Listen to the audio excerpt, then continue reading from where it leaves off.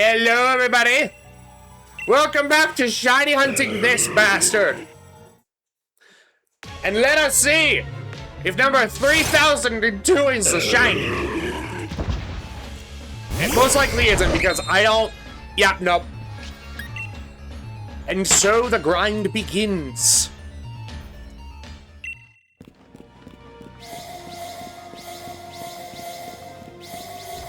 The grind begins anew. On a new day. Where the forest spirits come out to play.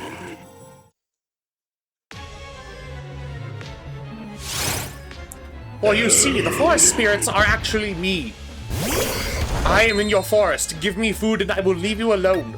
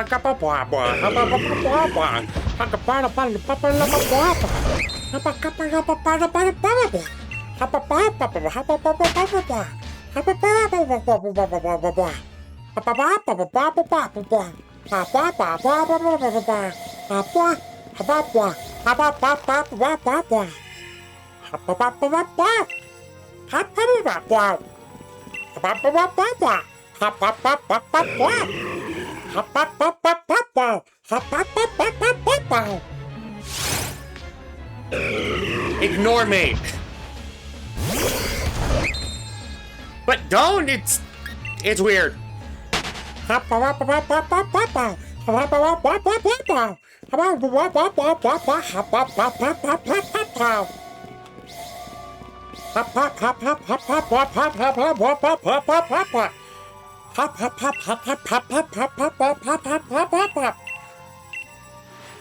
This is what happens when I'm left alone. I just sing random songs and dog noises.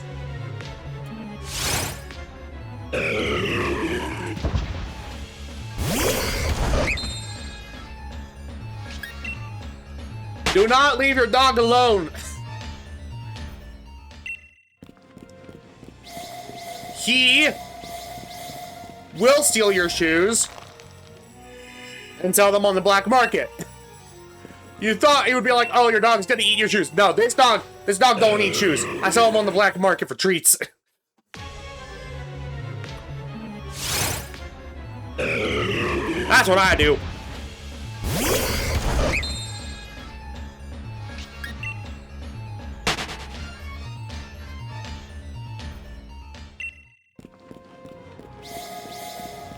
Especially that high brand shit. I will steal those shoes in a heartbeat. Leave some knockoffs behind that look exactly the same. But they cost cheaper.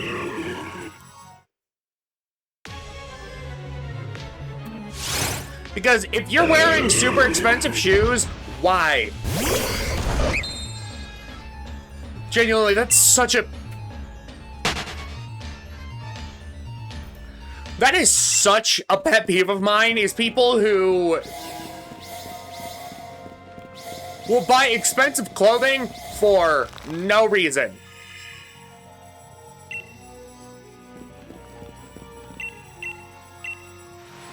And when I say expensive clothing, I don't mean like, oh, it's a limited, like, run for, like, a band or, like, a creator or something like that. No. What I'm talking about is the fucking bougie,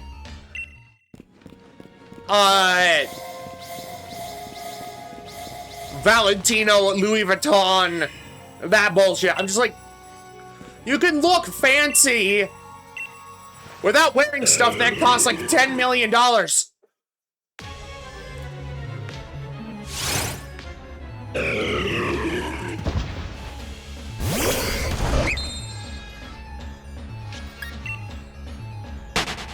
You don't have to spend your entire life's fortune on stuff that was probably made via unethical means.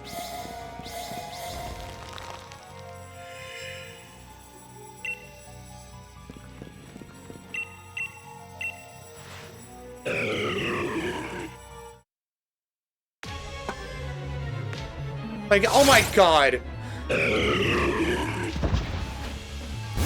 Like, people who make their own clothes, I have massive respect for. And like, if you commission clothes from someone that like you can't buy normally, that's fine.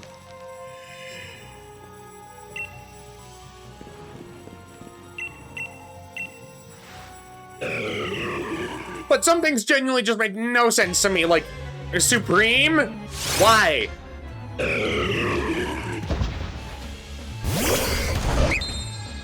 Why would you have a jacket that just says the same word over and over and over and over and over and over and over and over and over and over and over and over and over?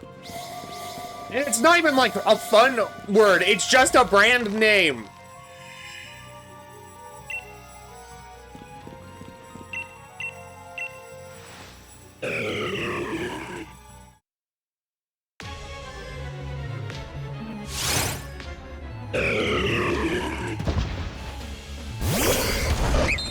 Like, you can wear stuff that has a brand on it that doesn't cost 10 bajillion blinguses. You heard me right, 10 bajillion blinguses.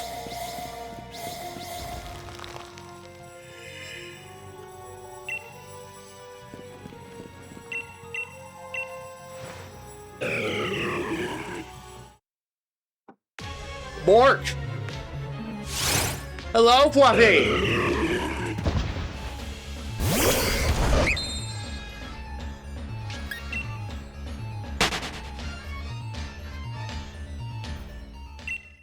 You're just in time to hear me ramble about how super expensive clothing that looks just as good as cheaper clothing people buy for some reason.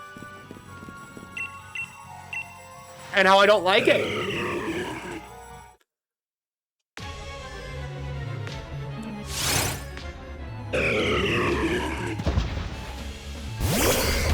I may have been awake for over 24 hours. Fluffy, no. Bed now. Your health absolutely comes first. Go bed.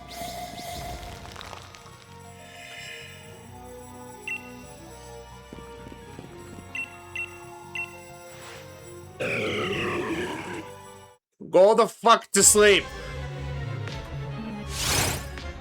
My favorite children's book. How much business to finish Deltarune? Even still, you need to sleep, my guy!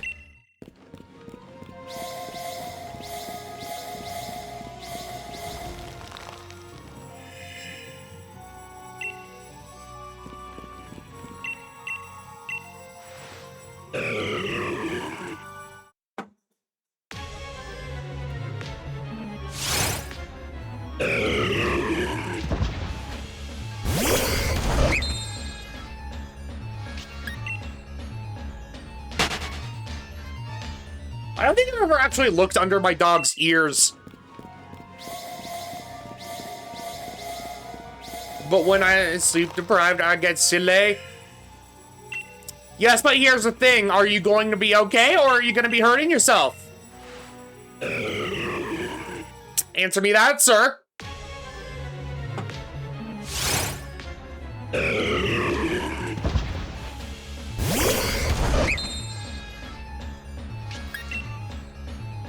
And I hate to break it to you, that's what a lot of people do when they get sleep deprived. It doesn't mean it's good for them. Oh no, my nemesis is 3 minutes of ads. God damn it, so he didn't even hear what I said.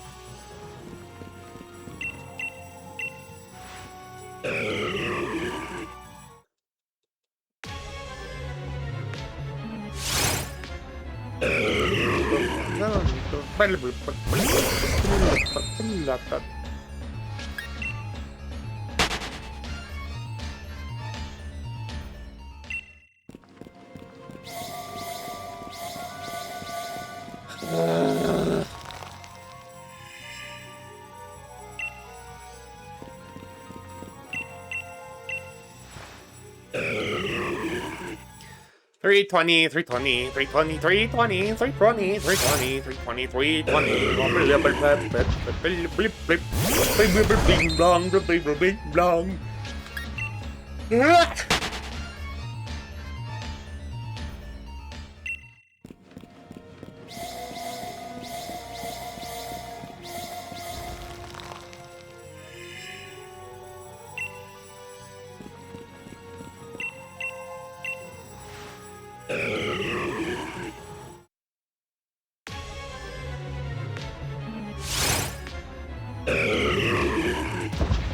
Bing bong, bing bong. Bang bong, bing bong, bing bong, bing bong, bing bong, bing bong, bing bong.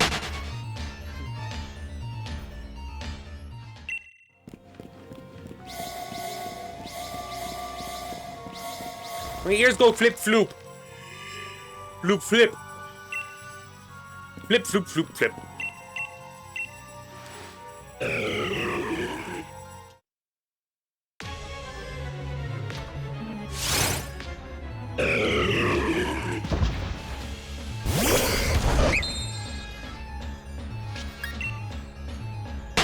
Floop, flip, flip, flop, floop.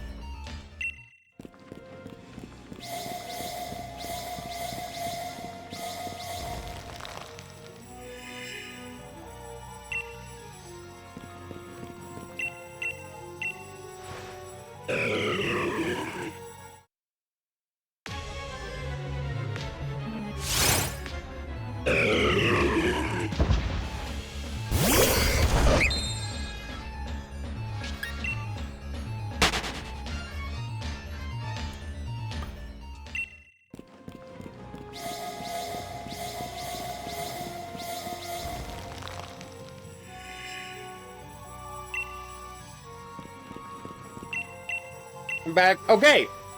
Now go bed. Because I had to break it this to you, Fluffy. But sleep-deprived people tend to get loopy a lot. That's how that works. Doesn't mean it's good for them.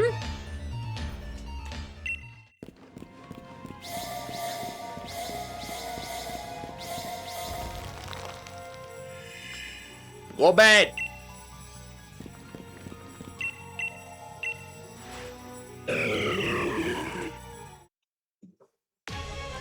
If you don't want to, that's fine. I'm just... I care about you, bud, and I want you to... I will have a good stream. Please be safe. I do enjoy having you around. I'm not trying to be like, shoot, get out of here, go. I'm just like, I genuinely just worry about you. Okay? If I have made it seem like I do not want you around, I want you around. I also care about your health more.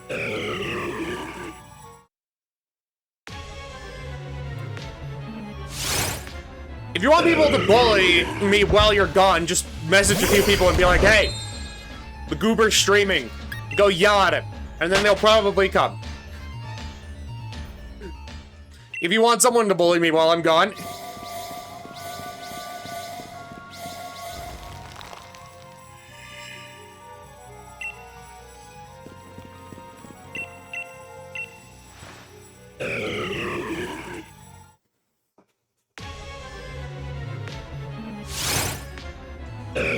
bop, bop, bop.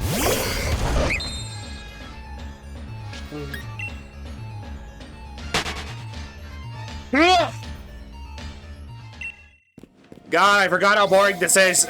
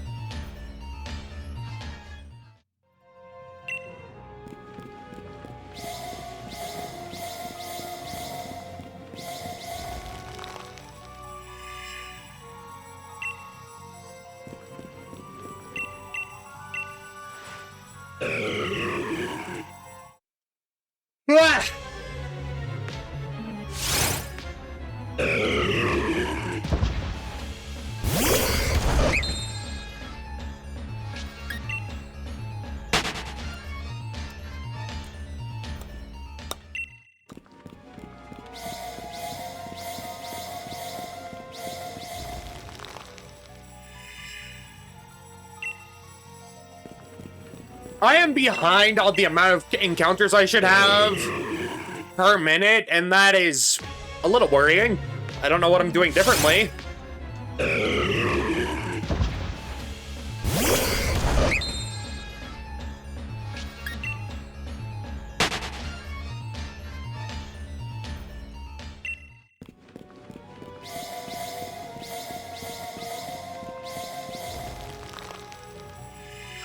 Like, every minute I should have completed 2 attempts.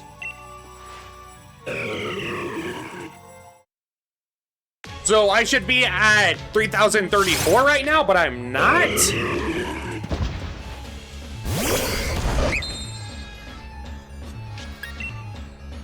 Which is frustrating, but I will live with it.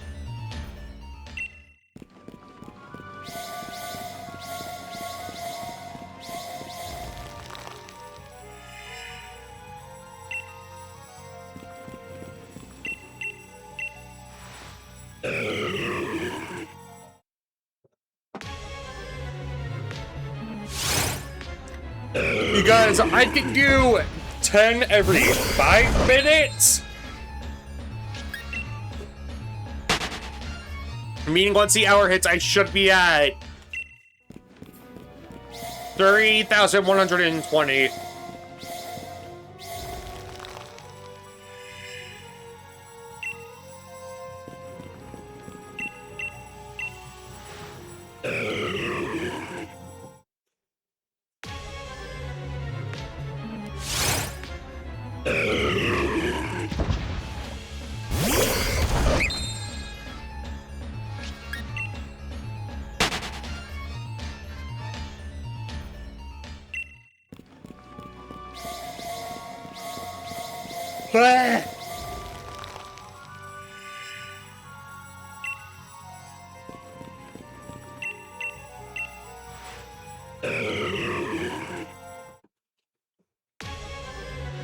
Why am I yawning?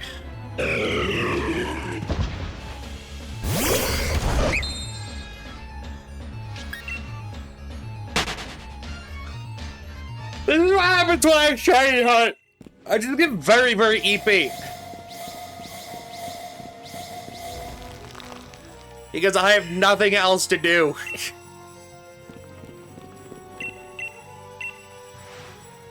Like, I genuinely wish I could play another game while doing this. But I have to keep my full attention in order to get the most amount of encounters per hour.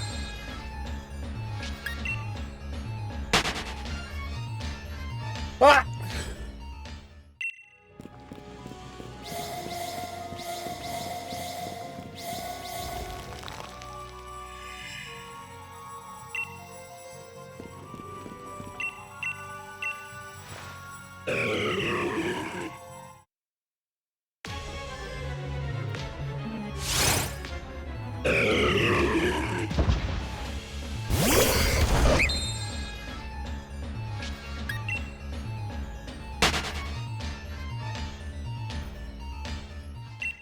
Yeah, right now I should be at 3,040, but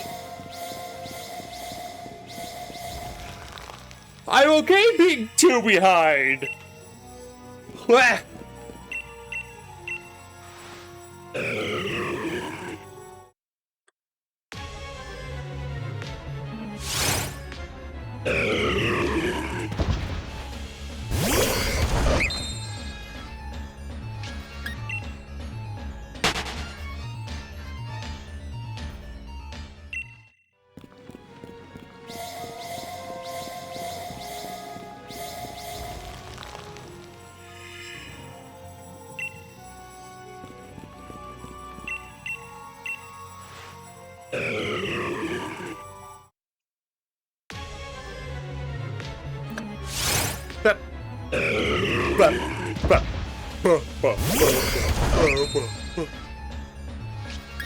Also, if you see the thing on the bottom of my screen, YouTube viewers, I'm trying to raise up more RAM.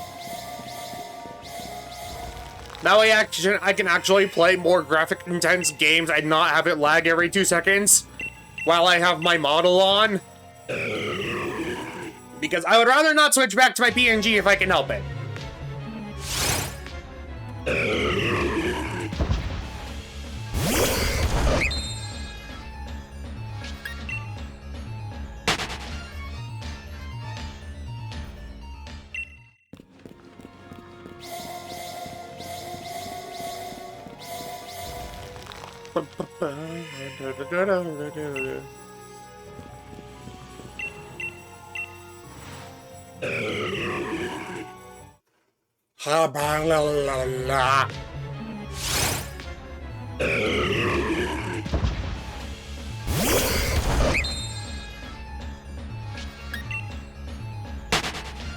The fact that I'm having to find my body to stay awake, even though I was wide awake like 20 minutes ago, is not good.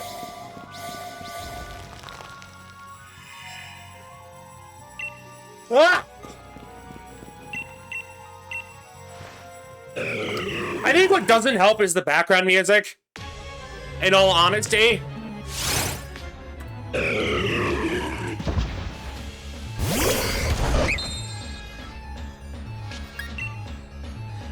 It's not intense enough, if that makes sense.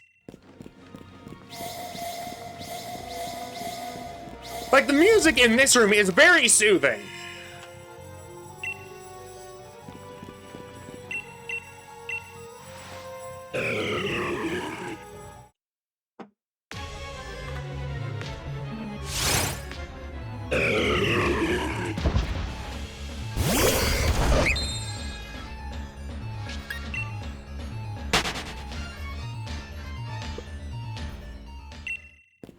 Ah!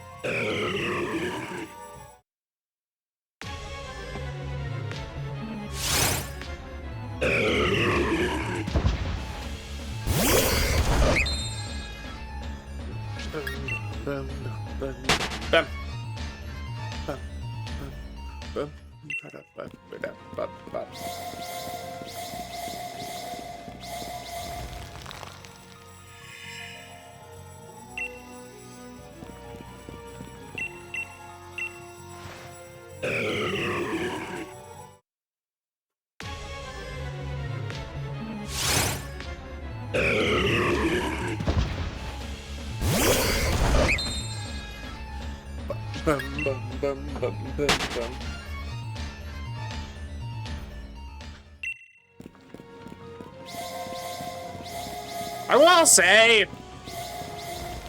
this is probably my least favorite Pokemon game.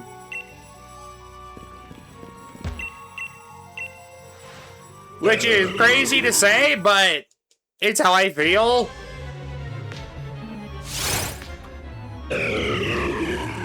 Like, on Scarlet and Violet, before any patches, huge buggy messes. Yes. Also, at least the story was interesting in that one. The fact that it was, like, somewhat open world was interesting.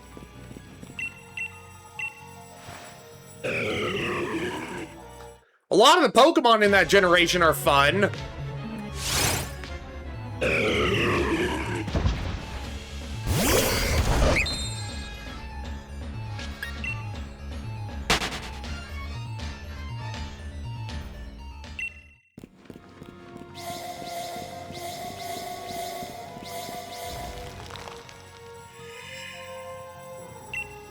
And also, just... I like the characters a lot more.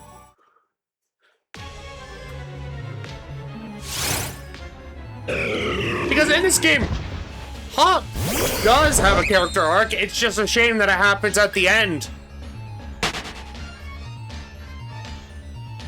Like, of him deciding, I want to be a professor? That shit only happens during the final fight between you and him.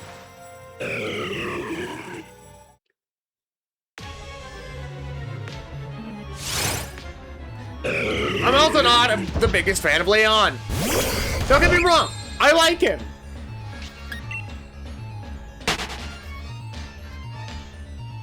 Also, the fact that his ace Pokemon is Charizard is very frustrating.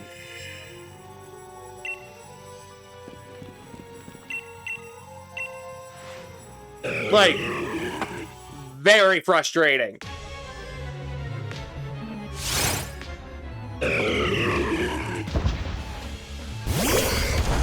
What's up, bro? How you doing, buddy?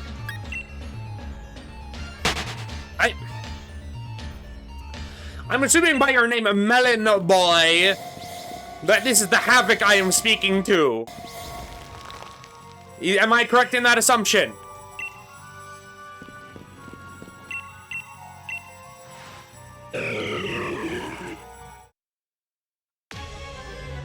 If not, I'm sorry for not remembering who you are, but I do not recognize that username.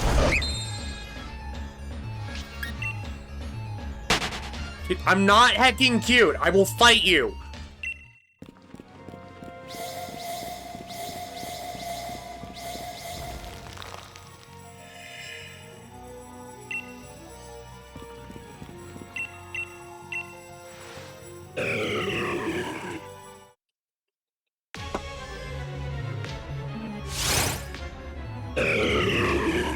You absolute gremlin of nature. No! I don't have... There is not a cute bone in my body.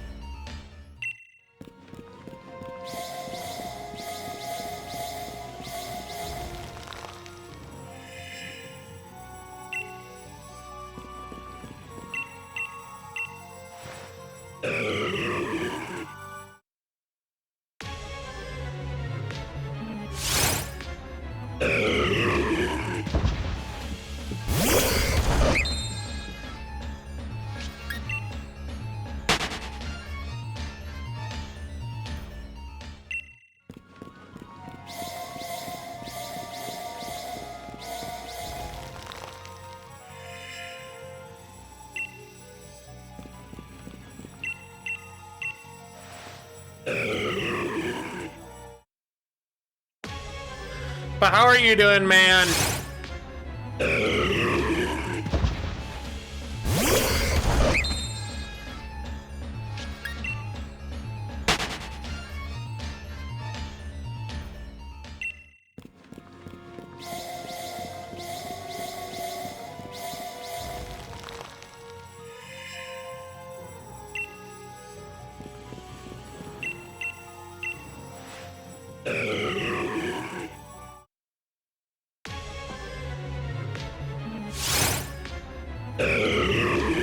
Doing good, buddy. Just watching. I'm not fucking cute.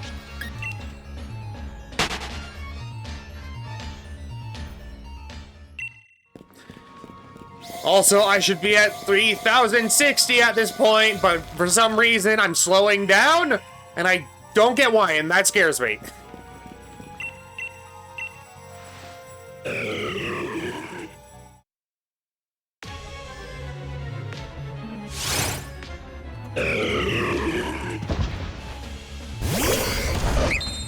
Anyway, sorry it's been so long. I've just been very, very busy.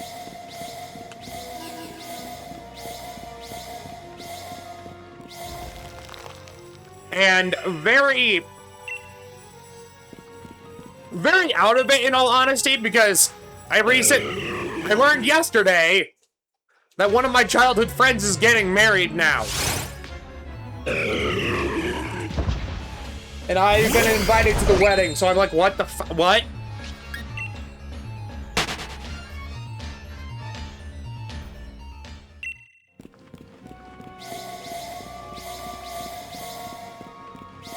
We were in high school like 2 seconds ago. What do you mean?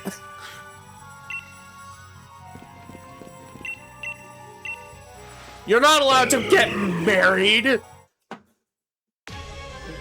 That's not what I actually think, but that's how it feels.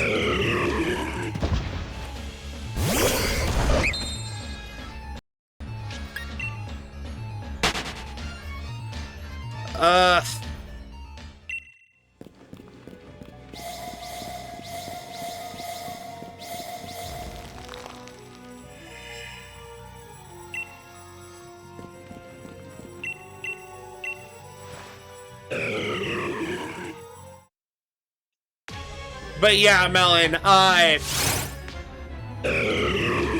if you look at the bottom of my screen, I have a donation thing going on.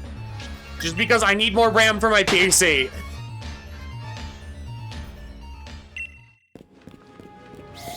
Because my PC has 16 gigabytes of RAM. Even less than that, just because they're a bit old at this point.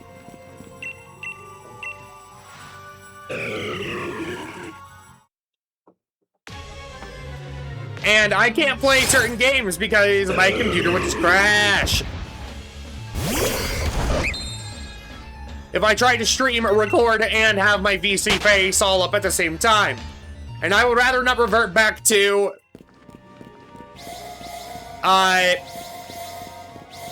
PNG Bjork.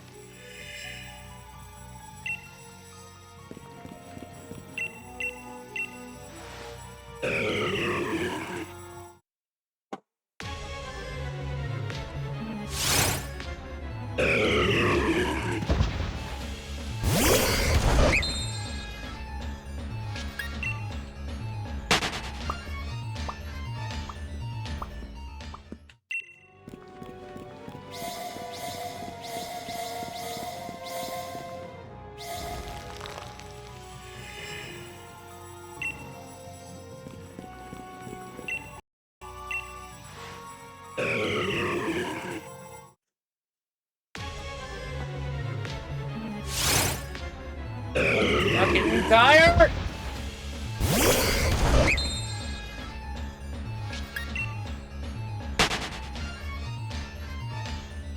I've only been doing this for half an hour and I already want to stop.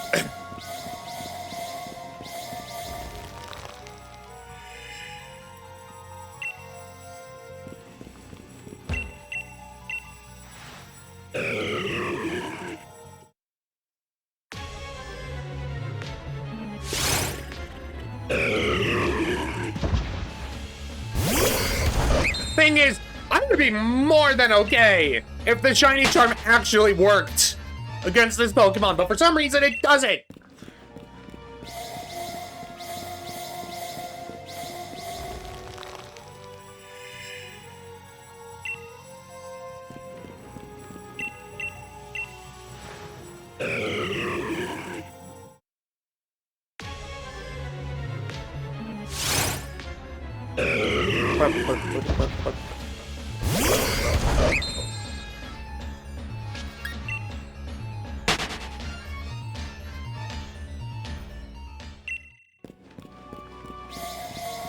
But yeah, Melon, what have you been up to since we've last spoken?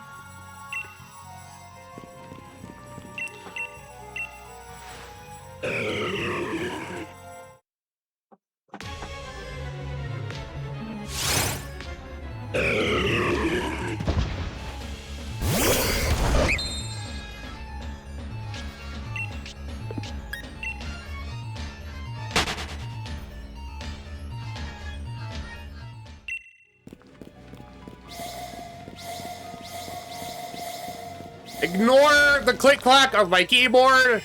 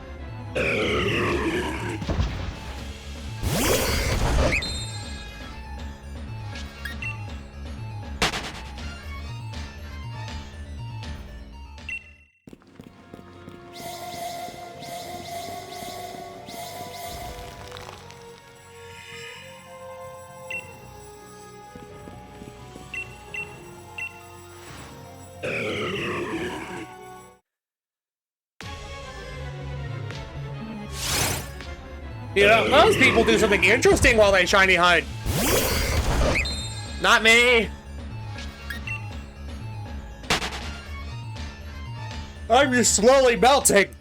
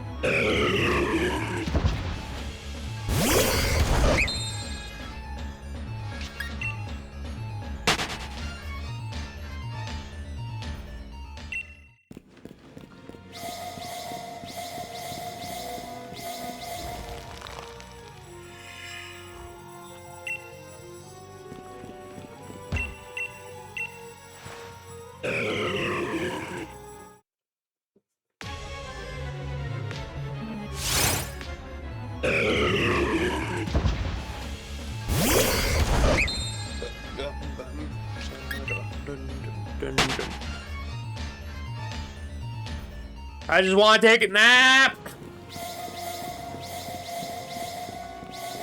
Let me nap this day away, so that I may get up and play something else on another day. What?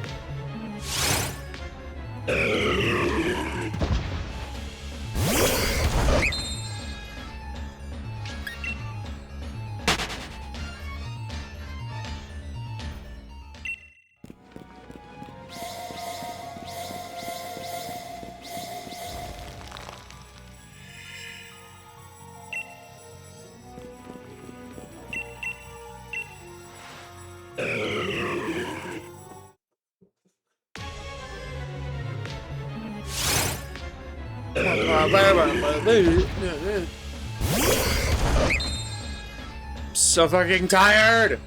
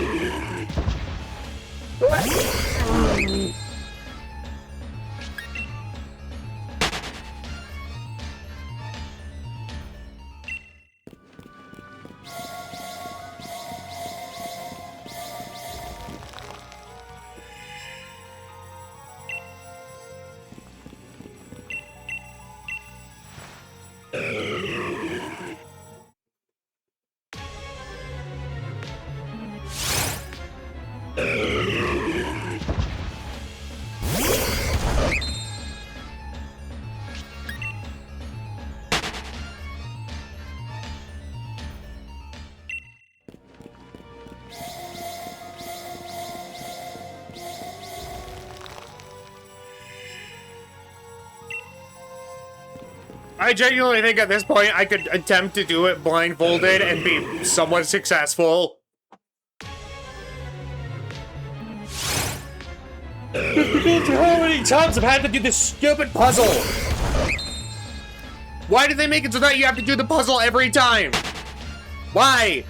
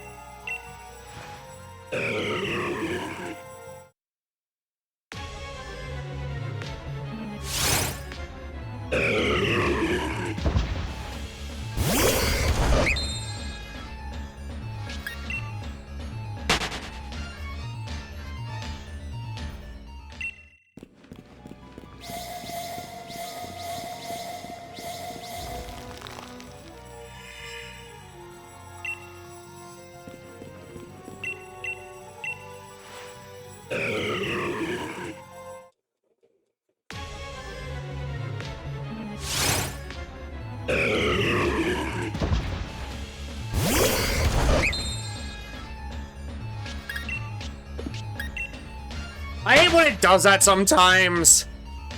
Where I'll flick the stick up once, but it will count it as me doing both up and down.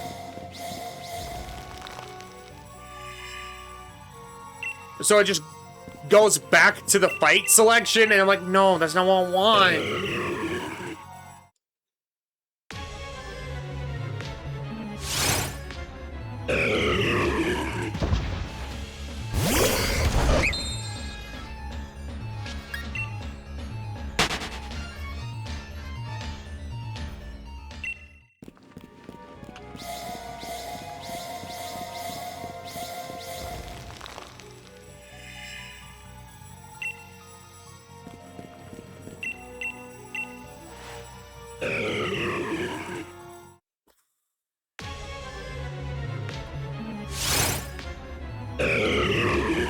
I swear I'm gonna deflate like a tiny balloon. I'm so EP.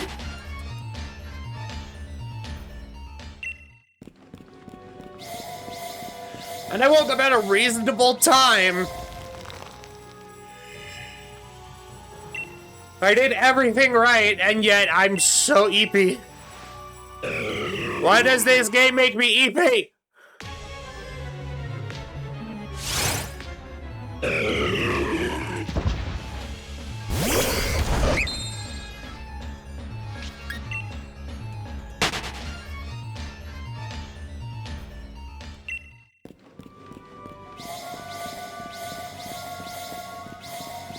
Like, I enjoy Pokemon. I've shiny hunted before. This is... I'd rather shiny hunt Pokemon that, you know, are affected by the shiny charm. And also Pokemon that I can just... I don't have to redo the puzzle for. Every single goddamn time!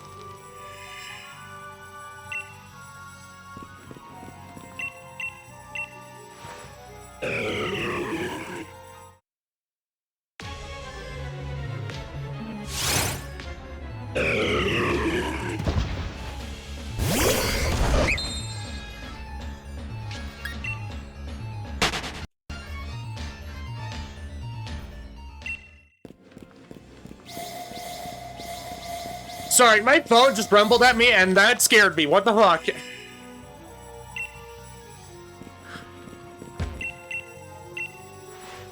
Who the heck just messaged me? Who did it?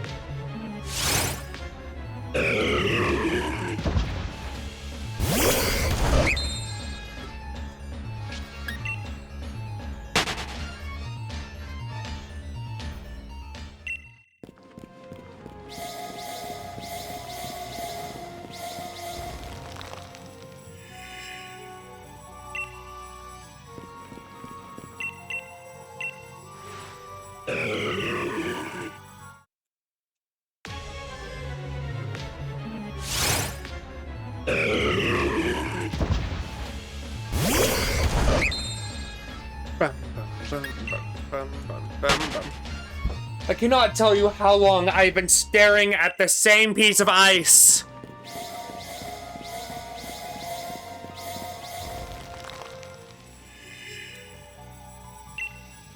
This is genuinely akin to...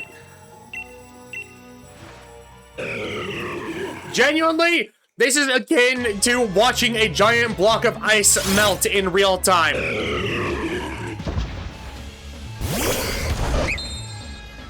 I don't know if I hit plus already to like add to the counter, so I'm just gonna say I did.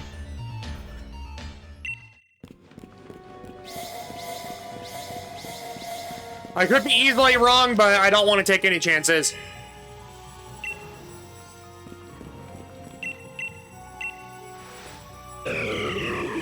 I'd rather accidentally undersell how many attempts it took than oversell.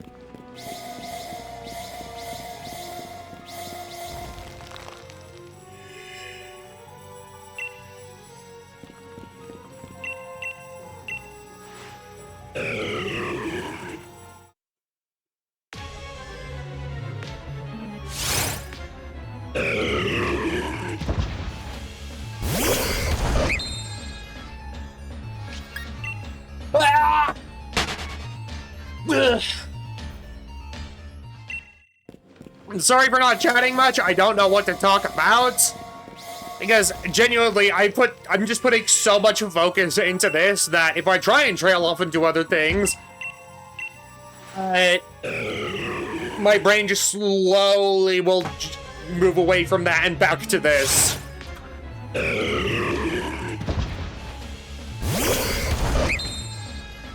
Because my brain be dumb.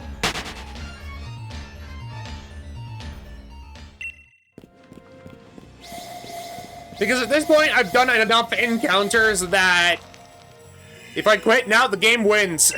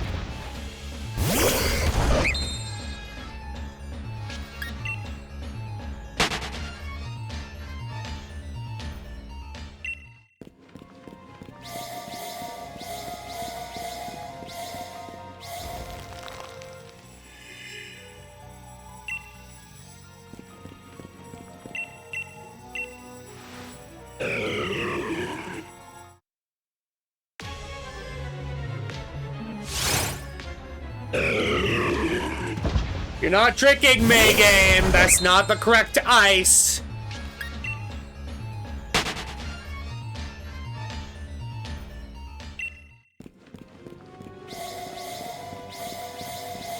The ice creature I'm looking for looks like blue raspberry, not frozen Dasani. Yes, I just compared regular red ice to Dasani. What of it? It looks like Dasani in this cave. Tell me I'm wrong.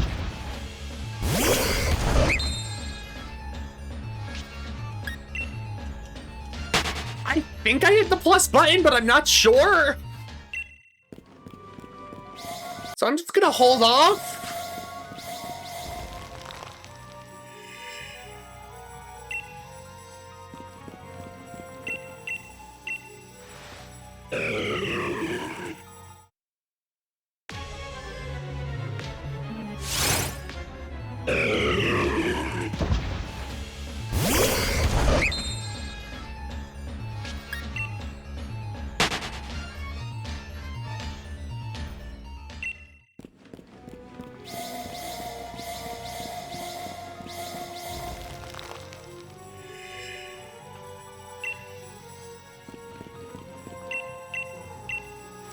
See, my dumb brain, it's not dumb.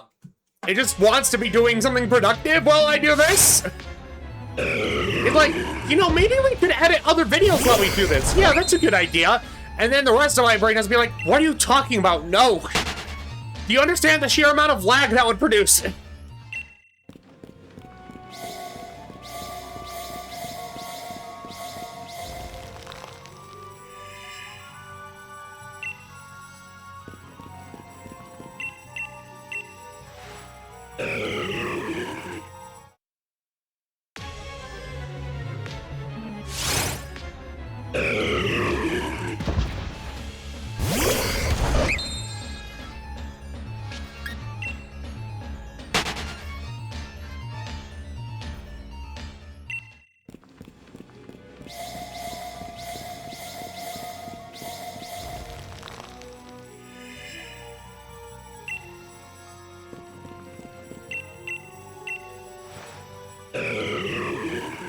Okay, number 3,100, and it's done.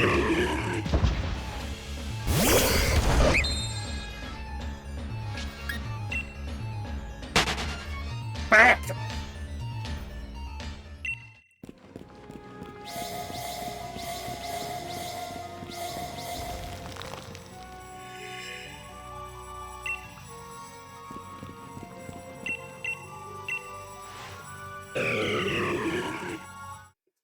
It's never gonna be on a nice number like 3,100. It just won't.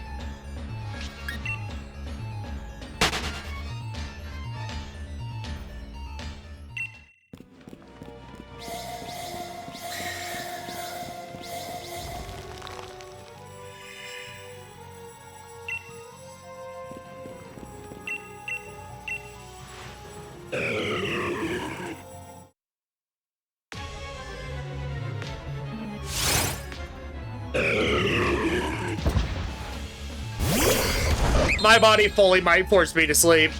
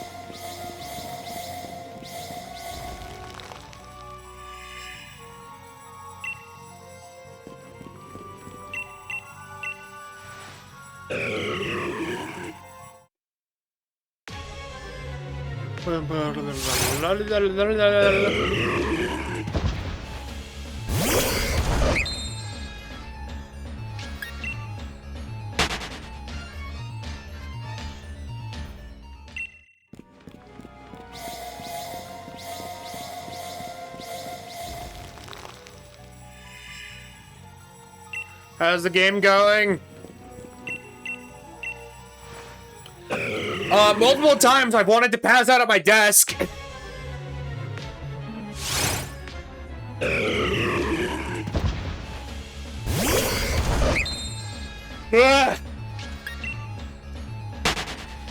Shiny hunting is very tedious.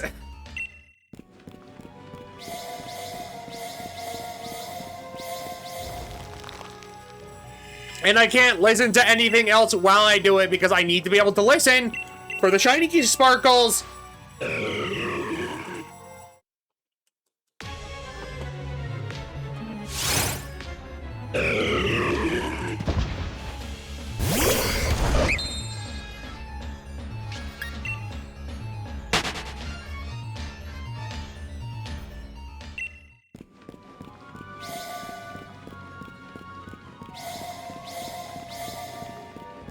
Oh my god!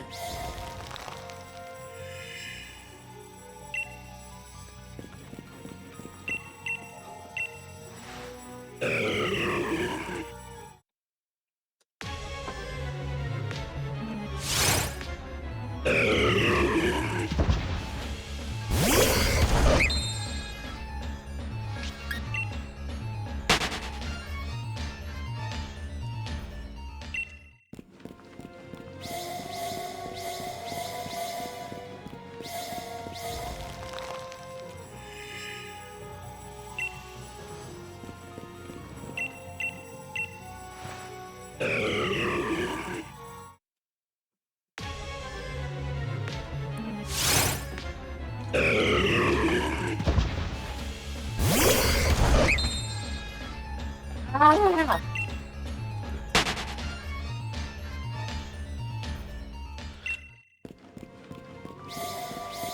my god.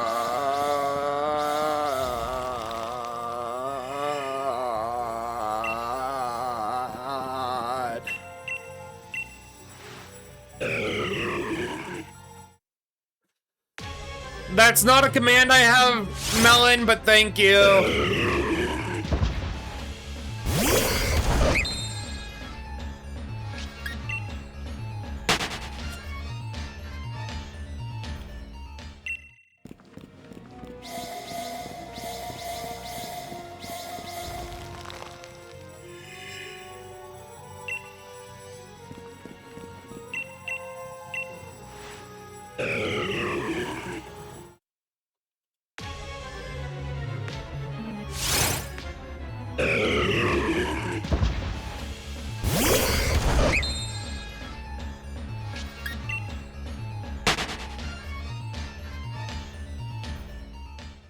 I'll be real, the longer this goes on, the more tempted I am just to catch this thing and be done with it.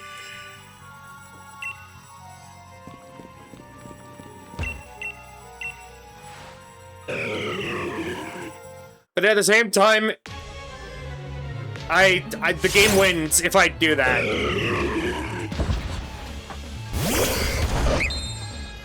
I don't like this game beat me.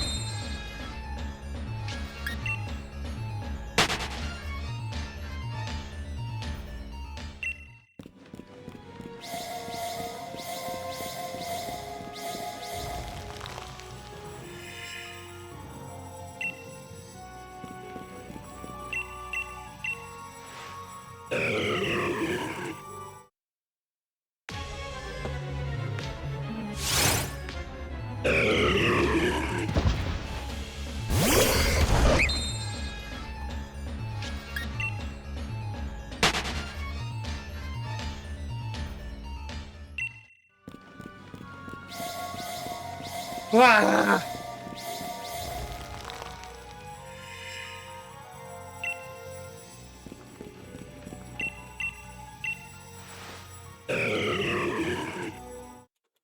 Just wanted to give you a hug because I'm not fucking cute.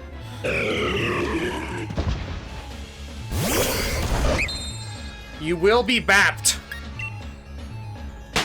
There's no stopping this.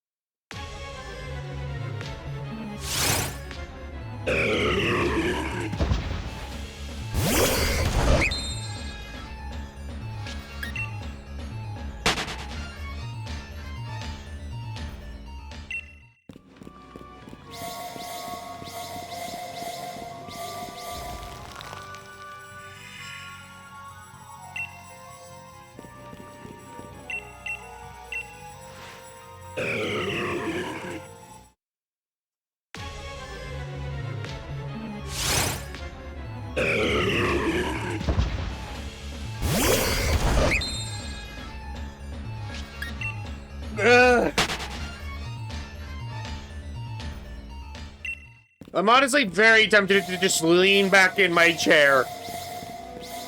But I know if I do that, I will be even more tempted to just fall asleep.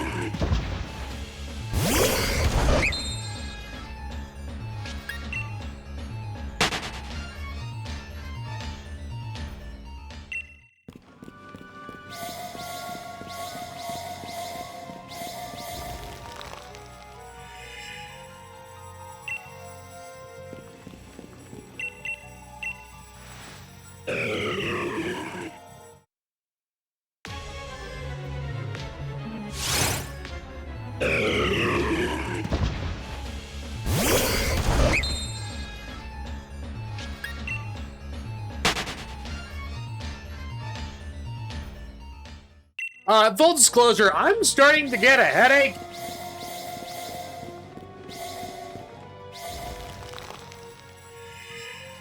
And I want to keep doing this. But my body is getting tired and I'm starting to get a headache. I'm starting to think maybe I need to stop.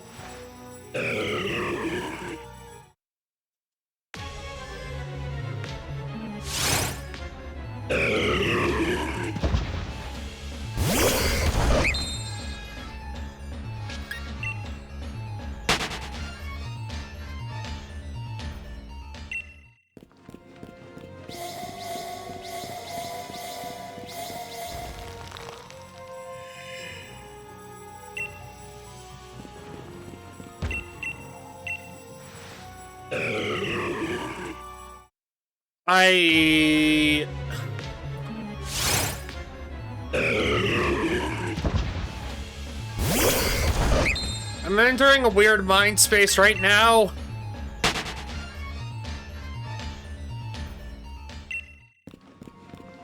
I genuinely think I might need to be done.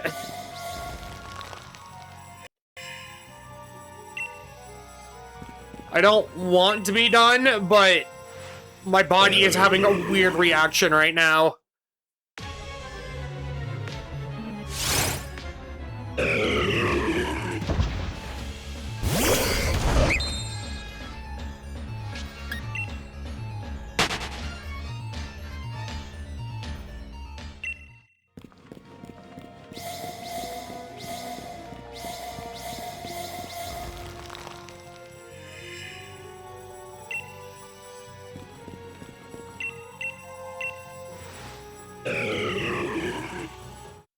Nah.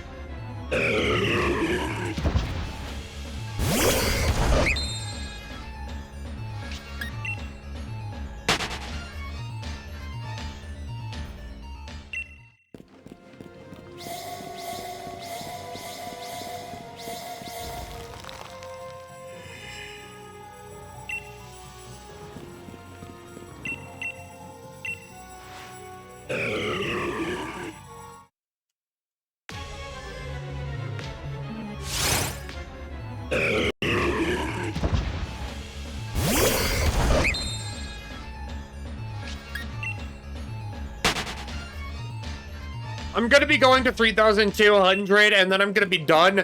I know this is a lot shorter than I normally do,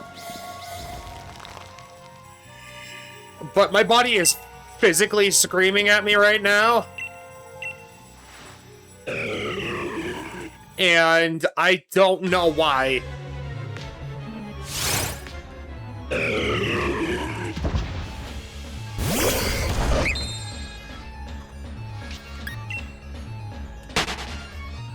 Because I want to get this! I really do!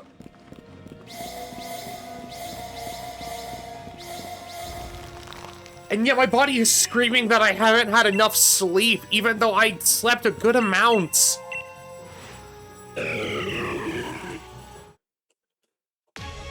In fact, I overslept.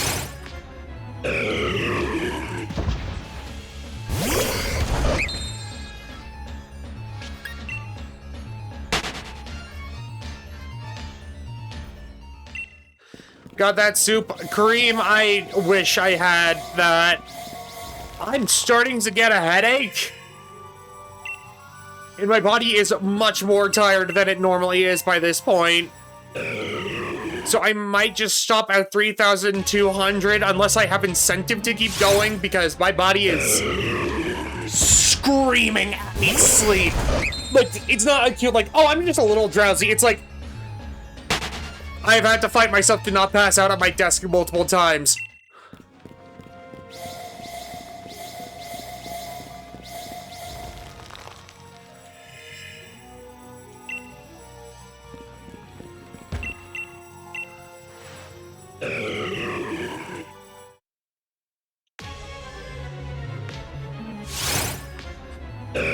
So unless people are okay with me, like, listening to, like, music in the background, I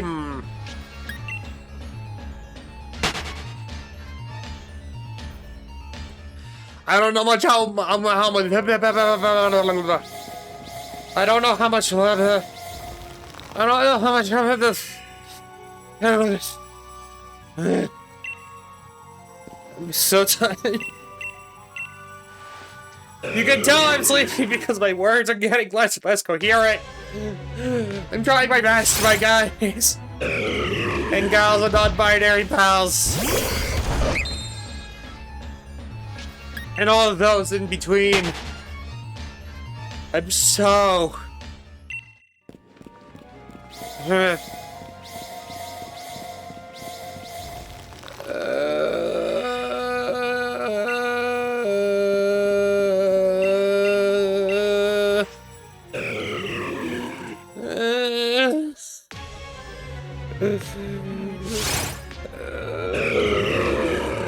gonna sleep on a chandelier. On a chandelier.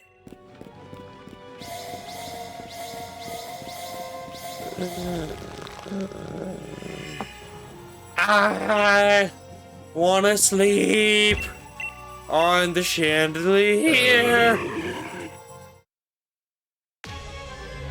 On the chandelier.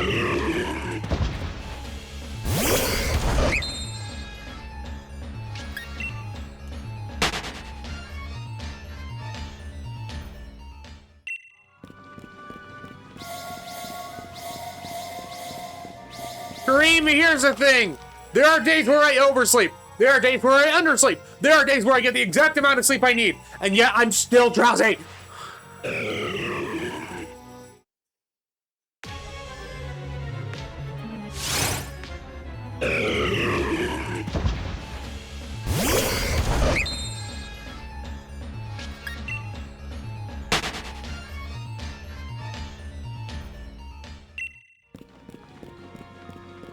Welcome to what I deal with.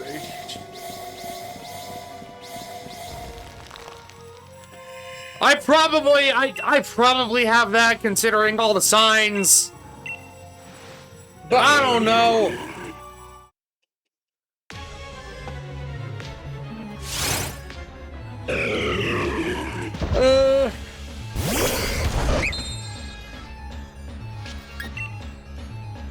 Why is my brain like this?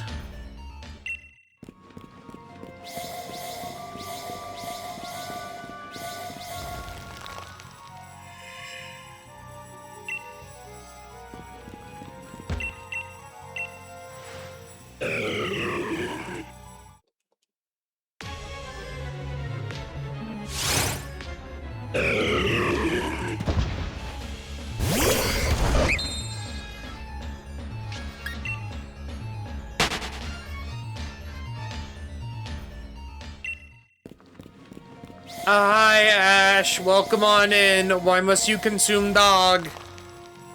Why, though? Also, how are you doing? Food-shaped? I'm not food-shaped! I am dog-shaped! Dogs are not food!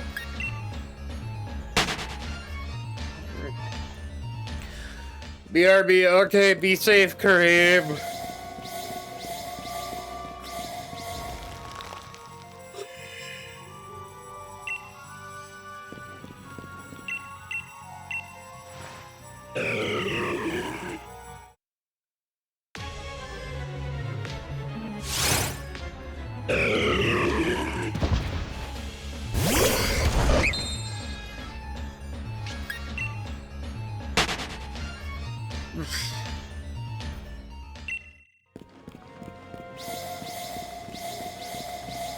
Ash, dog our friend, not food.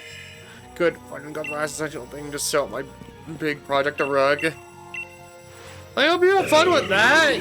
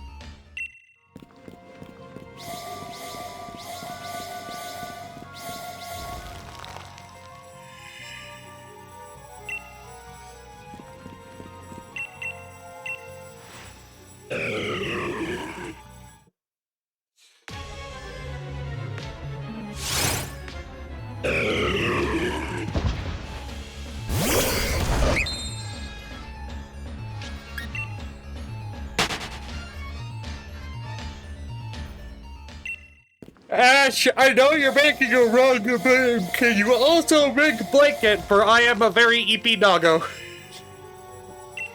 If not, it's fine. I want Eep. I want Eep so badly.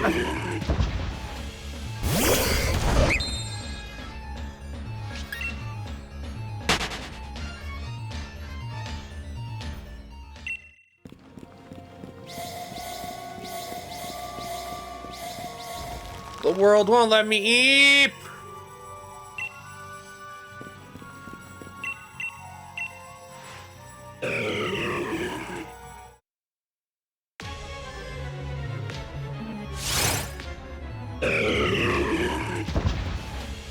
I can technically make you a blanket, or just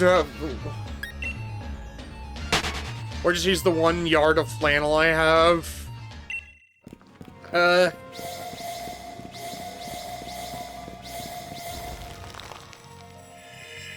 Oh no!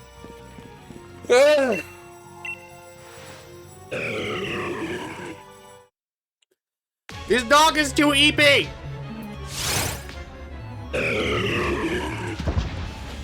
I'm too EP to make decisions!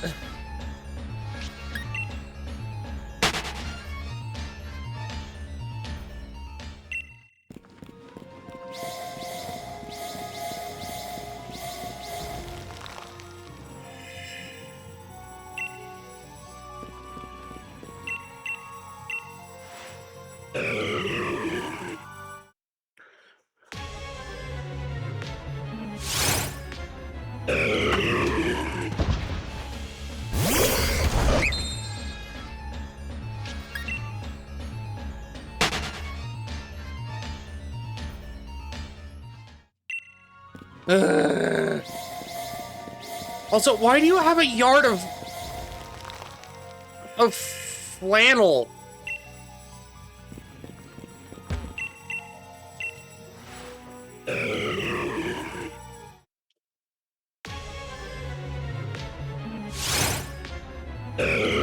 Why do you need that much flannel?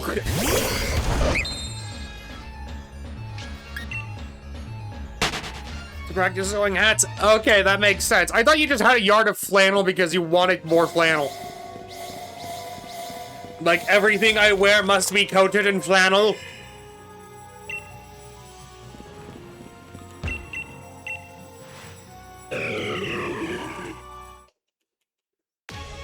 The slap bracelet I have must be encased in flannel.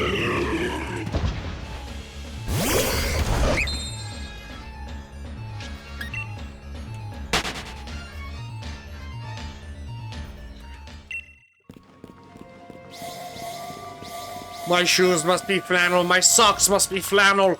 Everything in the planet must be flannel. Make everyone look like a lumberjack.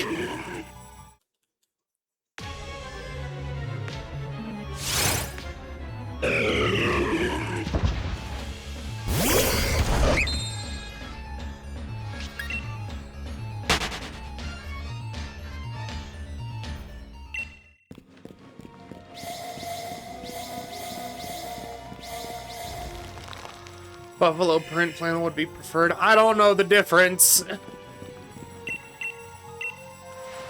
In my brain, flannel is flannel.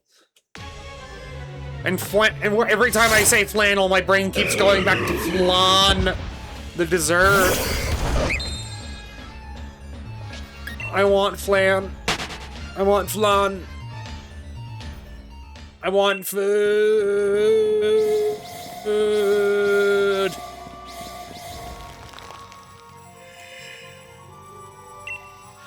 I just want to lay in my bed, all cozy and tucked in, and then just have someone bring me food.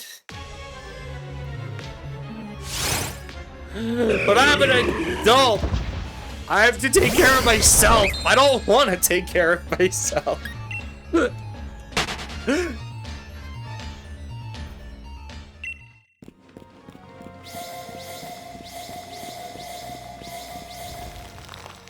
I just want to be a blob. Let me blob around the house. Let me blob about the house. Let me be blob.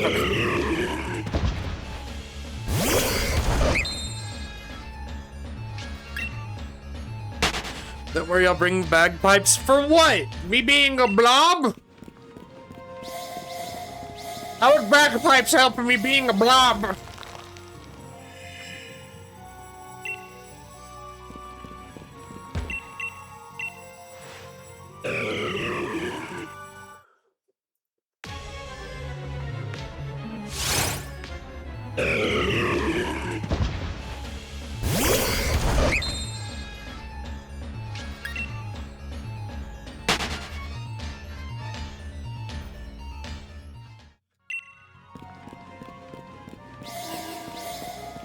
I hate this puzzle! Keeping you awake in your chair there. Here's the thing, at a certain point, any music I listen to, it doesn't matter. My body will make me go to sleep anyway.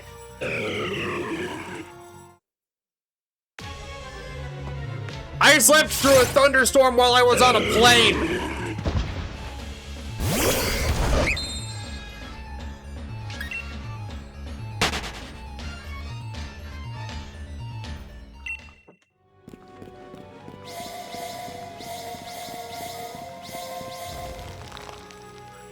If I am tired enough, I will just sleep through whatever you do.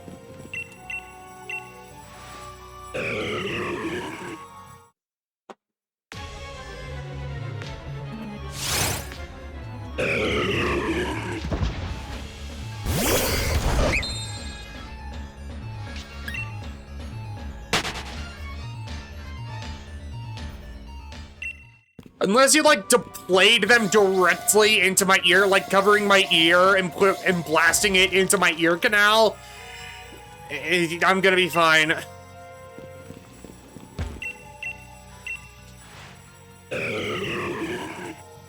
Ash, why are you sitting on my yard? Get off my yard! This is my yard!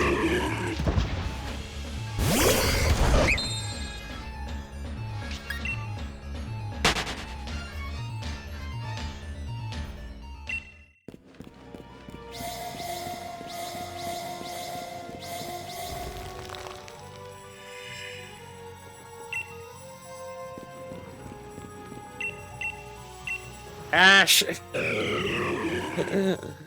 Get off my lawn!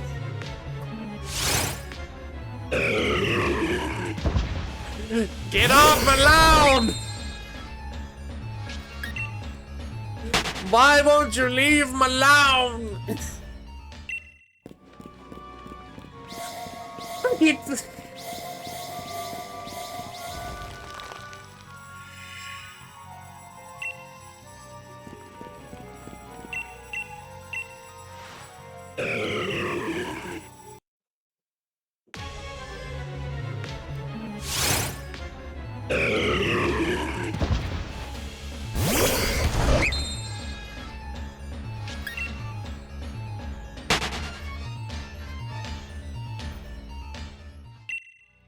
Watermelon inside of a watermelon! I'm gonna sit here and tongue roll for 7 minutes and 20 seconds. Fuck you mean by tongue roll?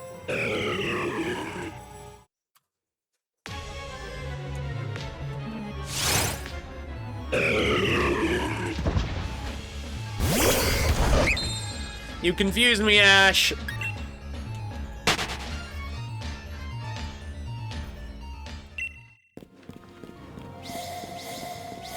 Here's the watermelon. Inside of a watermelon.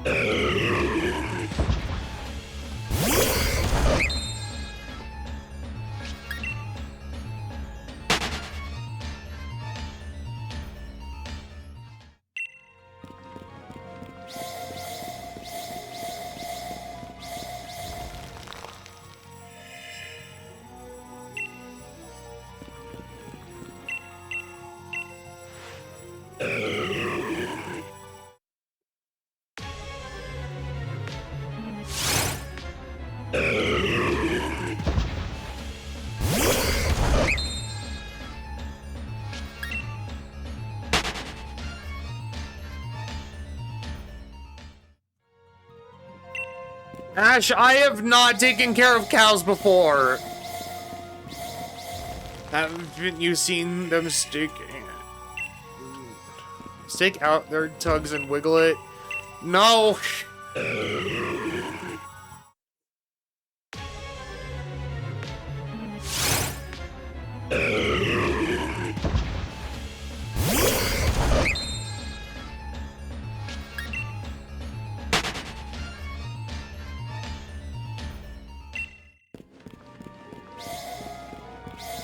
Where did I think you took care of cows? Because I live in a small town that's on farm country. I have seen cows, I just can't recollect what you're thinking of right now.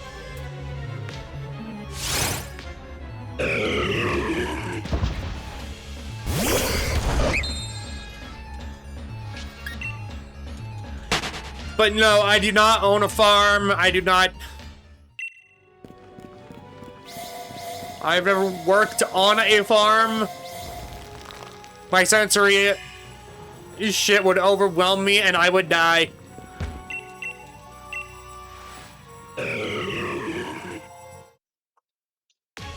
Oh, well, it's a cow thing. How about we make a trade offer? You get off the lawn and I will give you a big block of salt. How does that sound?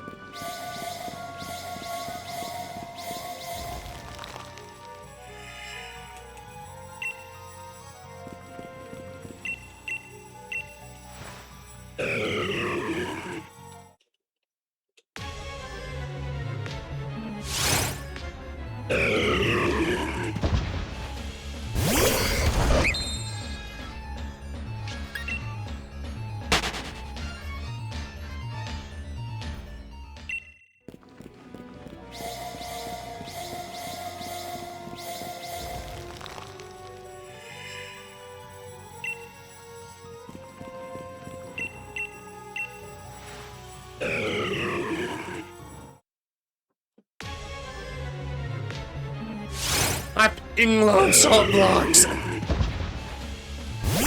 Well, if you get off the lawn, then you can have the salt block, okay?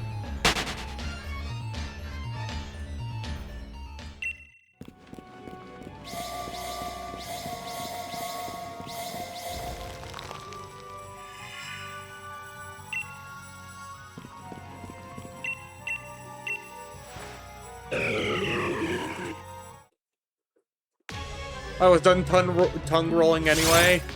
Yes, but you're still on the lawn! I don't care if you tongue roll, just get off the lawn! There are cats here!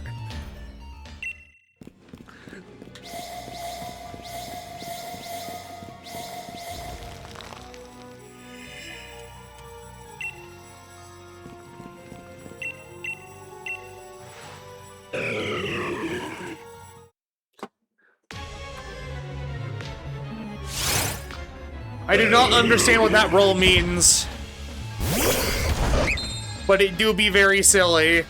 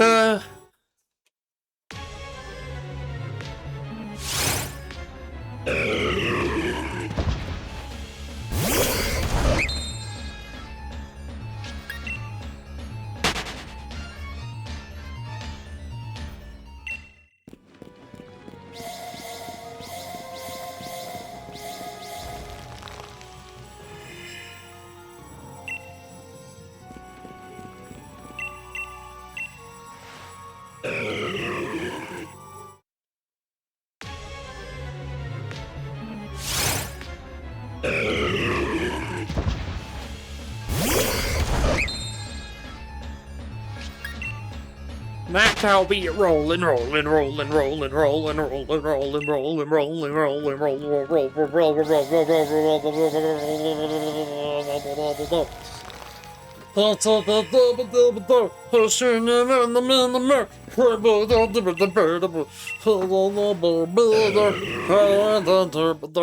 This is actually my real voice. I am a gremlin that lives in the basement. Don't question my authority, or I'm gonna explode into tiny more gremlins. I made myself dizzy doing that. Oh.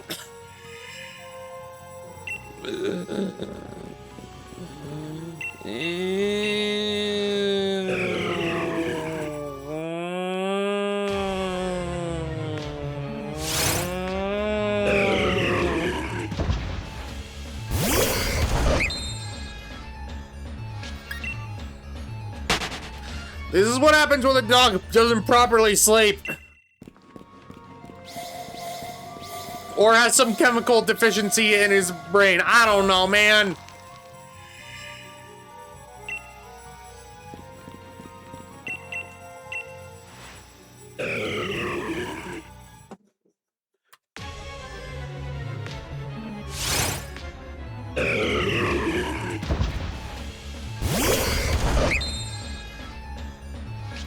But anyway, I hope everyone's doing well.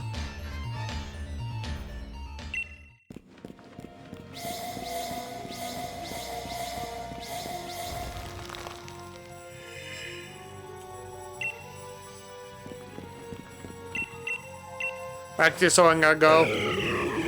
Okay, be safe, Ash, and if you're gonna lurk, that's fine. Just make sure you only mute the tab if you're gonna mute it. Do not mute the stream itself, otherwise it doesn't fucking count.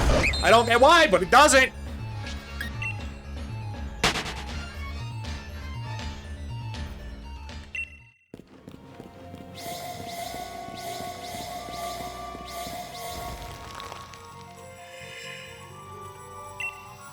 I'm on phone. No!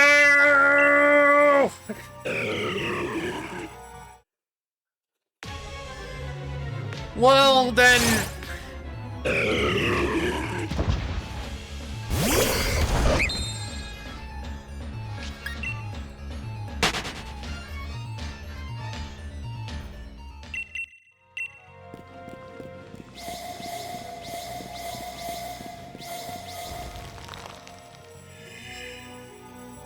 I think as long as you don't mute Twitch itself, but just turn down your phone, you'd be fine. I don't know. It's fine. Do whatever you need to do. Ignore me.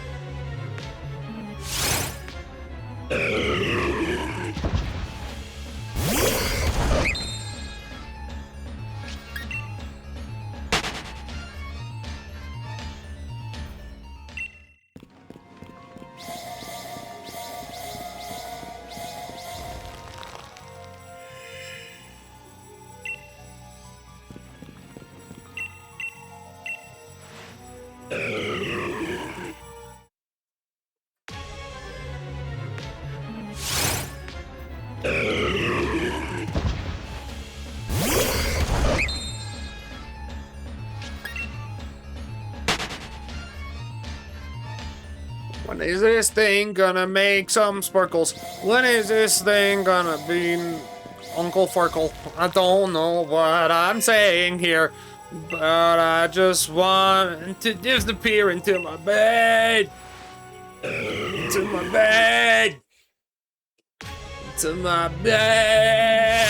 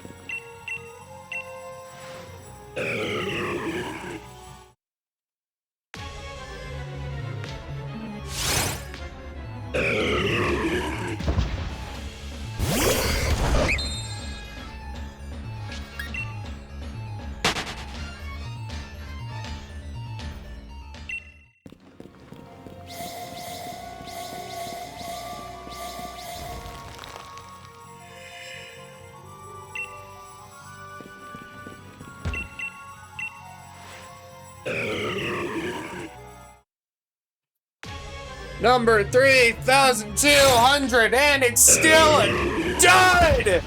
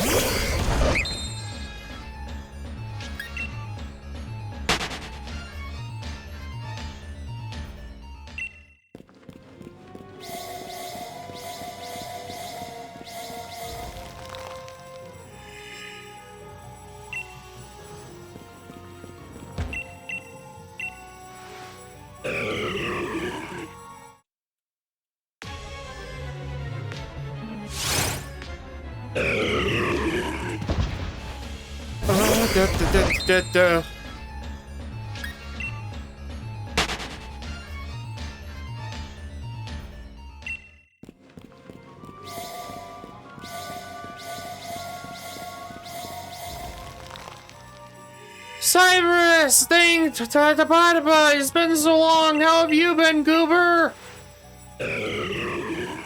I'm so tired.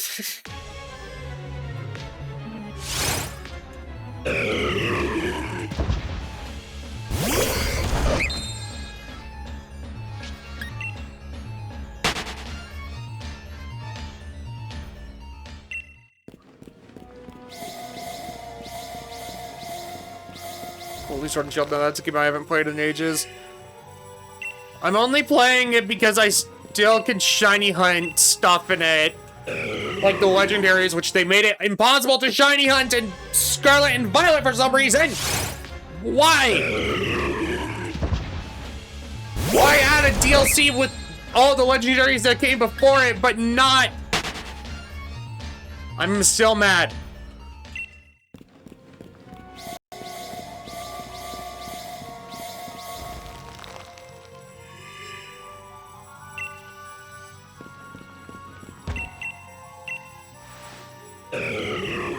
I've got a full Pokedex of shinies in Sword and Shield. Like,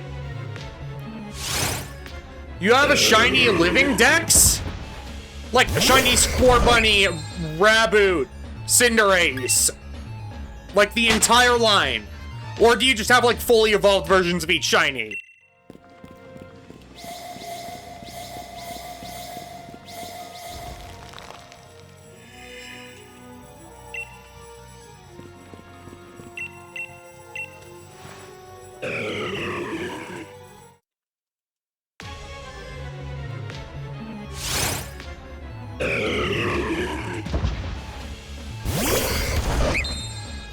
Cyberus, you scare me.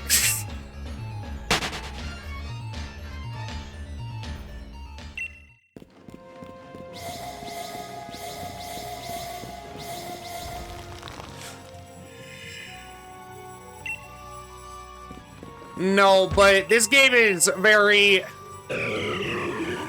It's not the best Pokemon game, I can tell you that much right now.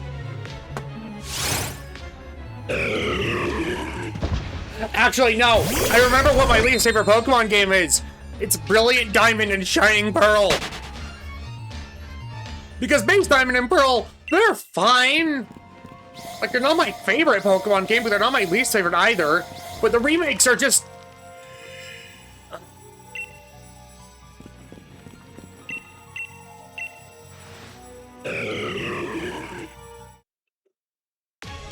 Galar is referencing my country.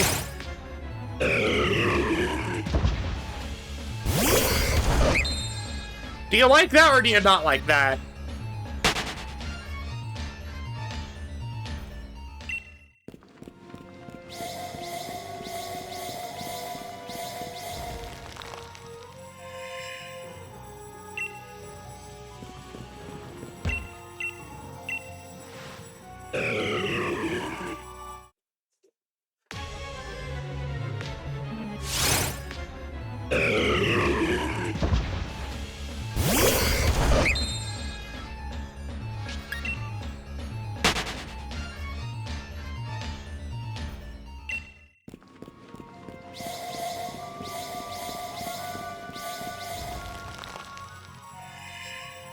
No, I love it. Galar is basically my country, and Pokemon and then DLCs are add-ons to my country. I see! I will say, plot-wise, we both have to admit this game is kind of worse than the other Pokemon games.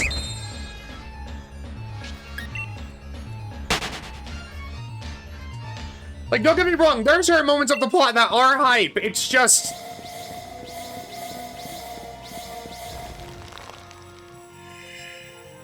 a lot of the characters don't have stories.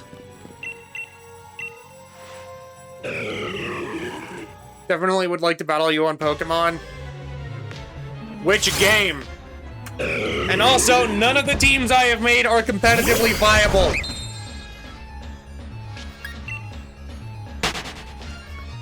So if you're like, oh, I'm gonna fight you with a competitive team, I will cry and die.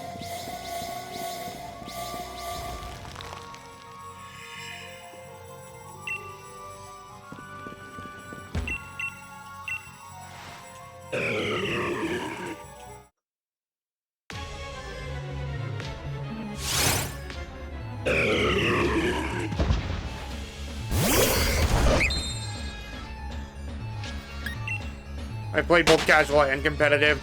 Oh, God. Here's the thing. I like the idea of competitive Pokemon. I just don't like it because...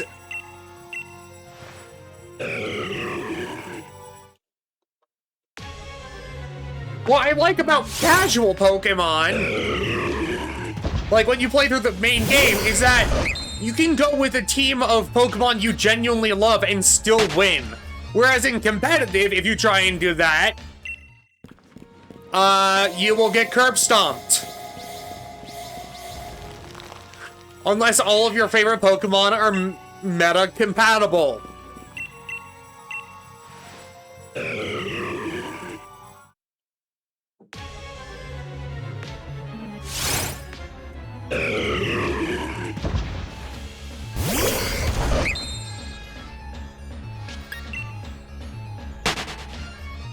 Like, one of my favorite Pokemon is Goodra. Not Hisuian Goodra, regular Goodra. How often do you think you'll see that in competitive play? Not really, because there are better mono dragon types out there.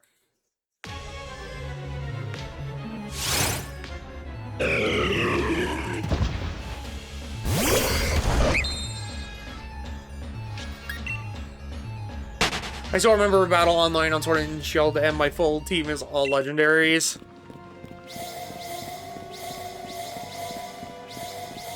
And see, that is what I would do in the past, but also a lot of legendaries are banned in competitive play, and when they're unbanned, there are certain legendaries that you can't pick if you want to win.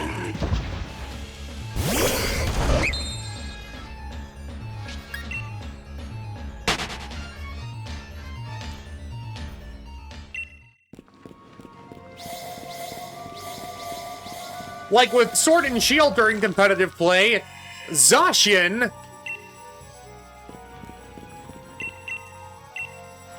was objectively better than Zamazenta. And I prefer Zamazenta. Zamazenta doesn't look well-nourished the way Zacian does. But now in Sword and Shield, not in Sword and Shield, in Scarlet and Violet, it's reversed. And I'm like, why can't they just be on an even playing field? If you have Smash 2, I would love to send you to... No, I have Smash Bros. Ultimate. I do. I don't have all the characters unlocked on this account, but I do own it.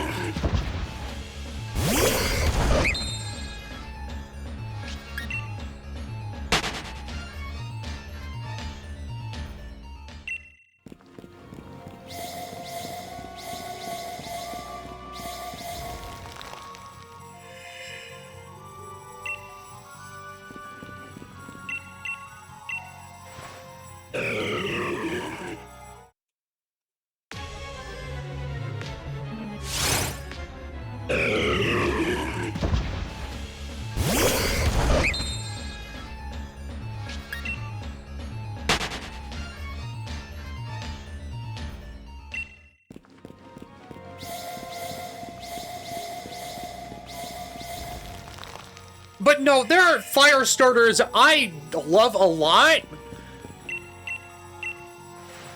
And then my least favorite fire starter, Incineroar, is the most competitively viable. And I'm like, why? Actually, no, that's not true. My least favorite fire starter is Infernape.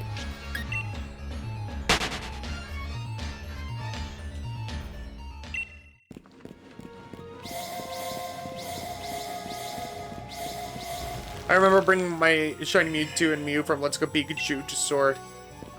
That was a monster. How did you get a shiny Mew? Explain this.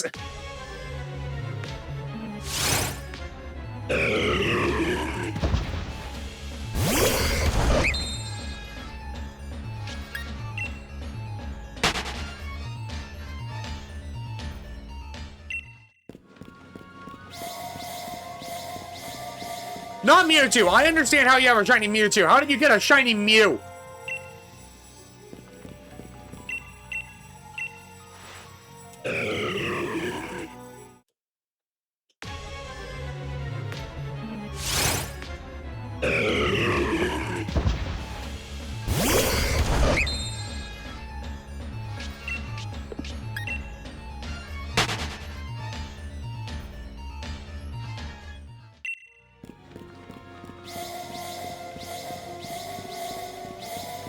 I got lucky on Pokemon Go and transferred it over to my Switch.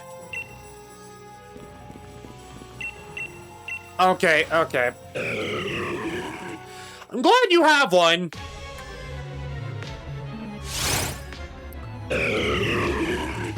Also, I'm mad at Pokemon Go because Pokemon that are shiny locked in the base games for limited times only are not shiny locked in Pokemon Go, but they're locked behind a paywall. I'm like, why? Why must it be locked behind a paywall?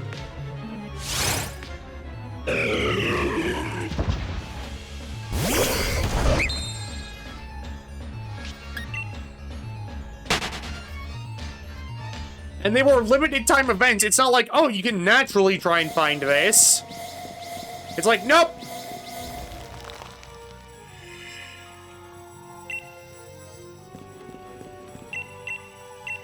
Like, and I doubt you could shiny hunt Mew because I know that's locked behind a professor's research. And unless you get extremely lucky, I don't think you're getting shiny Mew. And shiny Jirachi was locked behind a paywall too. Now that I think about it.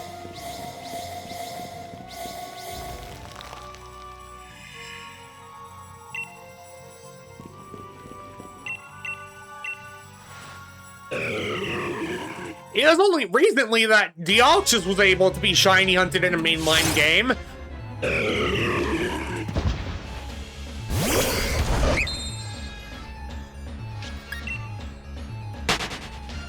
I got my shiny Mew from a trade on Pokemon Go. Oh! Okay. But no, when it comes to, like, shiny Deoxys, that was only obtainable legitimately in mainline games once the remakes of Fire Red and Leaf Green. Well, not remakes, just Fire Red and Leaf Green were ported to the Switch. That is the only way to shiny hunt that. Meaning it's locked behind the original 1 in 8,000 and something odds.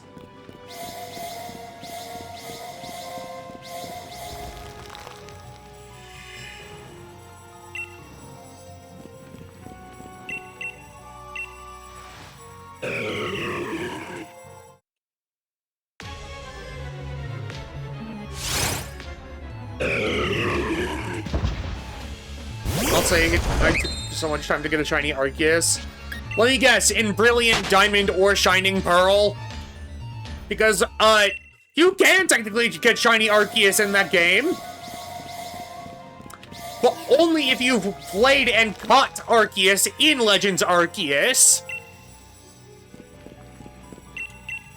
And then even if you have the shiny charm in Brilliant Diamond and Shining Pearl, it doesn't work on anything that isn't eggs.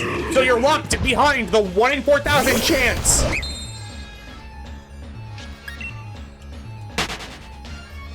Like 4,098 chance. Like I am right now.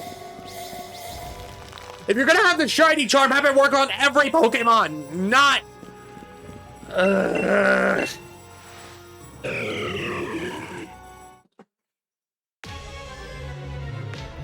Because I'm fully aware, the shiny charm does work on Pokemon in Dynamax Adventures. I'm fully aware of that. But for some reason, the static legendaries that you can shiny hunt, such as the Reggies, the Swords of Justice,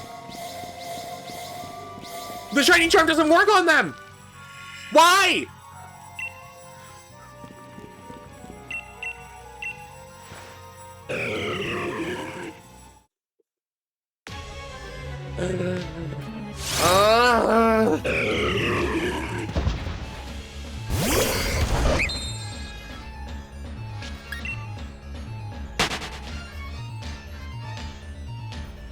And also, because I don't own both Sword and Shield,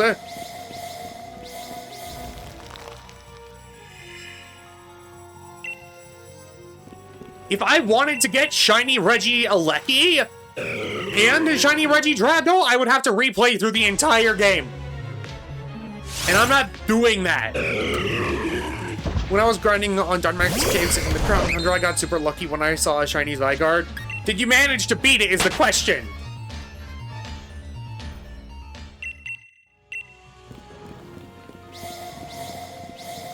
Lucky! I haven't ever done Dynamax Adventures now that I think about it, except for like the tutorial one they force you to do, and even then, I chose not to catch Suicune because I want to shiny hunt it.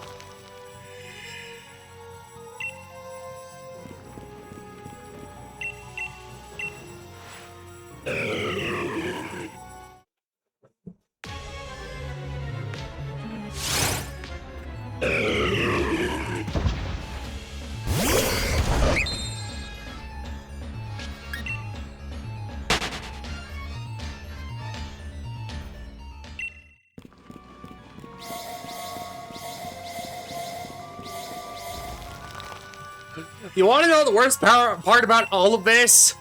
I've encountered this thing over 3,000 times, and yet this is still under odds.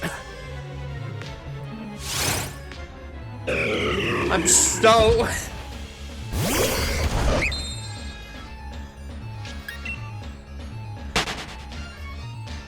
Like, why would you do this? Gotta run, I'll speak to you tomorrow. Okay, good night, Cyrus. I hope you had a nice time here. Be safe.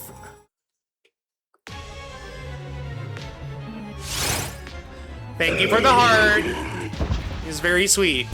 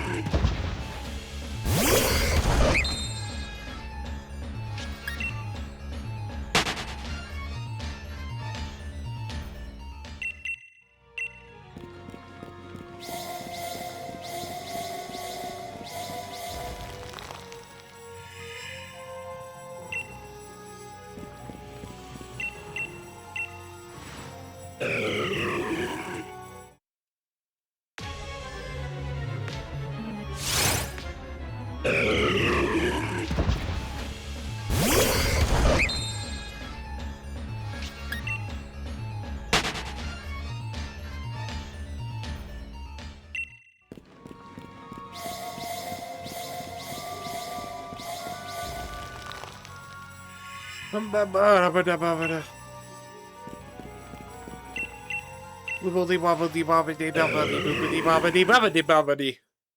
Bibbity bobbity boo. I'm gonna go and sleep in a zoo. Bibbity bobbity boo. Bibbity bobbity boo. I curse you. Bibbity bobbity boo. Bibbity bobbity boo.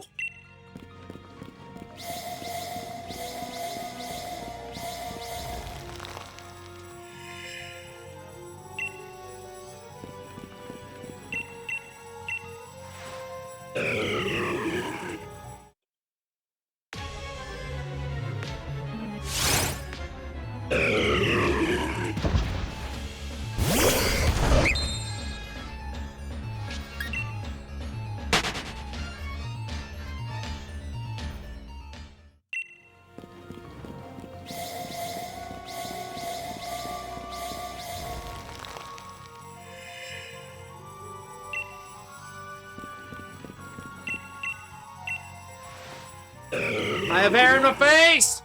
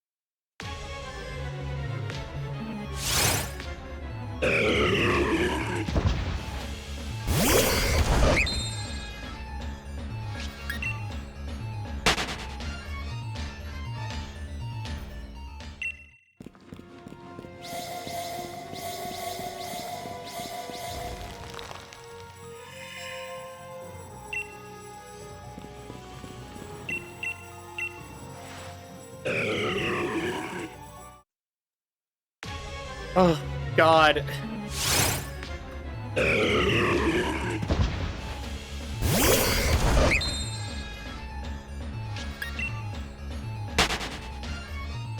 I genuinely might have to take a break soon, but I don't want to because the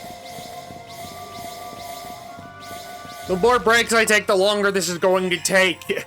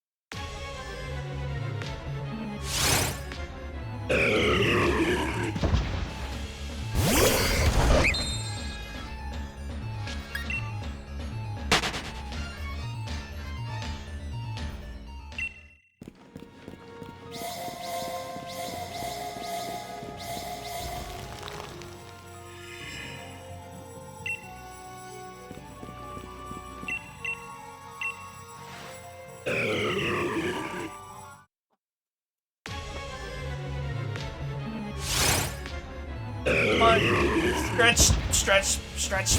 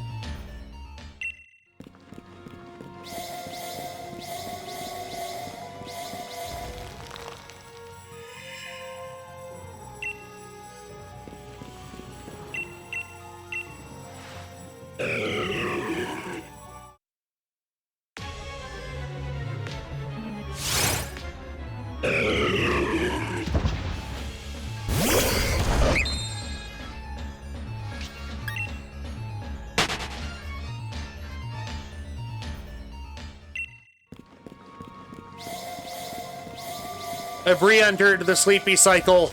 I thought I was waking up, and now I'm re-entering being eepy.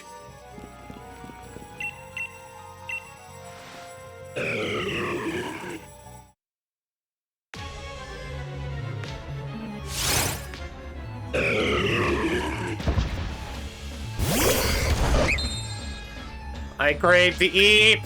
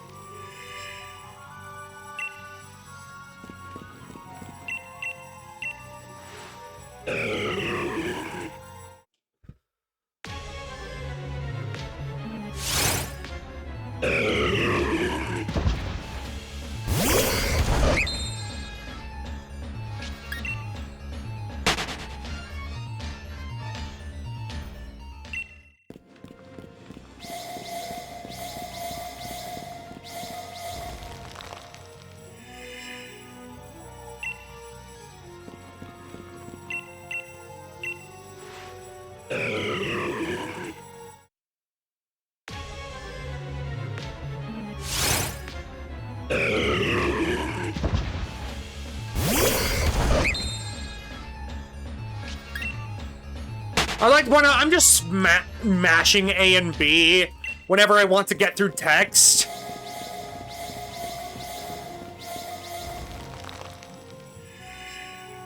Because it's faster than just spamming one of them. But when it comes to, like, actually making a decision, I have to only press A.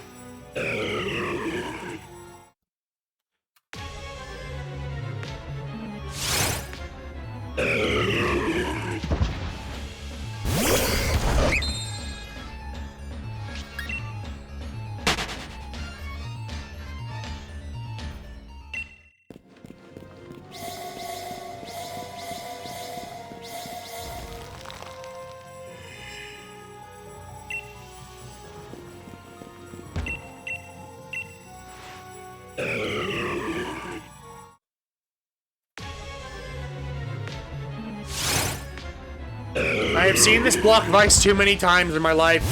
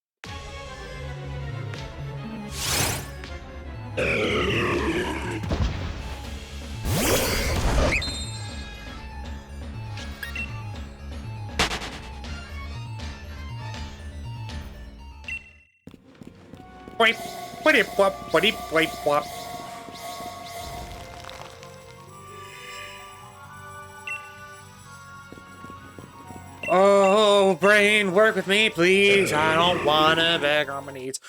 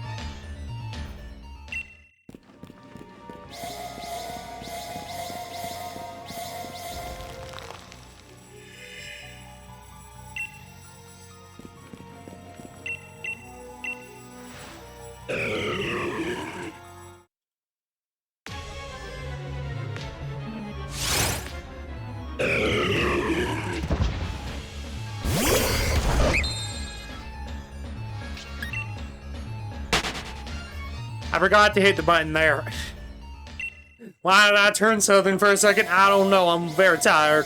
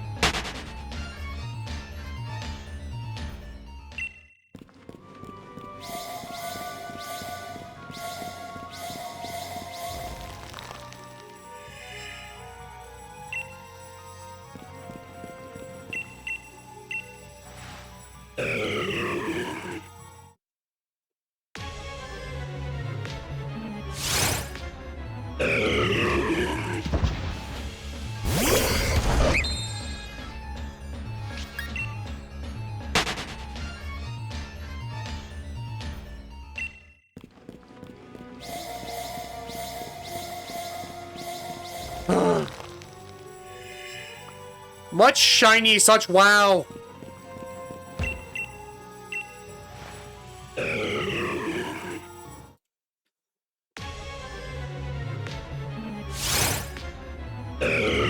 Come on.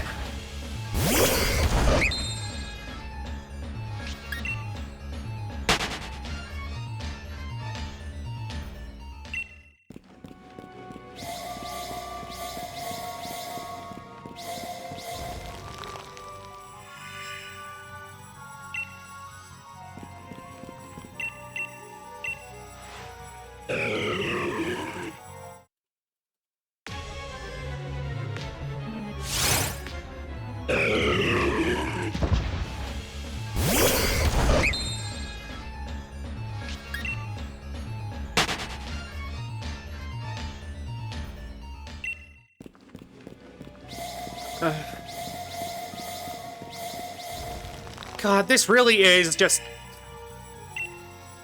I don't know, man. I'm not talking much during it because there's not much to talk about. Like, normally with games, I at least have something to talk about. But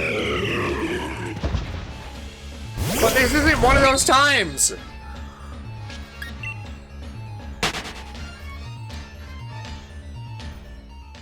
Because, like...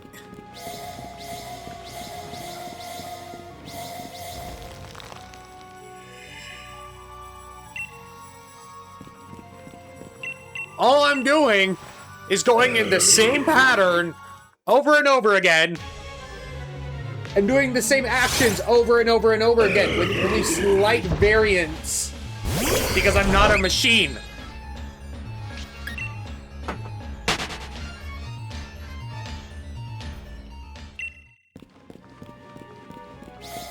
I forgot to hit the button when I knew I was forgetting something. I'm so tired.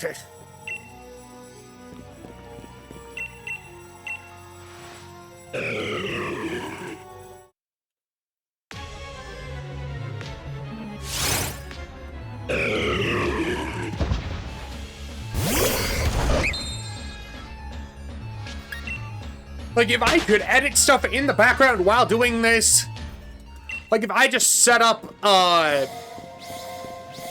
program to make my character go a certain pattern and then I could pause it at any time, that would be fantastic. But I can't. Because I can't mod this Switch. And I don't want to put the fate of doing this onto someone else.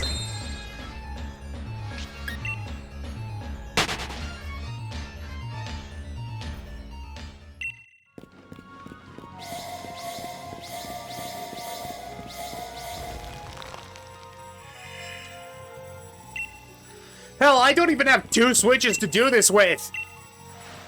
Because a lot of the time when people shiny hunt like this,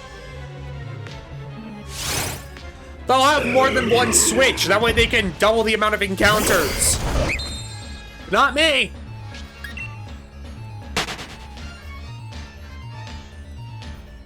I'm a dumbass that only has one switch.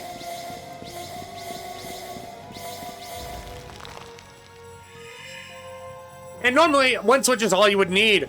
When it comes to stuff like this and wanting to play 2 games at the same time, which sane people don't normally want to do, but I'm not a sane person.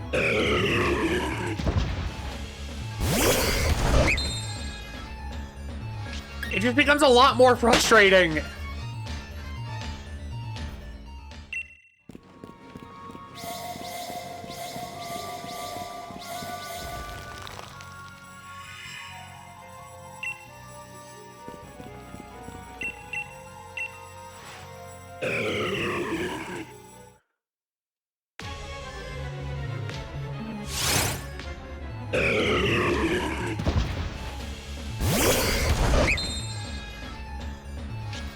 Like, there are so many things, there are only so many things I can comment on.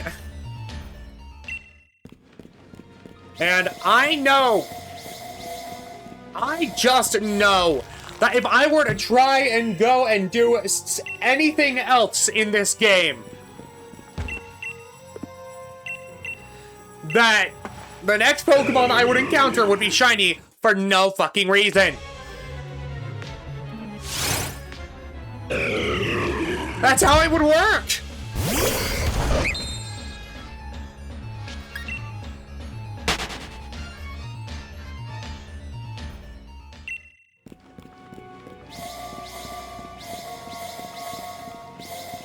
Because that's my luck.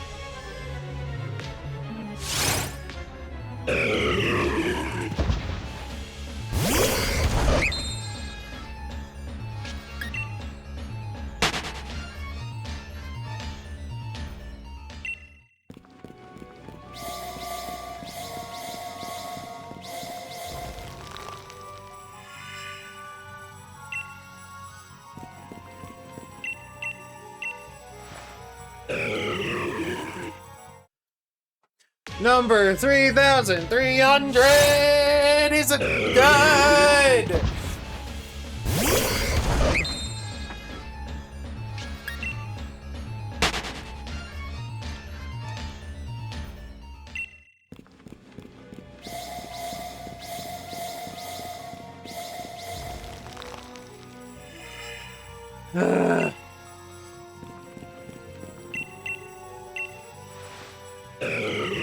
Come on.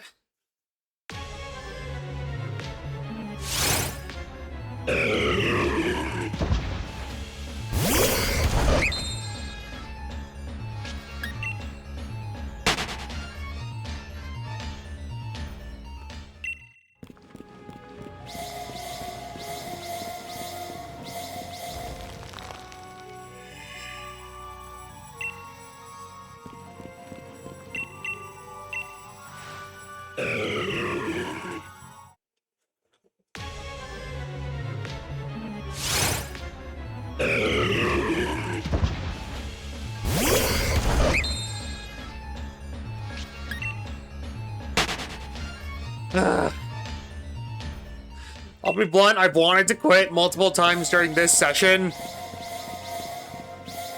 But every time I hit the 100 number, I'm like, oh, I haven't hit an hour of recording, so I might as well keep going. And I've just been putting myself in that trapped loop for too long.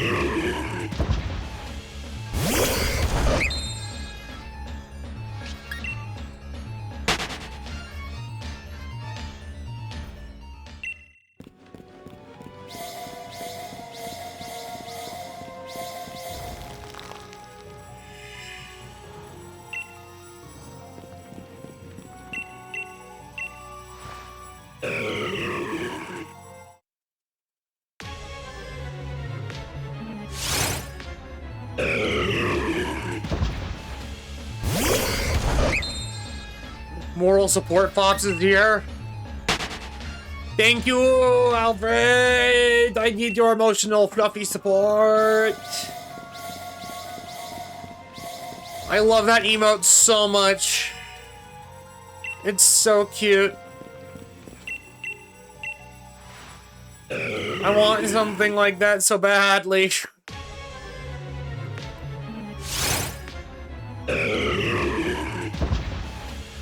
But how are you doing, Mr. Fop of Foppington?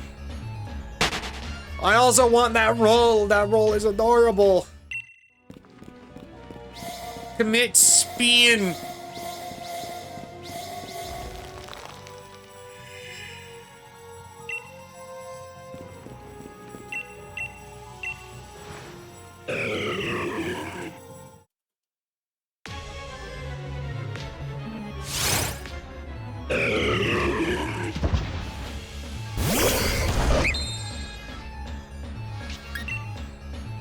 I'm doing okay, mostly just my brain, my ADD brain going burr sometimes. My brain is going burr right now. Legitimately, I've been silent for so long doing this. Not because I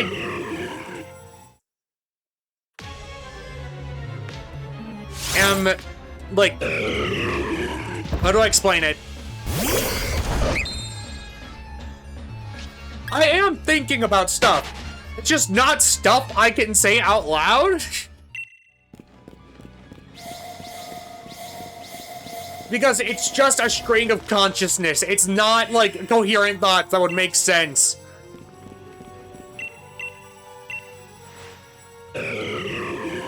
Like, I'm thinking about D&D campaigns I've been watching. I've been thinking about...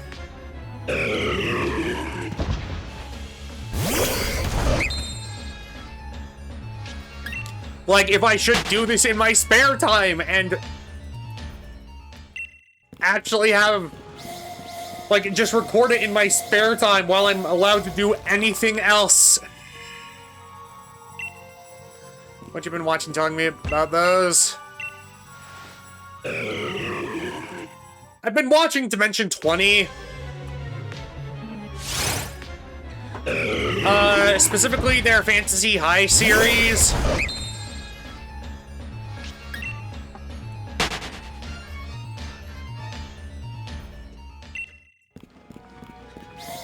Essentially, D&D.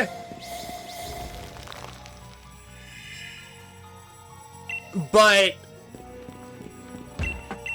how would I explain it?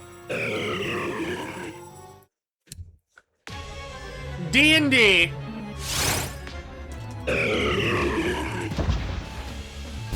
Where most of the world is like your typical fantasy setting of like, oh, ancient ruins, kingdoms, da da da da da da da.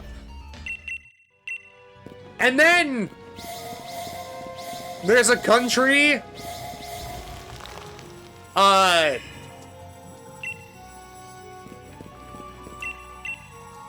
called, Spire, in which it's more akin to, like,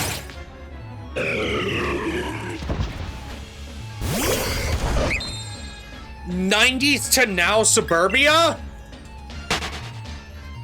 Or, like, that's where the main place takes place, but, like, they've been using, like, Arcanotech, and have vastly, like, outpaced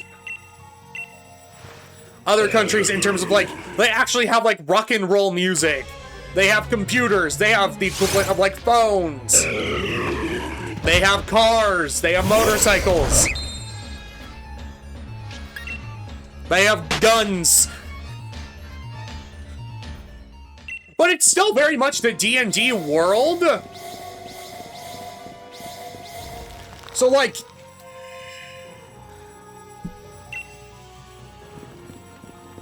'90s to, like, catching actual Pokemon. Maybe? But this is like D&D. This isn't Pokemon. This is like...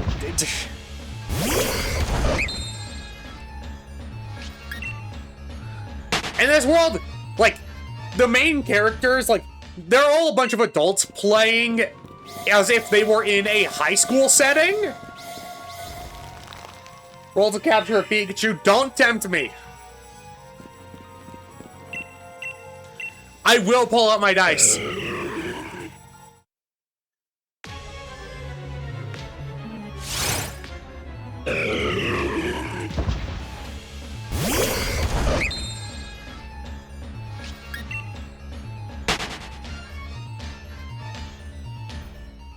I should probably get a subscription to it.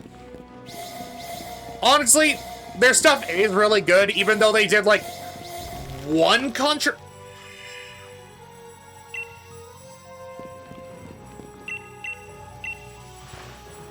like, the creator did something controversial. But it's like, a lot of the stuff they do isn't controversial, except for, like, that one thing. Which was, make a guest appearance in, like, a propaganda show. Even though a lot of the creators on that platform are LGBTQ+.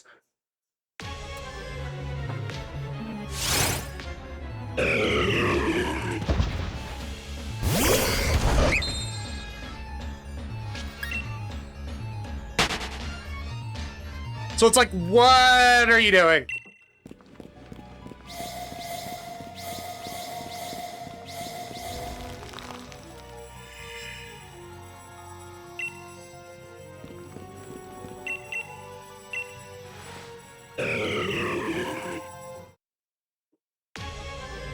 And I can tell you right now, is that show actually that bad? Well, it's... Are you talking about Dropout or the show they guest starred on?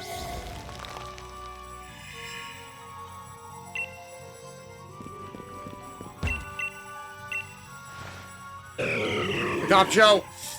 It...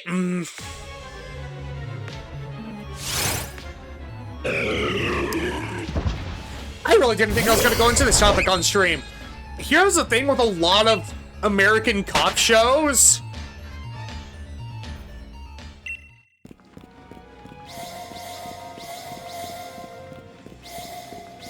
If they use an actual, like... How do I explain this? If an actual... Like, if they're using the uniforms of an actual police force, the cars of an actual police force, the location of an actual police force. Like, how it works is like if a show was using, like, the NYPD. Like, using their, like, equipment and stuff to make it more authentic. The moment that happens, that police force has say as to what happened in this show.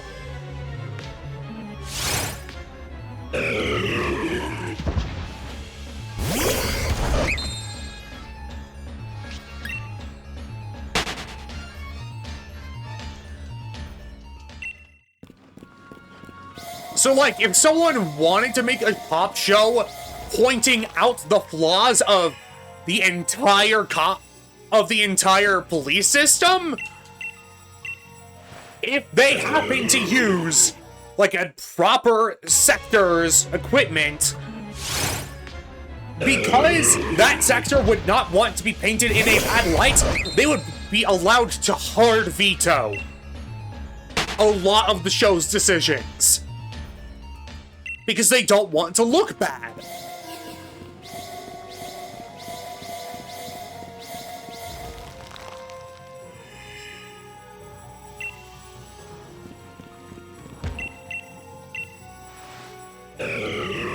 Because the cops have to be the heroes. They have to be the heroes, except for, like, oh, there's that one dirty cop, but we don't like him. And he gets put to justice. Because that's how the whole system works. Anytime a dirty cop shows up, they're put to justice. Definitely not that a large majority of the system is corrupt. And a lot of dirty cops get away with shit. And in fact, it's a lot of the time the good cops that are punished. Oh.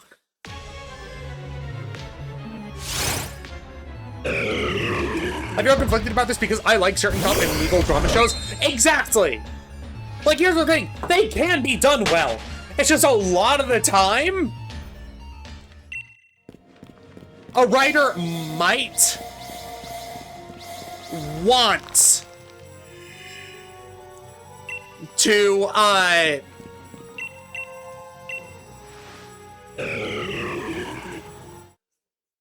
like, call out the bad parts of systems, but because they're partnered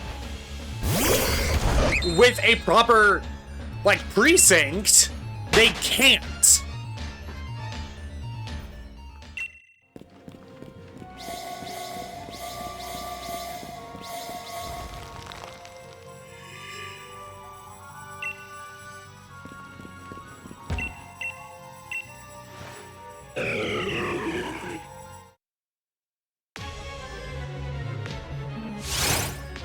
Like, honestly, you want a good movie that I personally do not think is propaganda? Like, even though it probably is, it absolutely points out flaws in the system. But that's because I feel like in countries other than America, they're allowed to point out those flaws because the police force is like, we understand those flaws. But notice how I said it's not an American movie.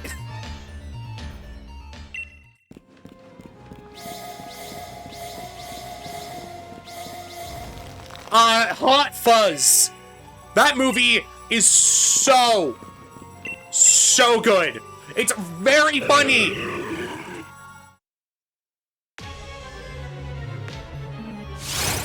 Like, if anyone here has seen Hot Fuzz, raise your hand because it is so good.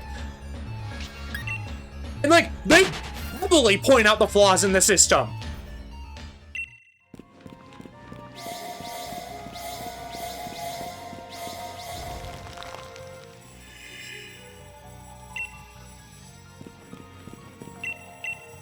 Like, the movie starts with the main character being shifted positions into, like, a lesser town.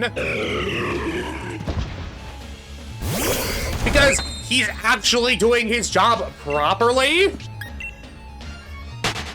And he's making the rest of the precincts look bad.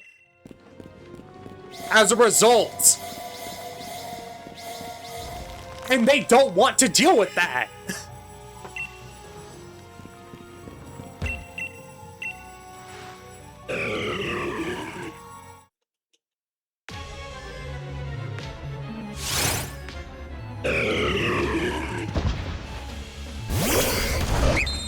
Problem is a lot of issues, but I don't feel. Here's the thing: not every single cop is bad. I will say that right now. I am saying the system itself is flawed in such a way that it turns a lot of them bad.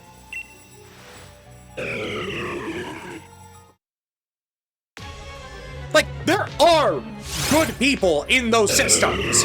I'm not saying they're not. I'm just saying that a large majority of them do suck.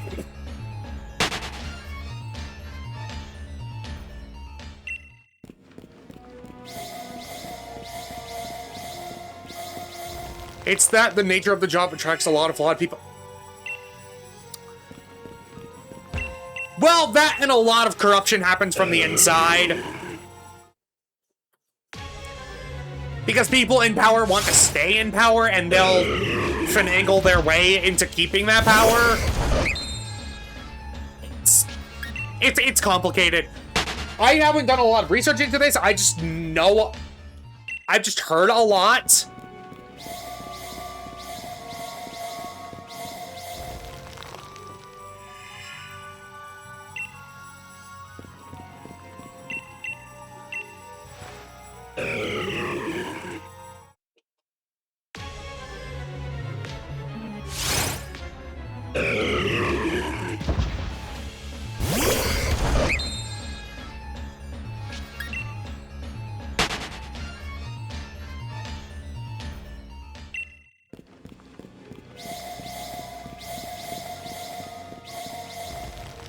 I'm sorry, I didn't want to go on a rant like that. That's just...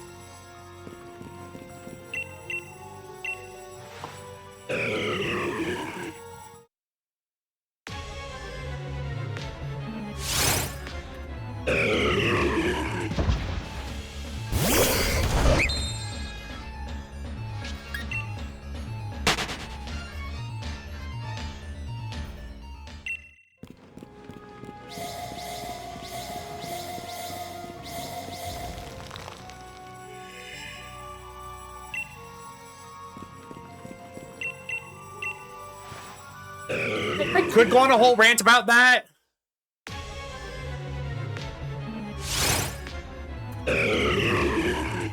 I could go on a whole rant about how a lot of systems are flawed that are meant to be putting laws in places. But I'd rather not, because this is funny Pokemon time.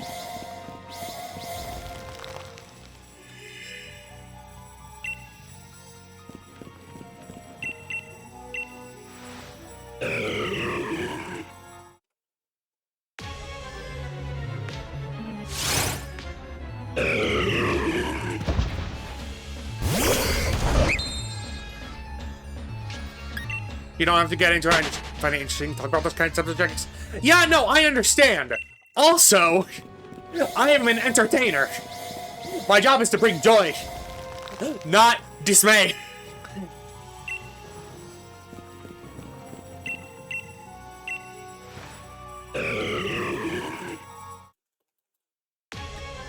Like, this is the type of talk that, like, podcasts are for, and I don't want to start a podcast.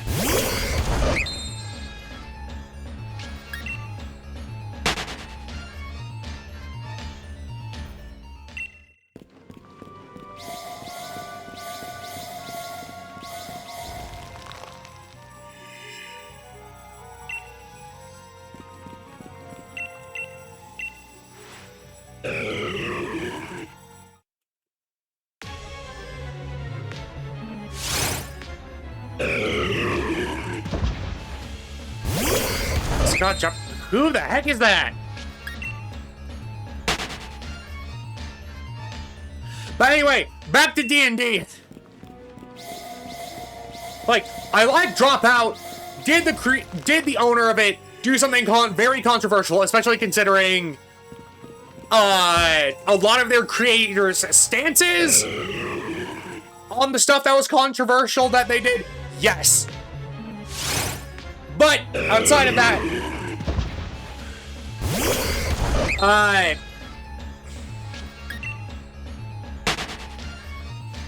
they are very good. They are very good and very funny. Probably not if you're on...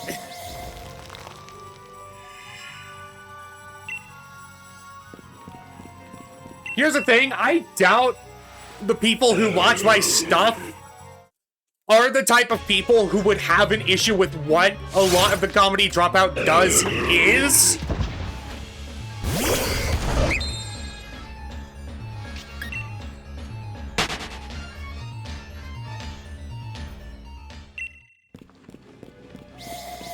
Because I'm part of the LGBTQ community.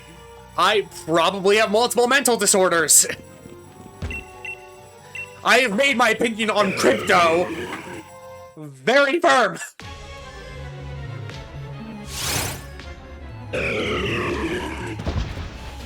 He's bad. Tesla's bad.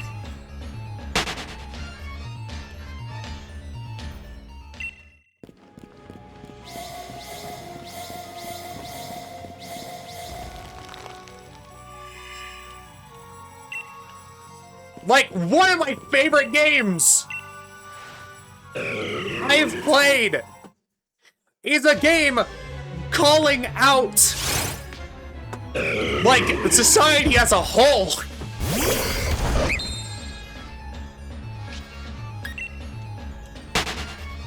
Like, Persona 5, the whole point of that game is making shitty people admit to the bad stuff they've done.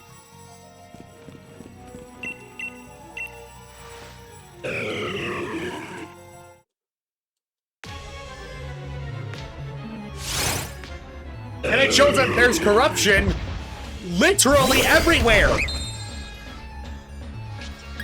Whether it's a school, the art world, actual criminals, the, like, food industry,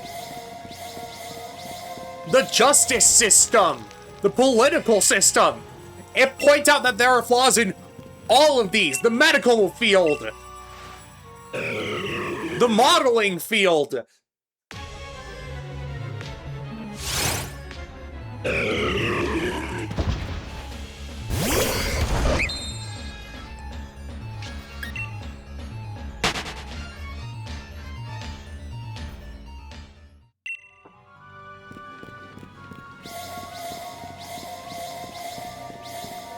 and the whole point is, like, sometimes you have to take a stand and say, no, I've had enough.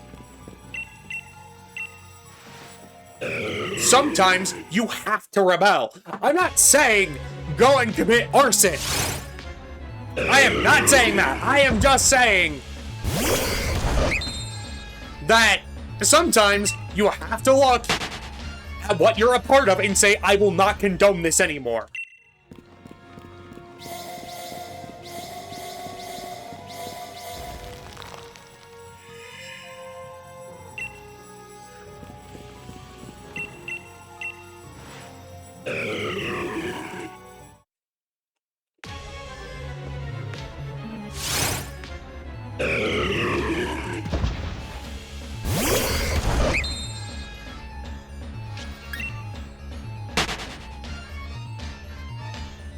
So, like, if you're watching me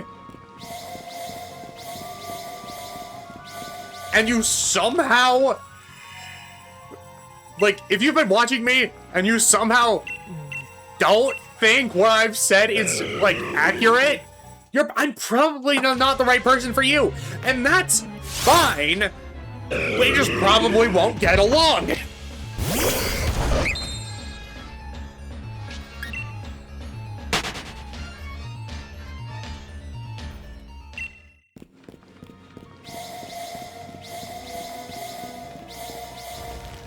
Honestly, Persona 5, like, it really shows that there's corruption everywhere.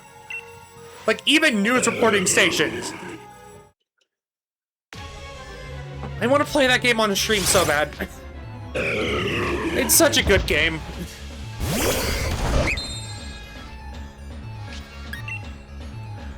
Granted, those streams would have to be heavily moderated, but...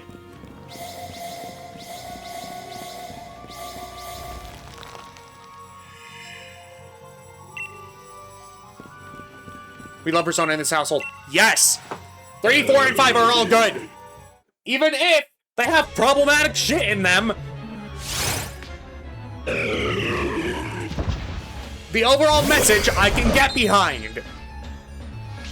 And when I say problematic shit, I mean stuff that's like in every, like, a lot of, like, Japanese media, not to anything specific.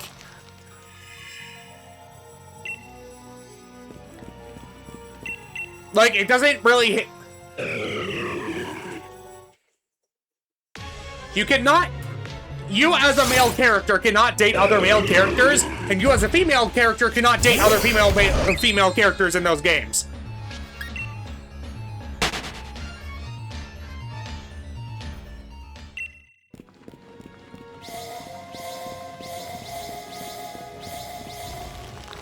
Yet for some reason, in those games, you are allowed to, even though you are in high school, you are allowed to date someone who is a full adult. And not like, oh, they're 18 and you're like 16. No, it's like, they're like in their 30s. Or even 40s. And somehow that's okay, but you can't date one of your fellow bros.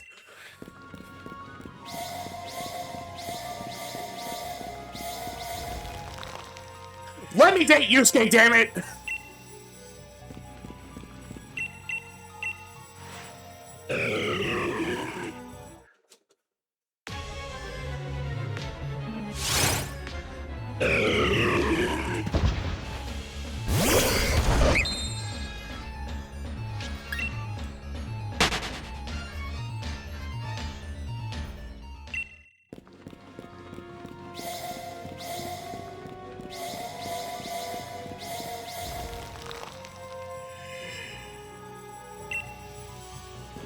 Let me date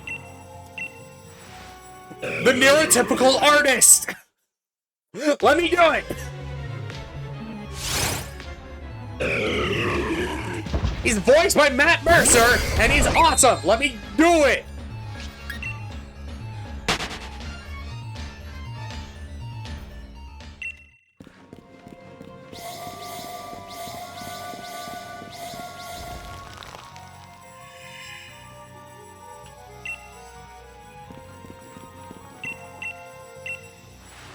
And I will say, in regards to Persona 4 in particular, they try to tackle certain subjects, and I think they do it well. It's just a matter of, I think due to translation stuff, certain elements get lost. Like, there's a character who is a guy. He likes really cute stuff.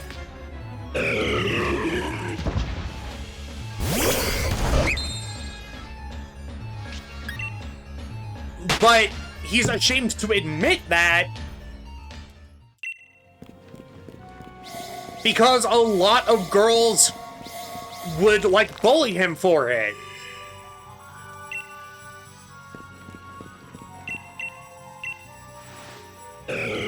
And, like, due to events and stuff that happen, a lot of people think, oh, maybe he's gay. When he could be, but that's not the main issue he's having. The main issue is that he wants to do cute shit. Like, so. And, like, other stuff like that. Sometimes he just wants to enjoy his animal crackers. And people are like, that's a little girly, don't you think? No, animal crackers are delicious. Let him find the penguin.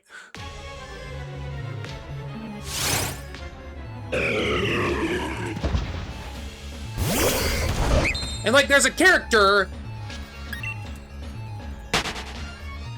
who is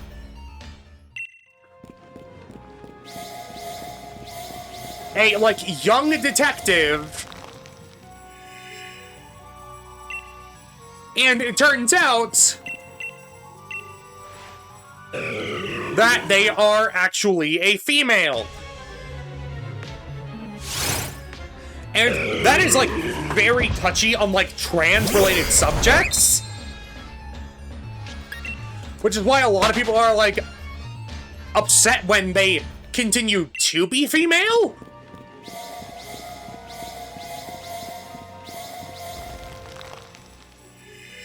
But I think a lot of people ignore the fact that the reason why they were pretending to be male in the first place was because they thought it was unfair that girls were not respected as much in a very male-dominated profession. So in order to get respect, they pretended to be a guy.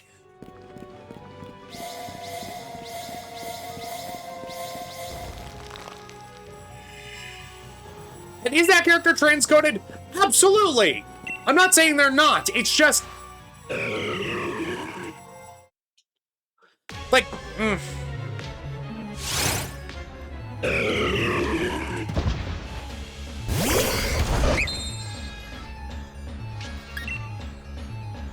You can have male pronouns without being like... Could they have handled the subject better? Yes. She is a good character.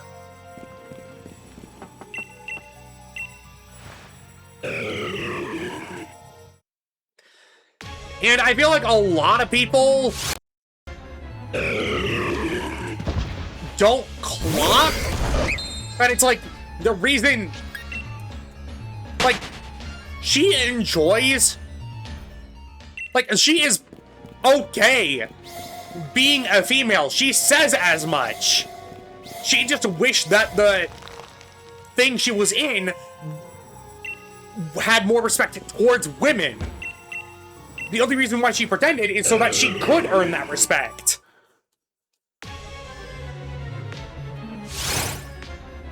When she's very okay with her gender, she just wants respect.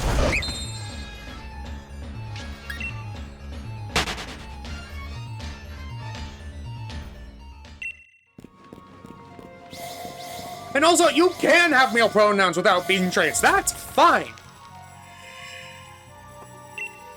I'm just saying that a lot of people tend to view two specific characters in Persona 4 in a specific light, and they're like, well, they can't be anything else. When human beings are complicated. The guy who likes sewing and stuff, could he be gay? Maybe.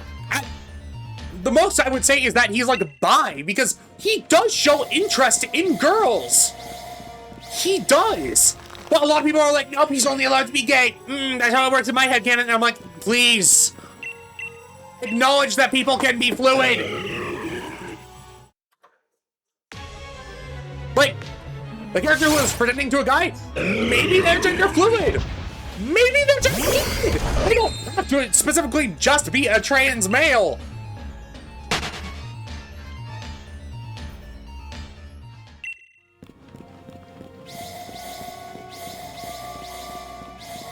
And you can like both guys and girls. You are not required to be one or the other.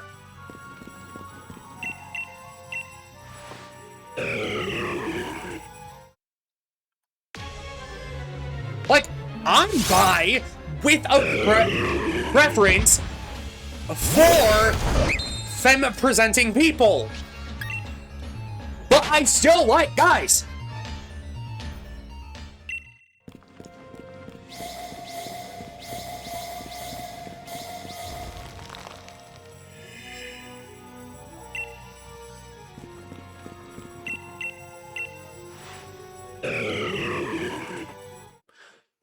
And my sibling, while they are gender fluid, does like being called my sister. And they enjoy the pronouns she, her. Like, they are fine with that. You can be gender fluid. You can like multiple sexualities. Like, you can like no one sexually. It's all fine. People are nuanced.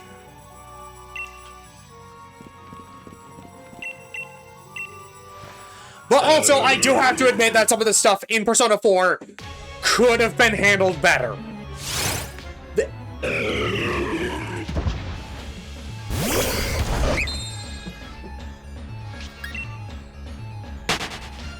I will admit that. And the messages they were trying to tell,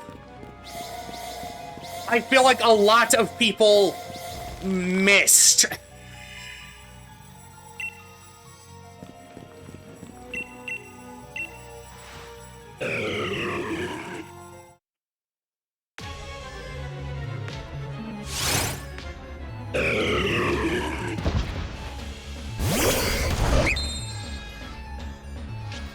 And the reason why I'm saying that is because the character themselves admits, I'm not ashamed to admit I was pretending to be a guy.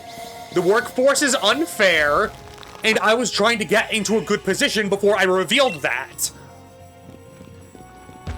Whereas there are other games that are kind of guilty pleasures for me that handle those topics way worse.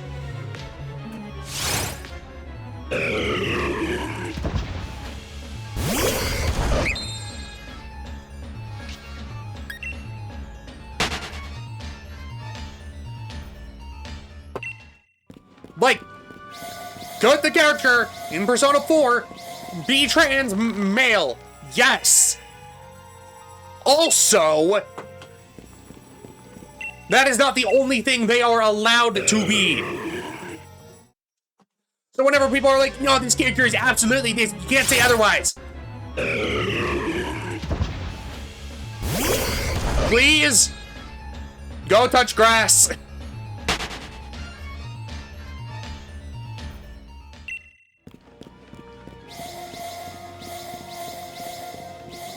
Like, I cannot tell you how many video essays there are on those two characters specifically in Persona 4 that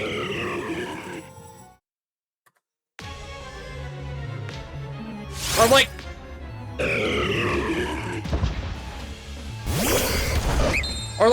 pointing out like Persona 4 is very problematic.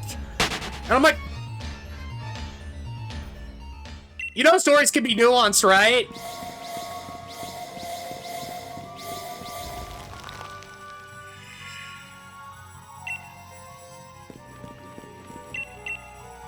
Like, one of the first characters you meet in Persona 4 is very much a tomboy.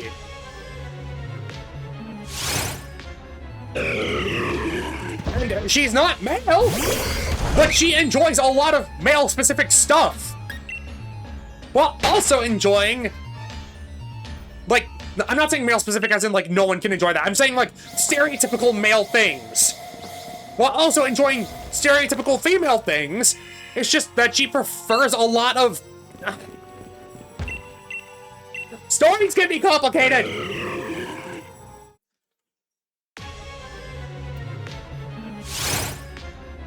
Characters can be complicated!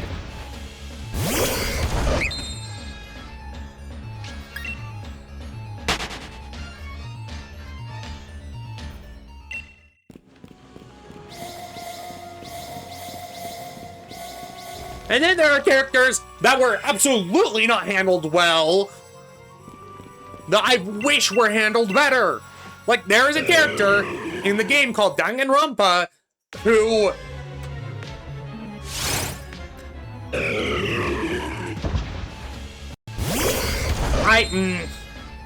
their whole situation is handled very poorly.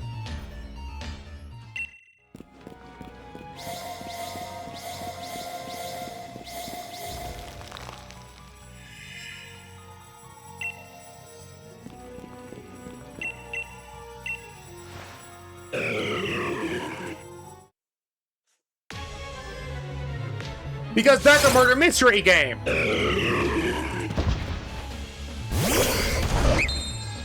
And the whole premise is like, oh, why would this male character be in... Or like... The whole crux? Like, the major turning point in the case is figuring out, oh, this girl character was actually a male character. And I'm like, no. No. No. No.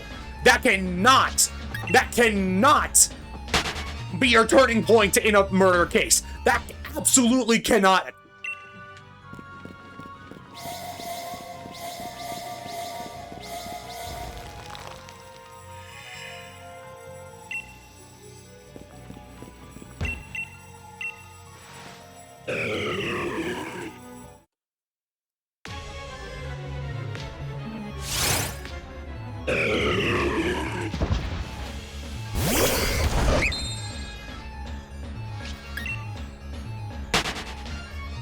That character was not handled well.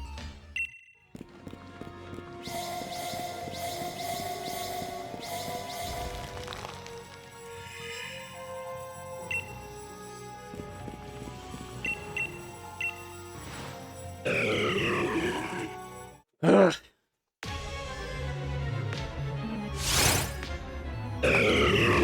My conclusion is this. If you're going to write a story, do your research. Even if you are not that thing specifically.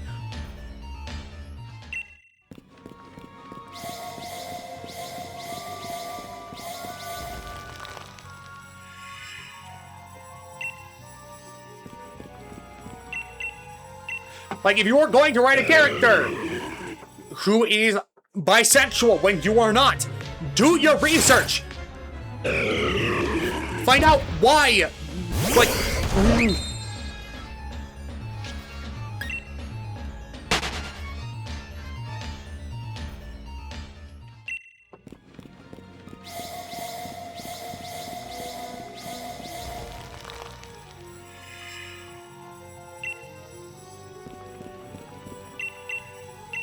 Because the whole thing in...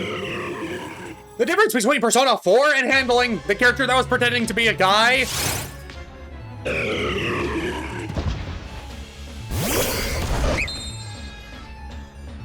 is because in Danganronpa,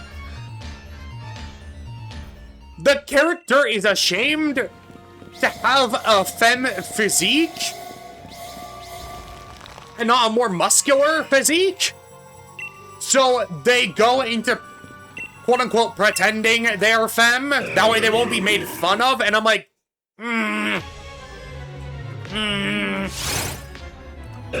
That's big oof. That is indeed massive oof.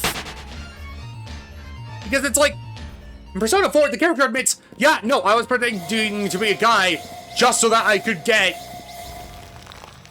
like, recognition in the police force.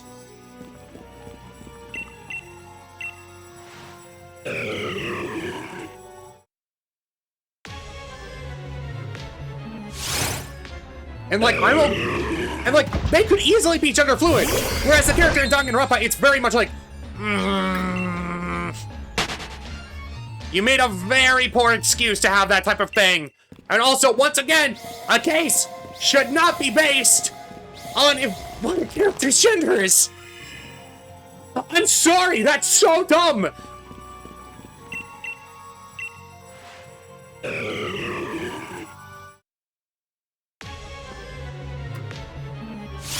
Because that's a whole can of worms you don't want to open.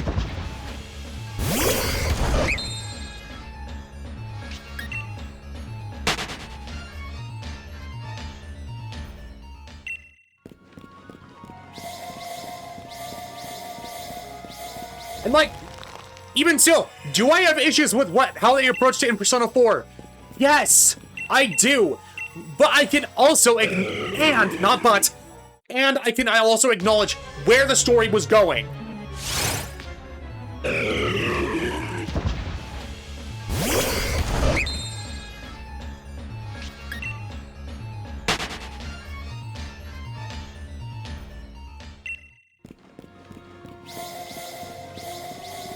I hope the remake does better justice in that regard, but I don't know.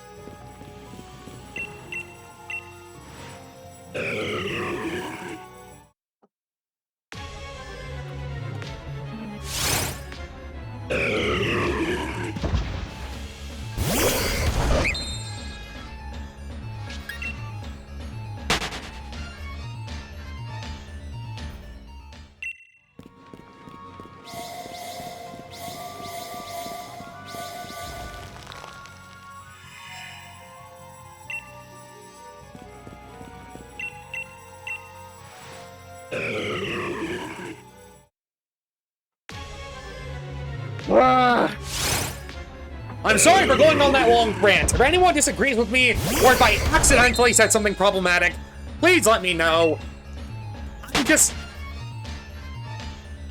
I'm trying to approach subjects in a good light.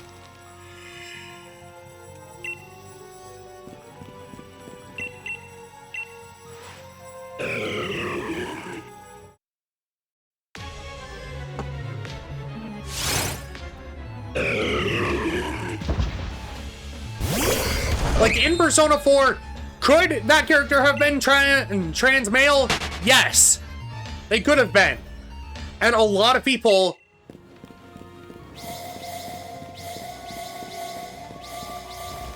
could understand that.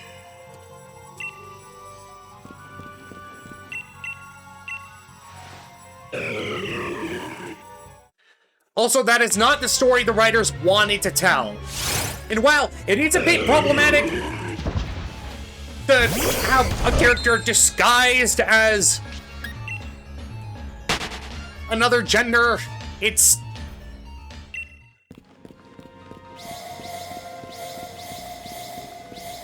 I don't know, it's just... the way you handle it says a lot.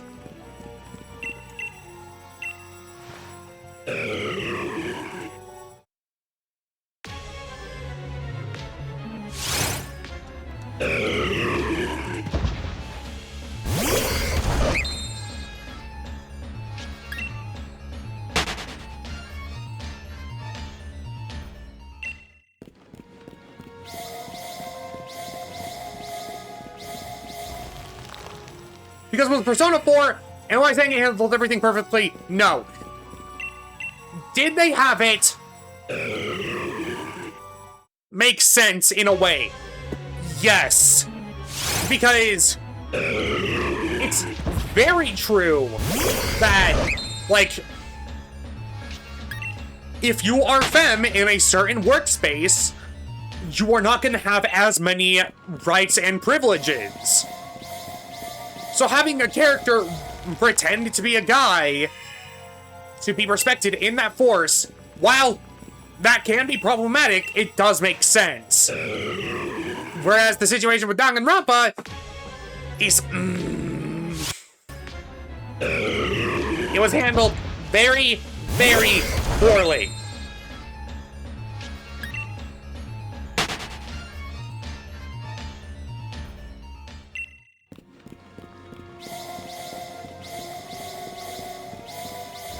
And if there are people who are trans out there who have played the Persona franchise, please give me your opinions. Because I could very well be wrong in what I'm saying, and I'm happy to admit that.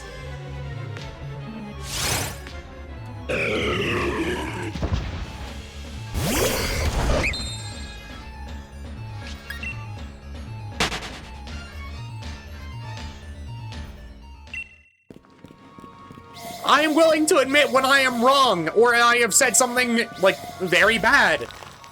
I'd rather be corrected than be stuck in my ways.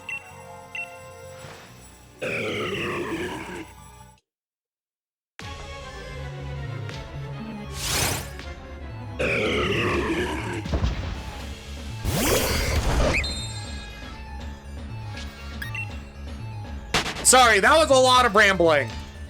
I just get very passionate when it comes to certain topics.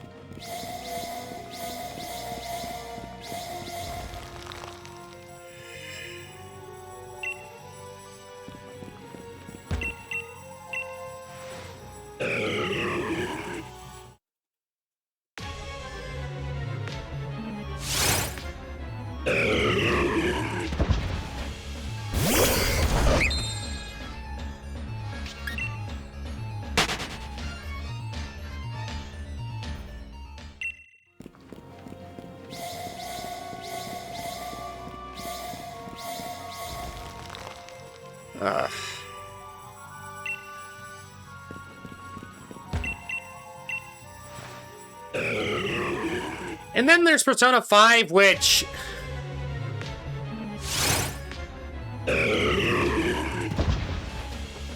it does have stereotypical, like, gay men in it that you don't date, but it's just... they could have handled that a lot better. Whereas at least in Persona 4 they had nuance. And also, one of the male characters in Persona 4 you were originally going to be able to date, which is why a lot of the dialogue in the game sounds like the way it does, because they are closeted to themselves and are trying to come to terms with that, but then that got wrote out, so a lot of the dialogue doesn't make sense without that context. It just makes the character seem homophobic. Which, a lot of the time, they were being homophobic.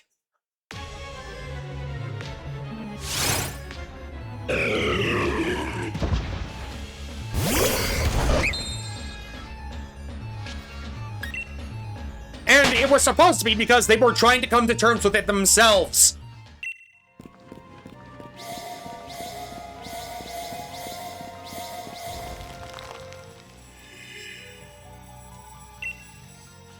I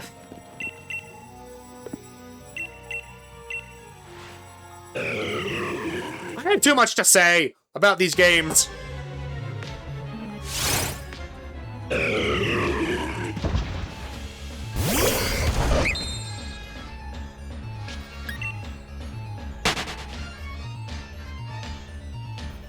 Like, they are good games, despite the faults.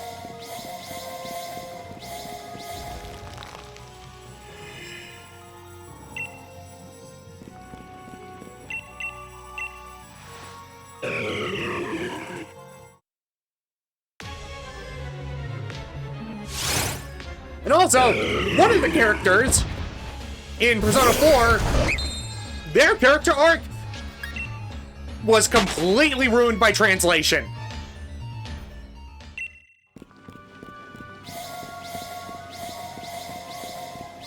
At least from what I've learned. Because in the original Japanese version, a lot of what they do is more akin to, like, a child slowly learning what it is to be human.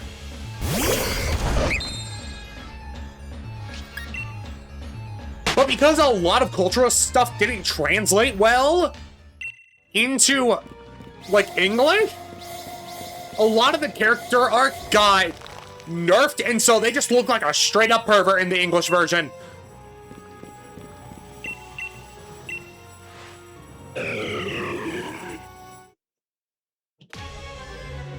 $3,400, isn't it? No!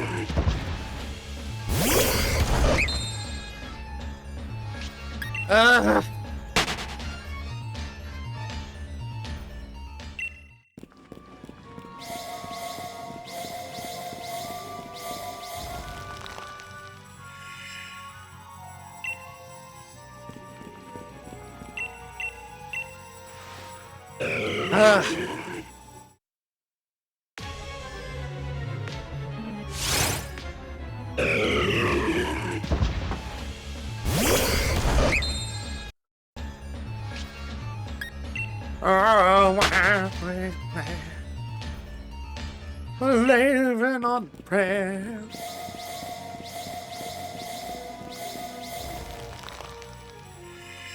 And I will keep reiterating this once again. If I said something wrong, please feel free to correct me. Like,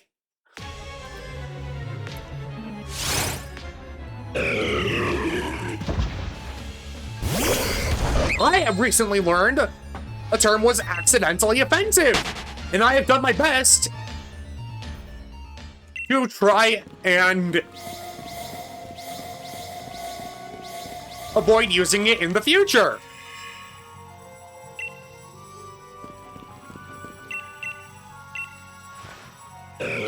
Because I would rather learn and fix it, then be stubborn.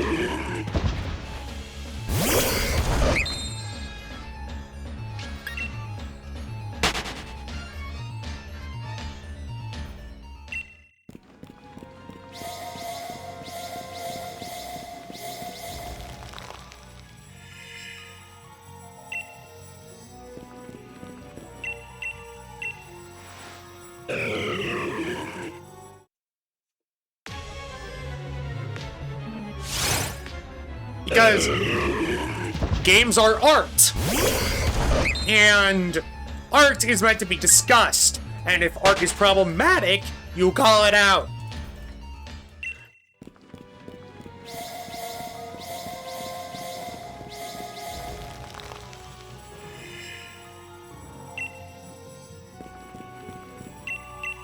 And if someone has a problematic topic on, a problematic opinion on art, you call them out. Which is why I'm fully saying, like, I'm not trans, so my opinions on any of the statements I've said could be wrong. And I'd fully be willing to accept that.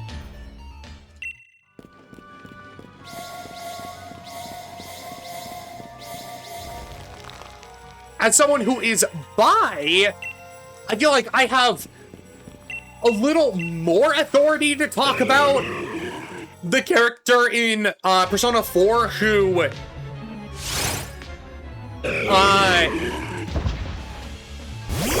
likes more traditionally femme stuff.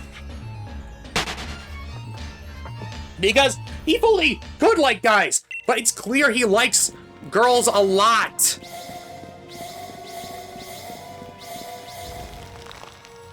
And people just call him gay because that's an insult. Like, a lot of people use gay as an insult for males who enjoy things that are not traditionally male. In that, like, traditionally masculine, if that makes sense. Like, oh, you like Barbie? That's, like, that's the type of thing people who are dumb and stupid would use the term gay as an insult for you. For, like, liking stuff like Barbie, stuffed animals, knitting, sewing. Fuck that! That stuff can be just as, if not more masculine in certain ways.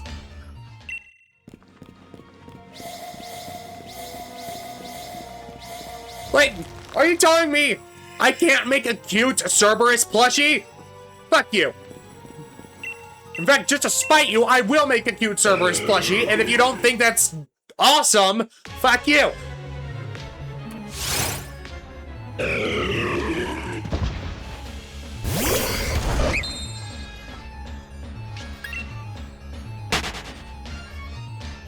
Because guess what? You can combine something that's traditionally masculine and something that's traditionally feminine and have it be the best of both worlds. Like Cerberus, for a lot of people, that's like, oh, that's so manly. And then plush animals are something that's seen as, like, very girly. Just combine them! Have the best of both worlds!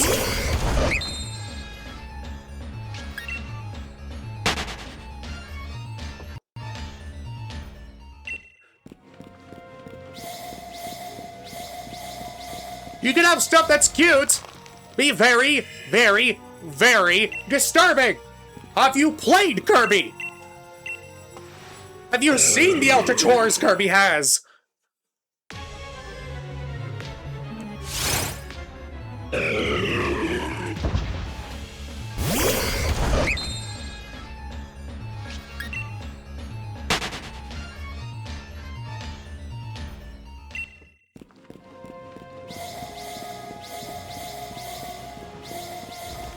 I fully dare someone to look me in the eyes and tell me Kirby is not a badass character.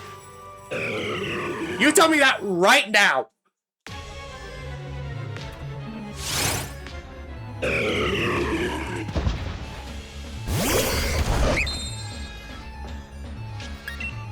Because things can be cute and badass at the same time.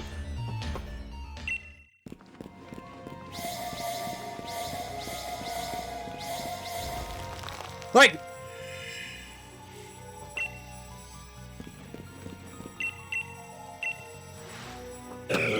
genuinely, this is me being fully honest. A lot of the original animated Barbie movies, I liked a lot.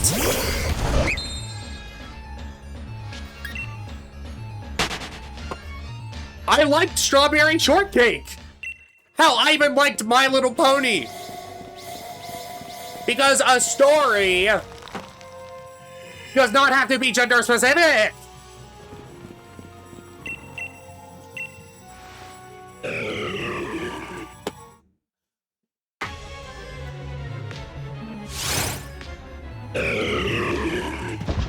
Like,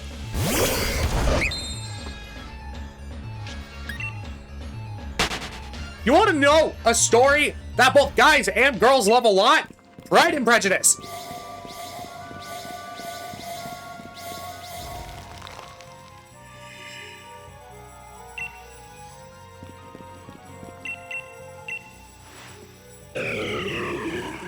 Yes, even though I am baby compared to a lot of other people, I have seen Pride and Prejudice. It's so good.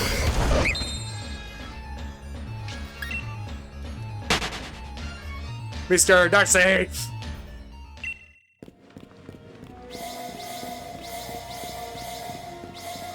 And you want to know why a lot of people like Mr. Darcy? He starts as an asshole, and when he's rejected, he realizes, oh shit! People will not like me if I am an asshole. So he goes out of his way to learn to be better. That is an arc I enjoy.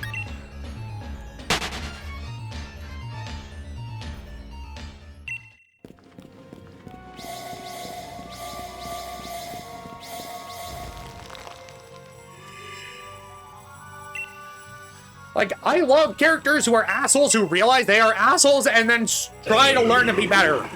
An example of this, Zuko. Avatar: The Last Airbender. Tell me I'm wrong.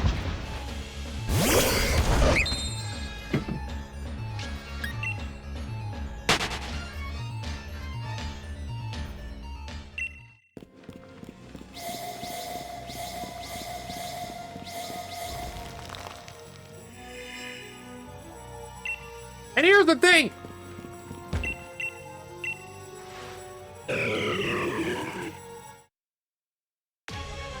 A lot of the time, like,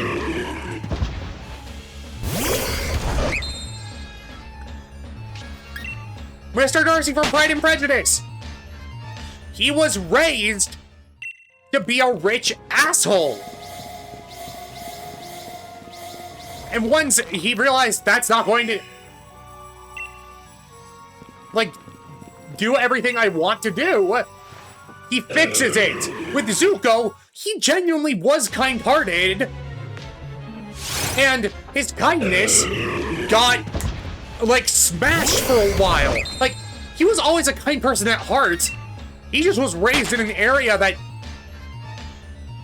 had, like, horrible morals. And once he saw the world, he changed for the better.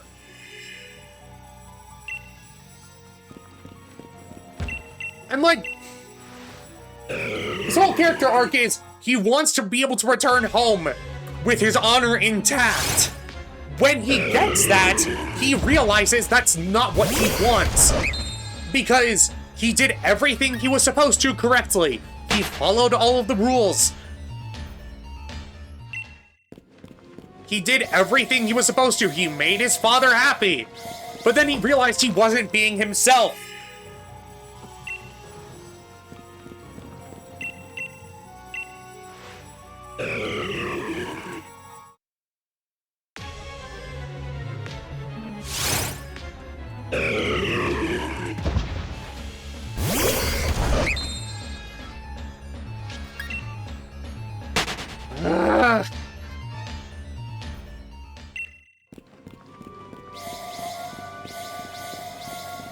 I'm gonna say this right now. Generational trauma is a very real thing.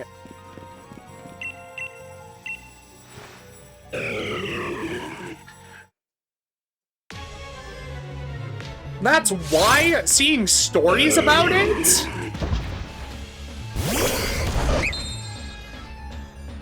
and like seeing the character break out of it is so gratifying for people, because a lot of people have had experienced that.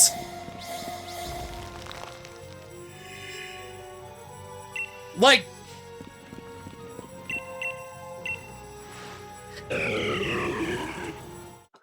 even though I think there are better movies that do this, I'm gonna use this as an example because a lot of people love it. Look at Encanto. That whole movie is about, while tradition can have good parts, you also need to point it out and be like, no, this is fucked up. And understanding the pressure put on people.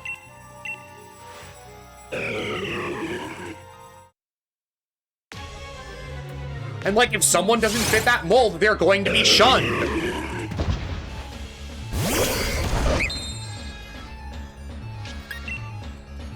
And how that's not okay. Personally, the movie I think that does this better is honestly Turning Red.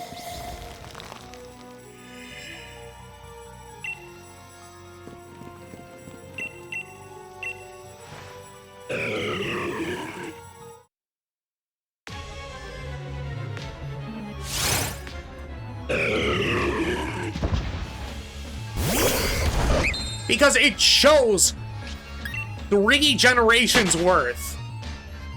Like, the mom in Encanto, like, while she wholeheartedly loves and supports her daughter. And while that's good. That's good. But here's the thing. The rest of the family shuns her. That movie is, in my opinion, too mean.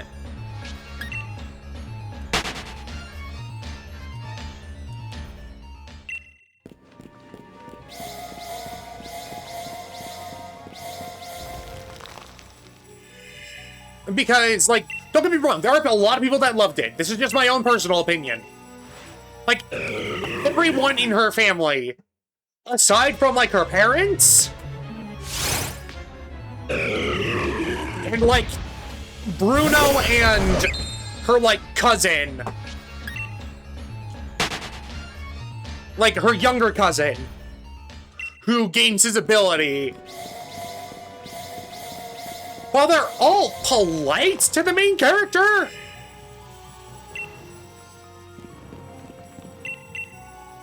none of them go out of their way for her.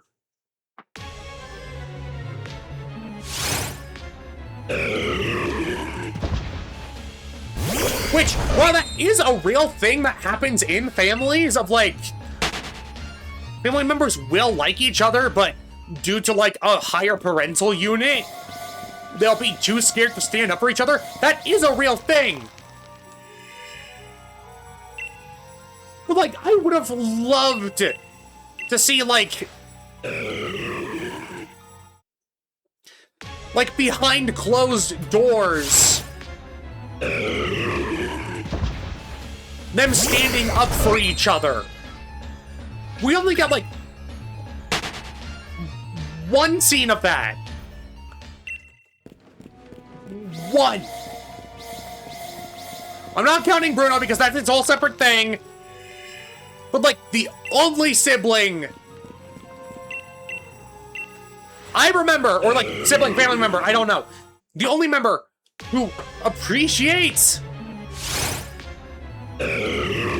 Mirabel for Mirabel, aside from Bruno, her parents, and the young, like, little boy, is the buff girl.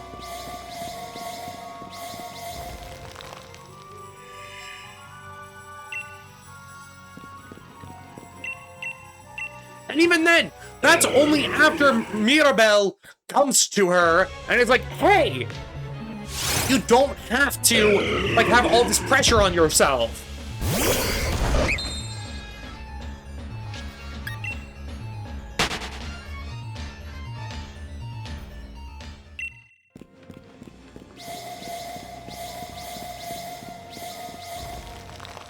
But,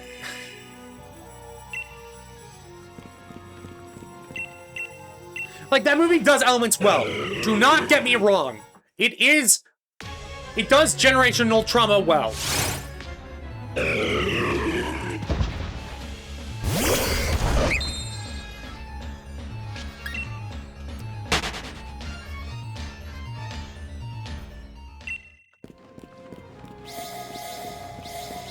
More of the family members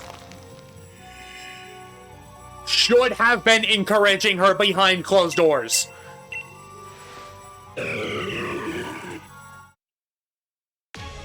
Not necessarily in front of, like, the grandma of the whole thing. Not necessarily even that. Because that is the thing. There is always, like, the highest authority that, like, if you go against them, you will be punished somehow. But behind closed doors, I wish characters would have been like, I'm sorry for not standing up for you. I am scared. Or, like, that's just her. I genuinely believe in you. Because even then, even though that's not perfect, in my opinion, that's more realistic because you grew up together. But to suddenly and unabashedly be like, oh no, I don't like you because you're not like the rest of us. Mm-mm. Even her sister! Even her sister!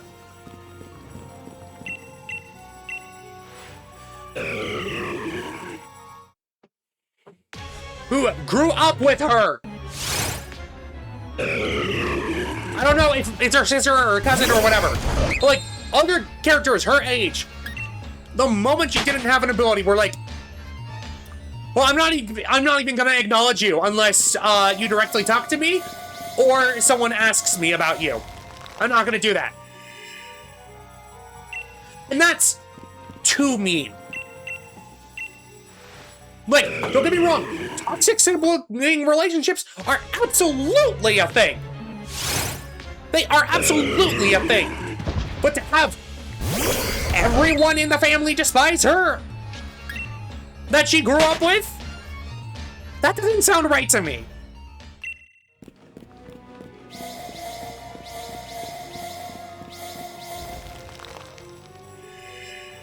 Because, like, the little boy doesn't despise her, but that's because he hasn't been conditioned yet.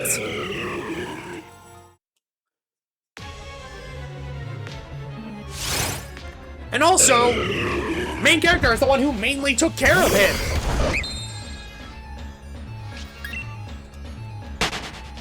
So of course he's gonna appreciate her.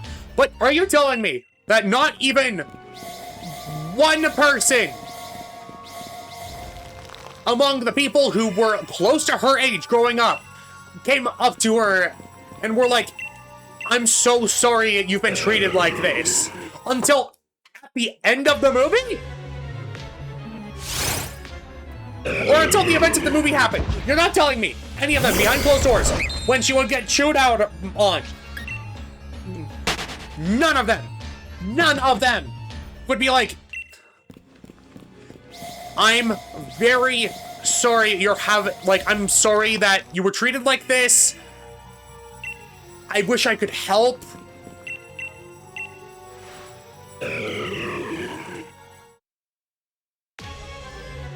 I didn't really interpret it as despising her, just being caught up in their own stuff and not paying attention to her. Well, even then, I just, I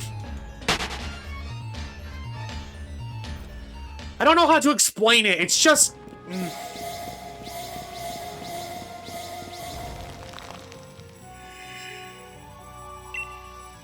like, yes, I can definitely see all of them are caught up in their own thing. That's absolutely true.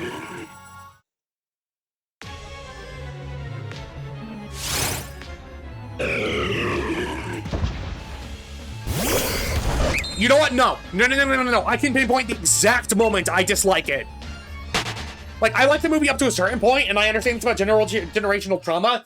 I can pinpoint the exact moment that I have an issue with it.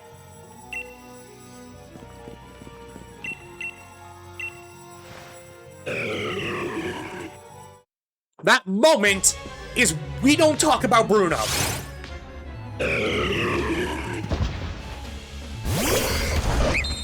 That is the exact moment.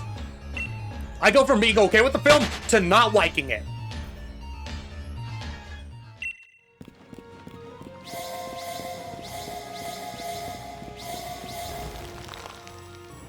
Because it's their entire family dunking on someone who was just doing what they asked and didn't have control over it.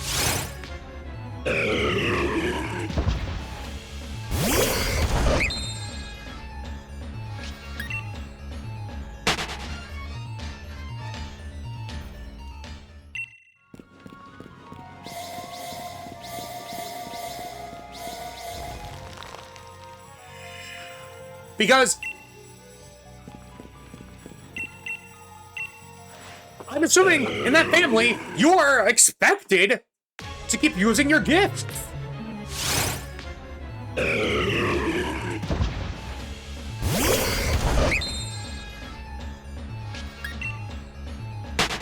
And so to have someone use the gift they're good at and absolutely despise them for it, that is not okay.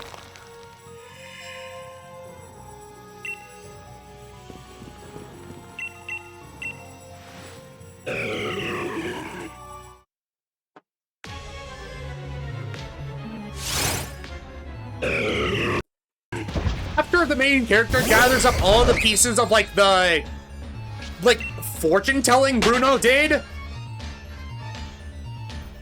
and it's like, oh, she's going to be the downfall of the house. You're not telling me when that rumor was spread around, not a single family member stood up for her. Not a single family member.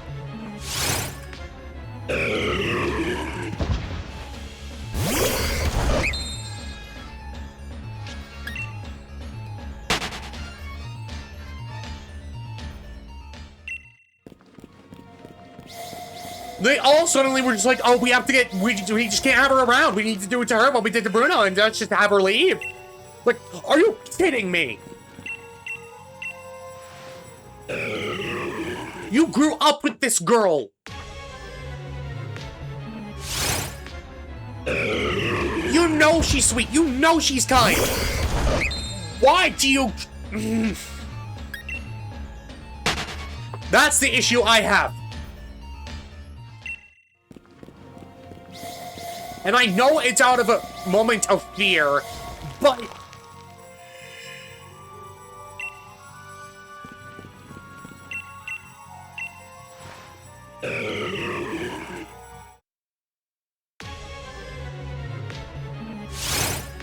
You're telling me not one of the family members who she helped stood up for her in that moment?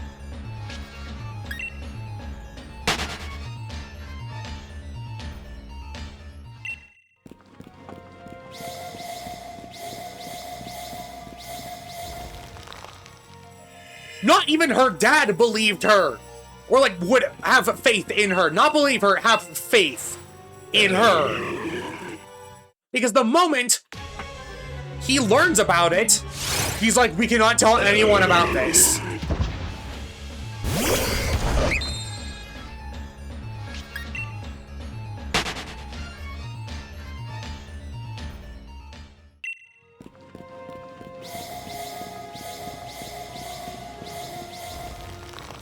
As opposed to, let's try and figure out why this is what it is.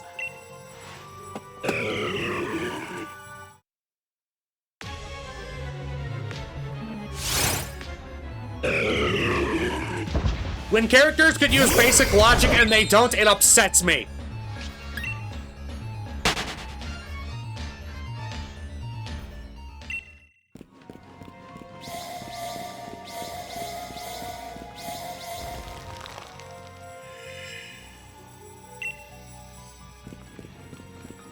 I'm sorry I'm like this. I'm just...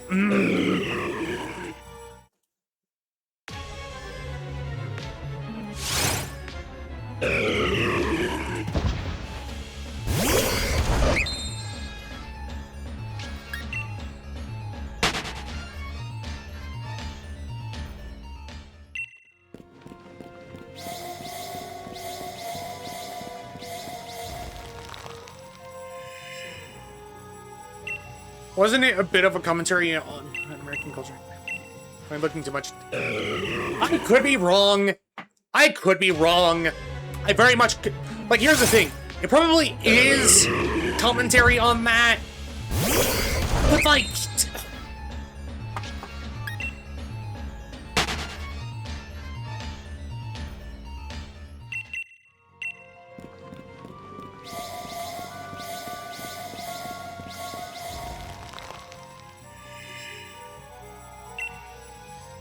And here's the thing, these are just personal issues I have with the movie. I know a lot of people love it and got good messages from it, and I'm happy for you.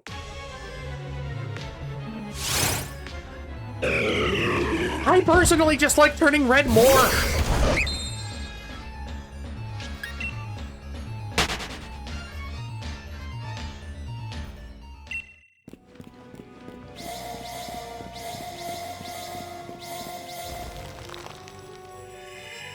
Because here's the thing. I could accept.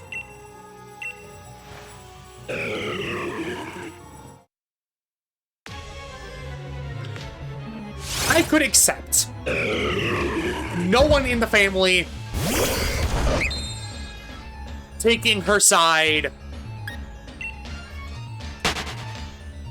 I could accept the whole family not taking her side.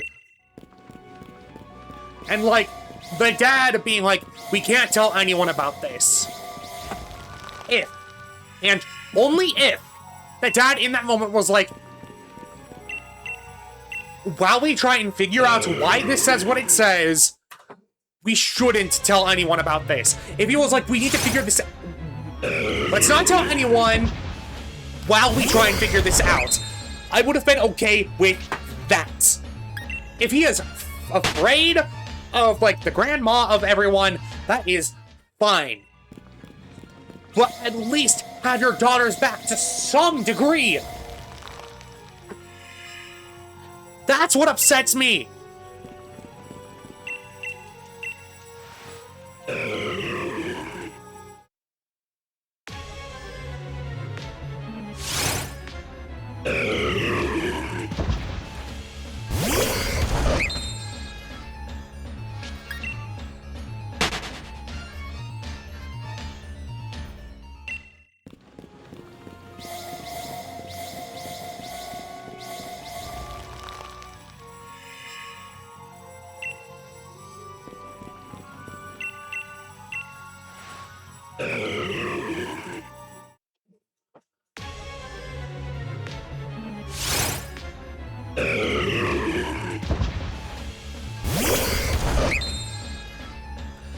I just... Genuinely, the main plot hole of that movie that kind of just ruins it for me is Bruno's prophecies. I'm not saying, like... Oh, I don't like Bruno and his prophecies. What I'm mad about is just...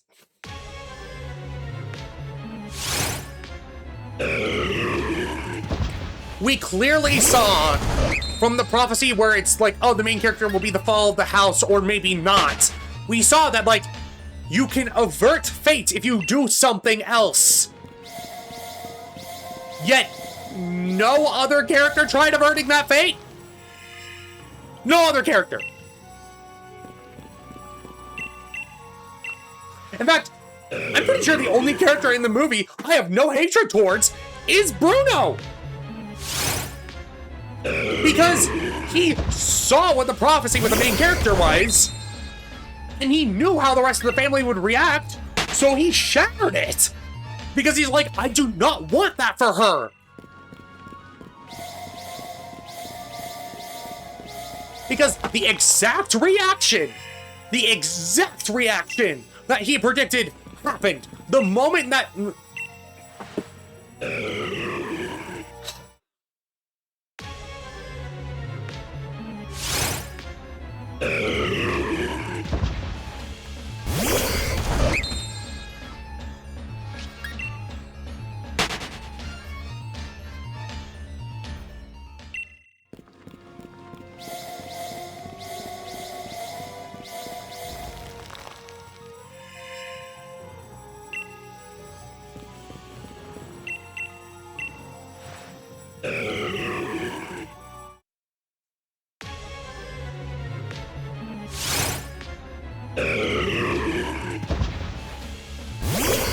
I think I know why I like turning red more than Encanto.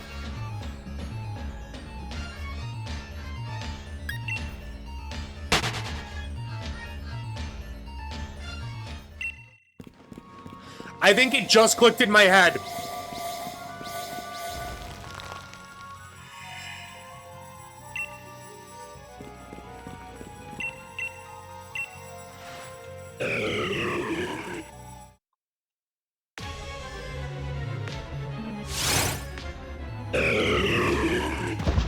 I think I know why.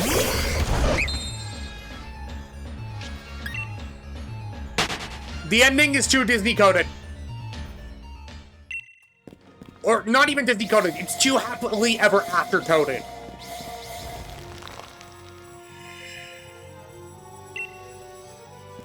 Because the ending of Turning Red does something realistic. Which is...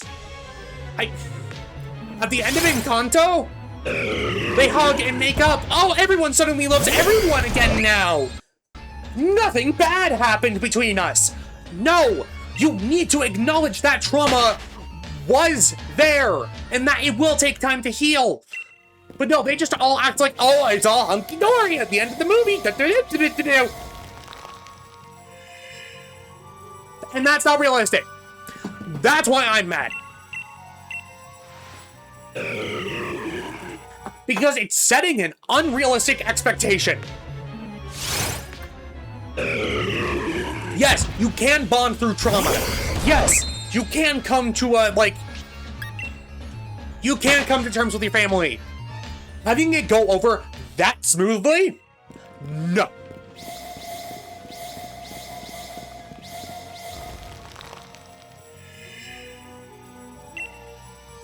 Having everyone...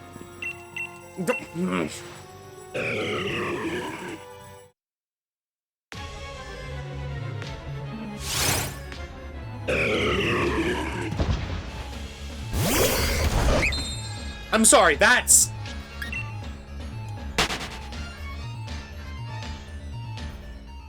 You're not gonna acknowledge everything that happens between you? Like, there are always going to be lingering effects after it. That's what I have issues with. It's like, yes, you can make up, but also, it's not going to be perfect right away. Yet the movie acts like, oh, now that we've confronted each other, it's going to be right as rain. No, if you act like that, then the same thing will happen all over again.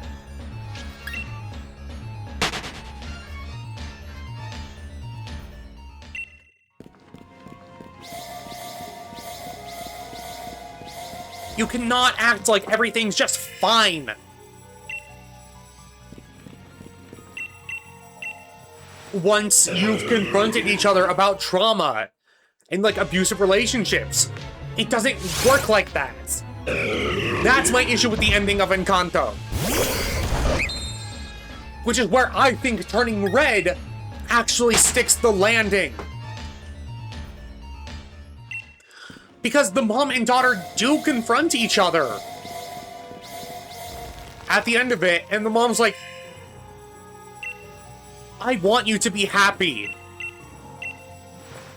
And if that means, like, there's going to be distance between us, that's okay.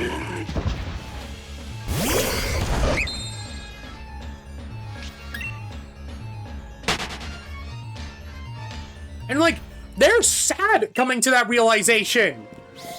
Because it's like, Mom, I want to get away from this intergenerational trauma we've been having.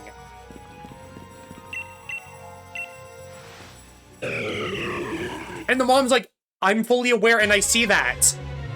And if that means that we can't be as close as we were before, then I'd rather you be happy than us be stuck together and unhappy.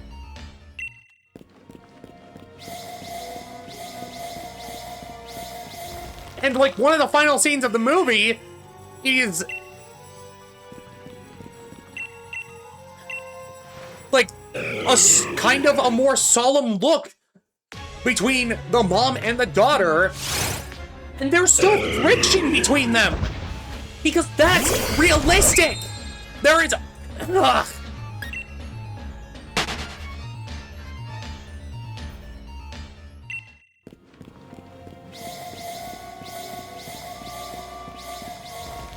Don't get me wrong, I like a happily ever after. I really do. My issue is when it's not realistic.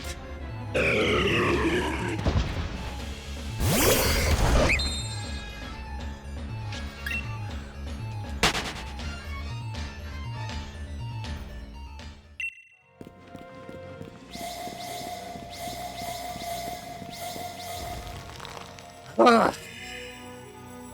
And if I've missed anything, if people want to say stuff about that, please do so. I would love to have my opinion changed on Encanto.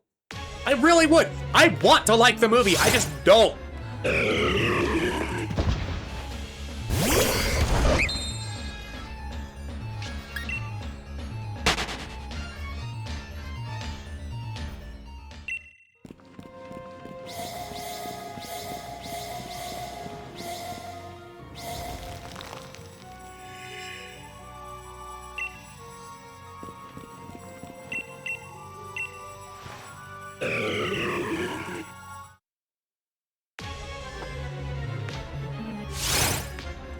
And yes, Kareem, I'm still going. By the way, for anyone who's new here, I do have a meter at the bottom of my screen for,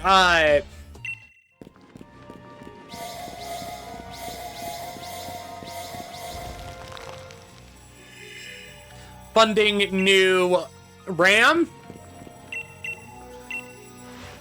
That way I can play more graphic-intensive games on stream and not have my PC lag every 10 seconds. Give the dog some money and see him cry. Yeah, that's basically how it goes.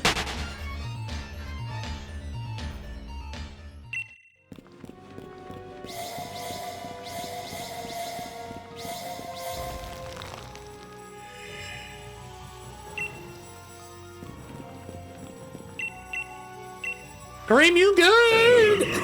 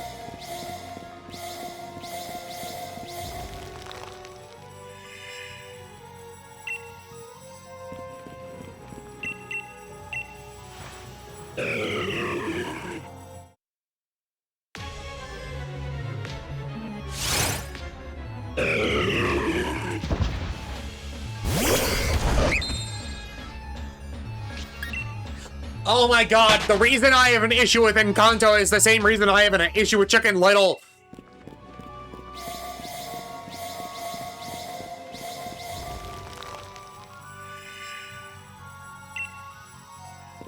A lot of characters were mean to the main character. And the ending of the movie acts like Oh, we've all got over our differences, and there's no bad blood between us.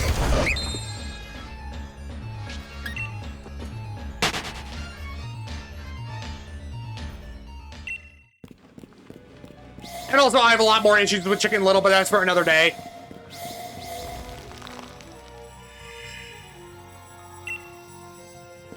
But, like, the ending of, like...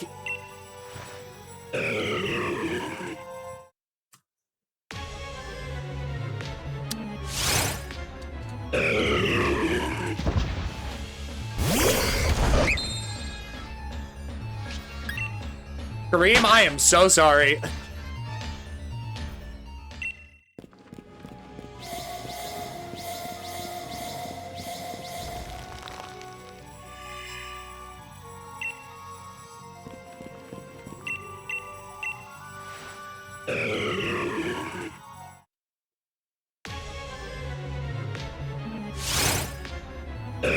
No, the end of Chicken Little, the dad and Chicken Little getting along so nicely and snugly after a long time of, frankly, a toxic relationship. No, you need to acknowledge there are still issues there. One conversation does not make a fixed relationship.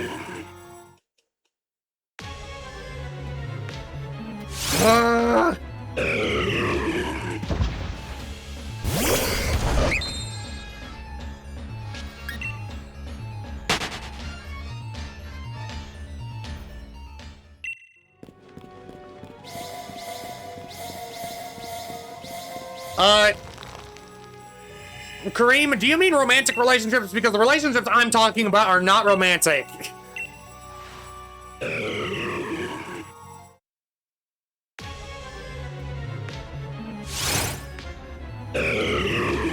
I'm talking about relationships in general.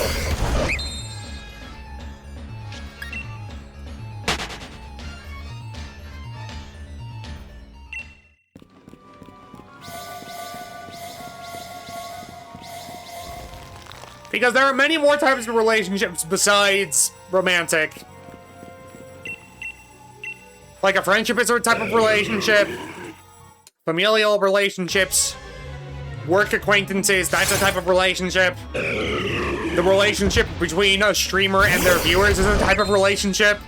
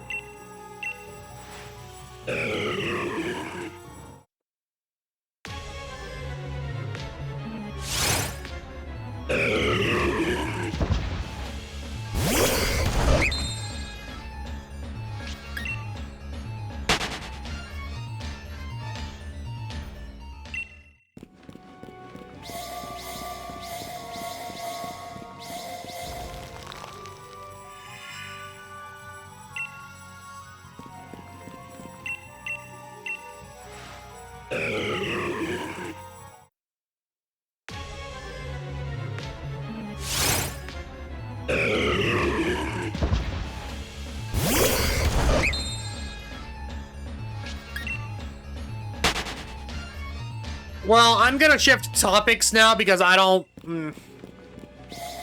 want to deal with that.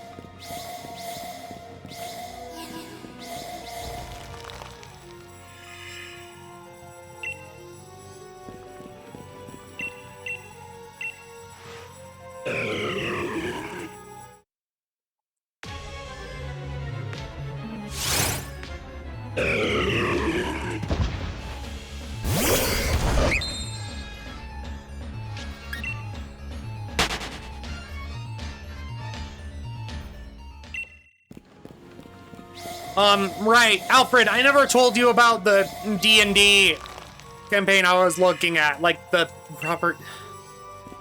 Never mind, it's too late.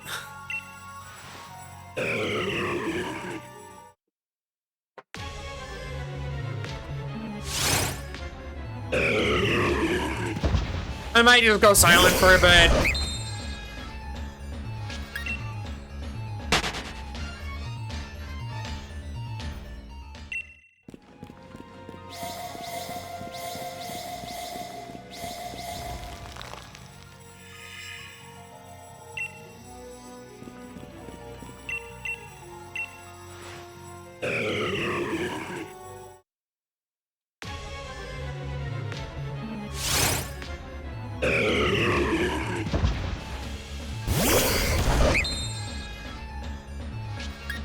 Am I good? Eh.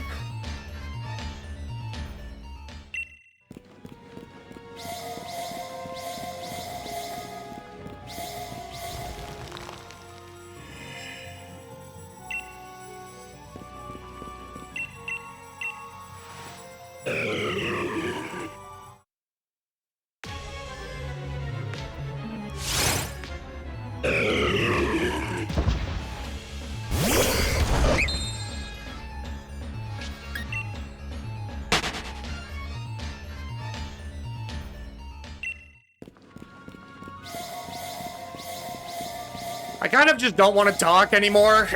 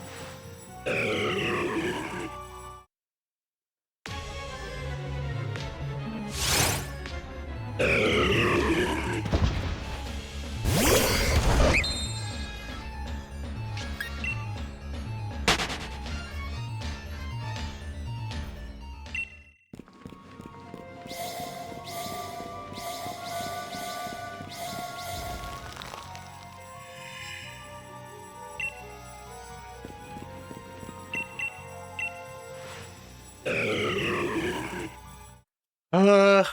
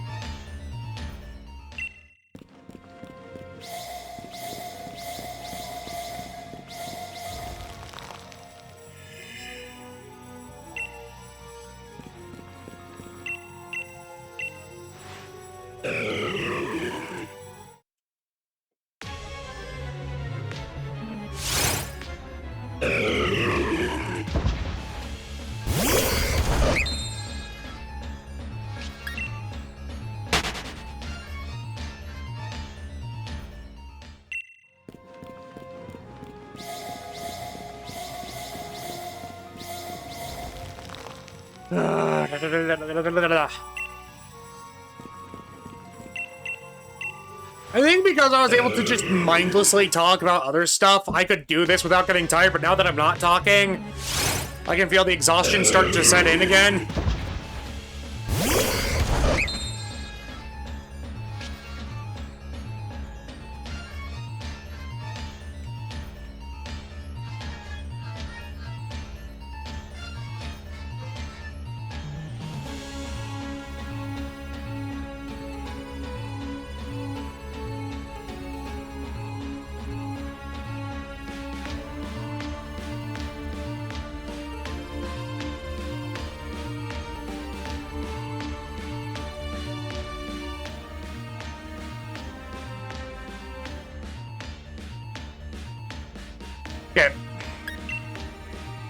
Sorry, just had to message someone.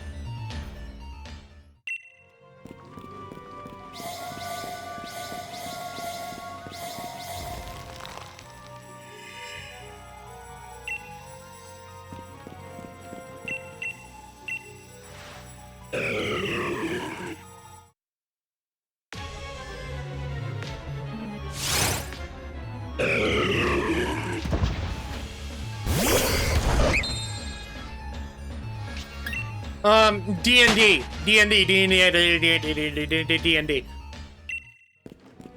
The campaign I was talking about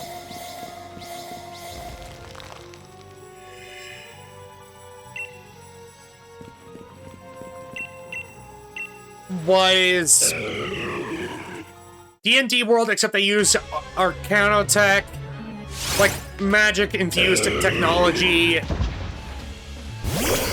to make it more like modern,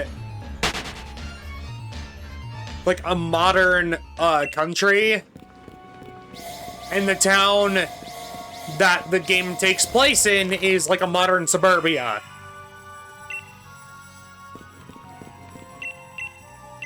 Like late 90s to early 2000s suburbia.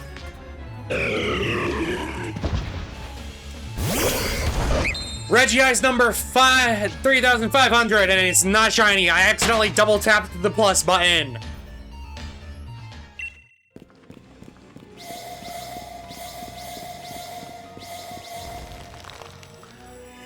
But the main characters, like the player characters, the players themselves are all adult comedians. The player characters are teenagers going to an adventuring academy.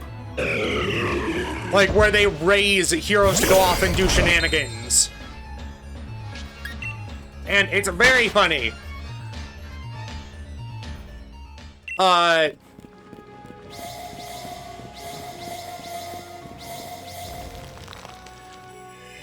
of the player characters is a socially anxious half-orc barbarian who was raised by little gnomes, like little artificer gnomes.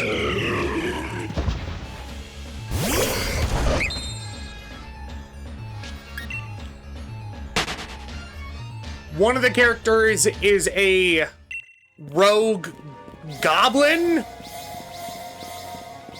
who is the type of nerdy kid who likes solving mysteries.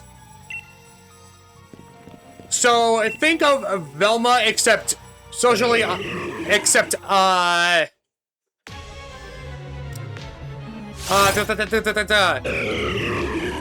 she's willing to stab someone. Just I have to ask her, you might. Alfred, did you roll in that one on your insight? Because no, I'm not your dad. I'm a dog. And also, you're way older than me. You are not my dad. I love that you referenced the campaign I was talking about.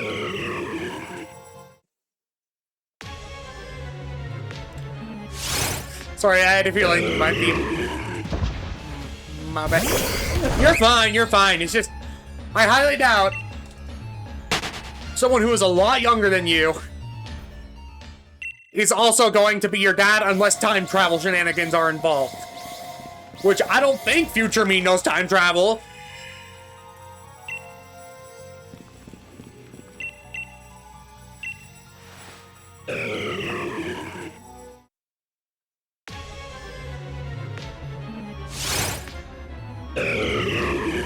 I loved that bit. Also, the Anarchist tablet. Yes, the Cubbies. They're fucking fantastic.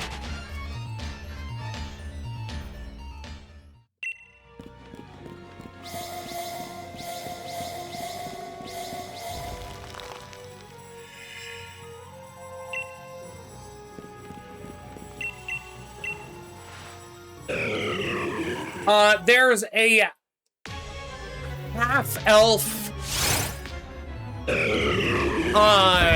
swashbuckler fighter? But it's like stereotypical jock rich kid, if that makes any sense. I'm explaining this for those who don't know, which, Alfred, I'm assuming you know.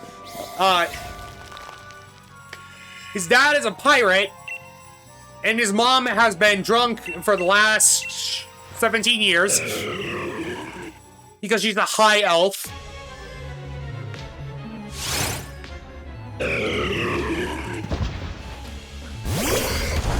I'm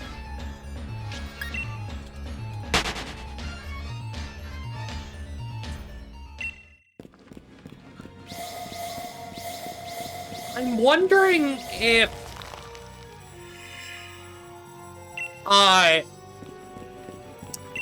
can tieflings be half-elves? Because their parents was an elf, and their other parent was a demon. That makes a tiefling. But I'm wondering if they have, like, the same aging properties as the elves? That's just a personal question.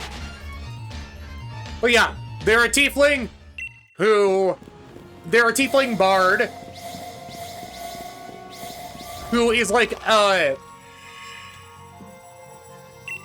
don't know if you would call it emo. I think it would be more akin to, like, goth?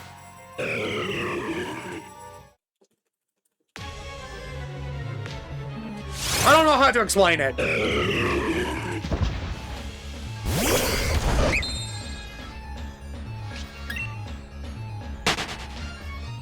But the reason they're, like, rebelling so hard is because they thought they were gonna be a regular, like, elf, but then they started growing the horns. And so they're just in their rebellious phase, wanting to know who their real dad is. And they're fucking hilarious.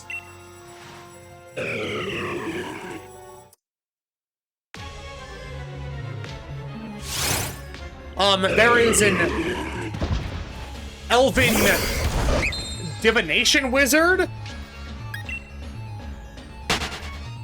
who is very, socially anxious. And she lives with, hoity-toity,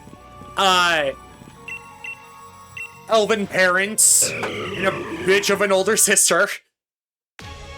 And the reason why she's going to, like, an adventuring academy instead of, like, a prestigious school for wizards is because she had a panic attack during a, like, the entrance exam, so she failed her spellcasting. She's very sweet. I like her a lot. And then finally, we have a human cleric who worships the corn god. The god of corn.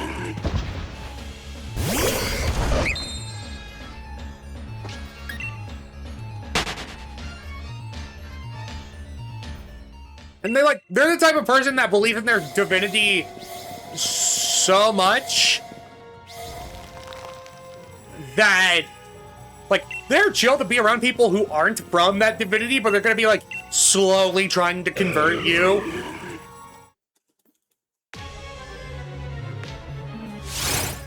Honestly, they are so chill that it seems like they are high 24/7.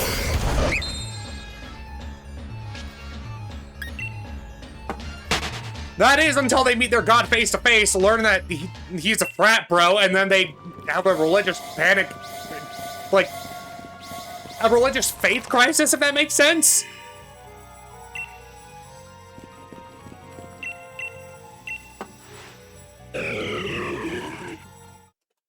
And then they find out they are gay, and he's very happy for them.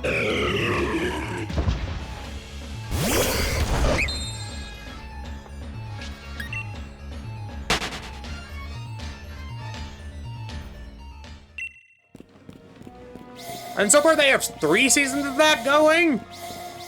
And it's genuinely very funny. I'm rewatching the 3rd season because there are in-between episodes that, like, they're not playing the campaign, they're just talking about the episode and doing bits, and it's amazing.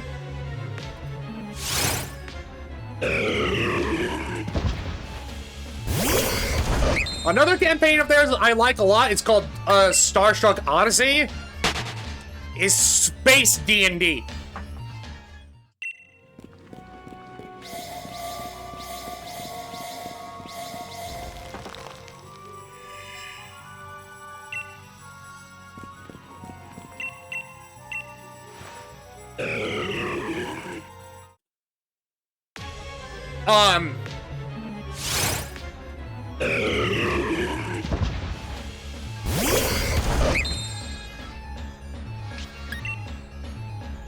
I don't know the names for all the classes.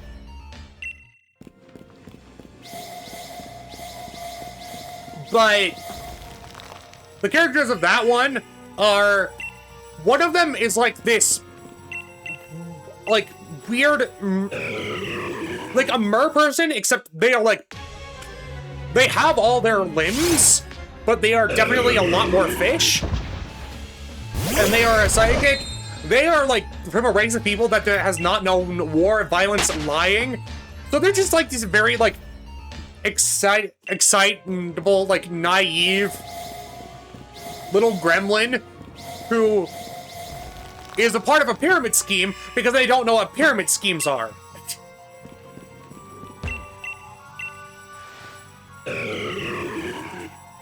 And she's like the main communicator for the entire ship.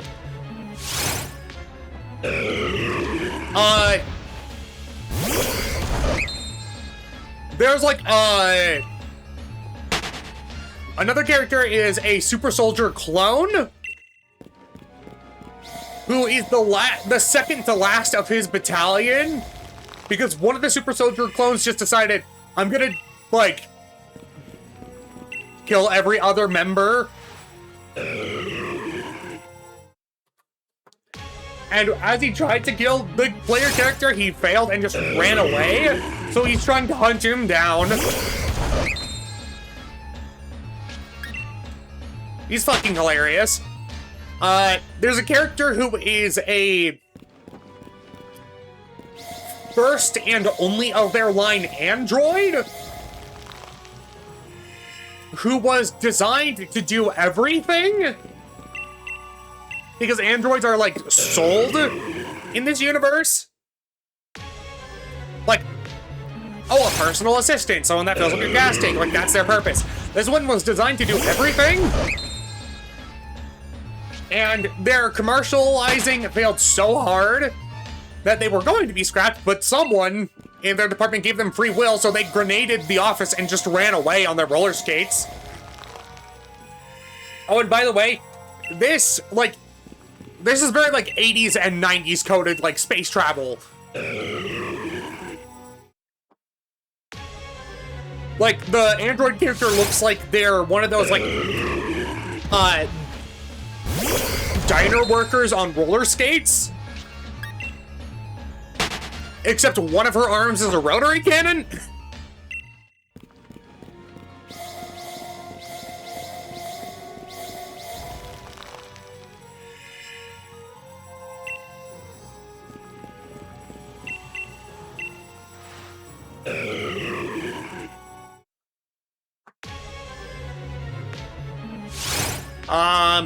Who else? Oh, right. One of the player characters is just a regular businesswoman. That's it. She is just renting a space on their ship.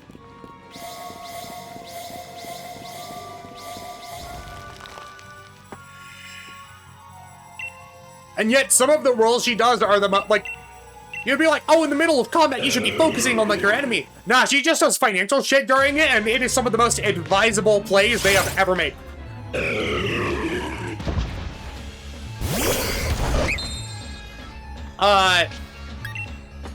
There's another character who's like a tinkerer, who is like a cyborg with the exception of like their scalp.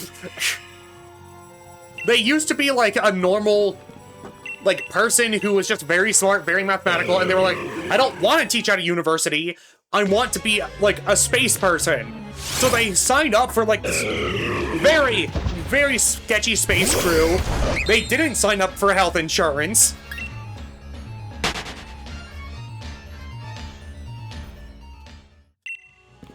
So when they got into the accident,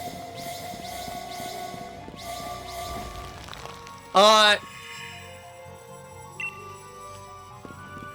like the paramedics arrived, they showed up, he signed, they replaced, they like got him a good cyborg body, like very top of the line, but because he didn't sign up for health insurance, he is in massive debt. Technically, he doesn't even own like 99% of his body. And he refuses to go back to his parents because he wants to be a true spacer and make it on his own.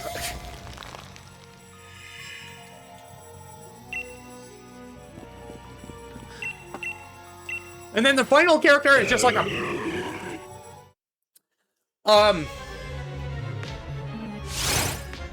Best way I can describe him is like a very...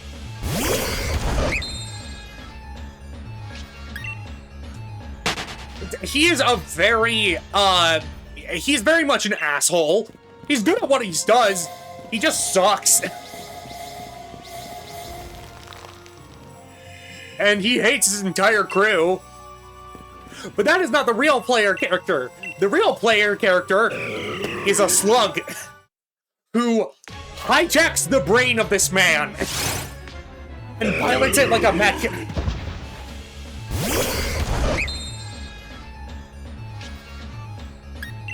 And he doesn't fully know how humans work, so he's just trying to blend in as best as he can. And he's fucking great.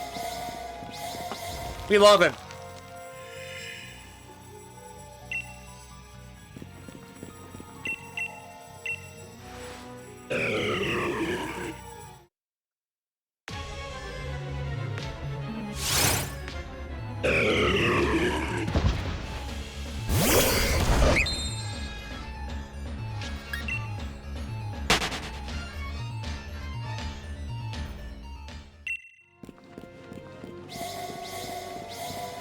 I'm pretty sure one of the first shenanigans I can remember them getting up to is they get hired by this old rich lady to sabotage her competition in like this intergalactic dog show because they have this apparently like this royal breed. And when they show up and expect like, oh, this like a blue alien dog, it's like, it's full on just like a beast. Like, the only sense of it being a dog is that it's a quadruped.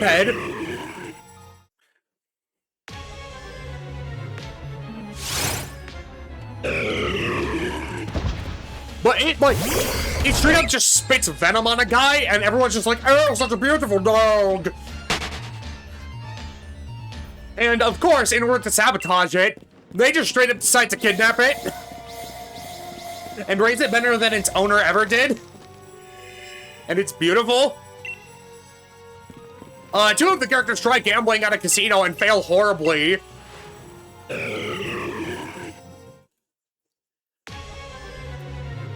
And then when they try to cheat to win all their money back, the casino flags them and they're like, you need to leave. And it turns, like, the debt agency from, like, the cyborg, from, like, just a normal debt collecting agency to, like, a group of debt collectors that are like, oh, yeah, no, we can reduce your monthly minimums. We just need your body as a... We just need to like, take your body itself to collect on them. So it's like, they are cyborg hunters that are debt collectors by collecting cyborg parts. Like, oh, you can't pay for your parts? We're just gonna take them from you.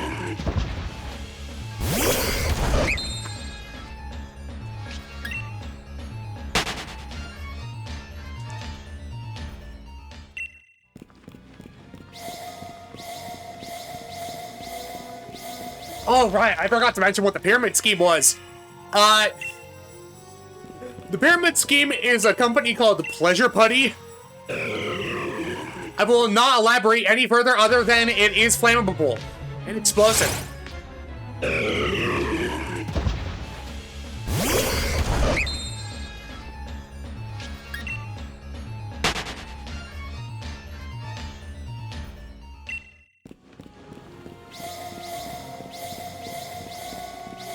This is what happens when you let me rant. I go on tangents no one wants to hear.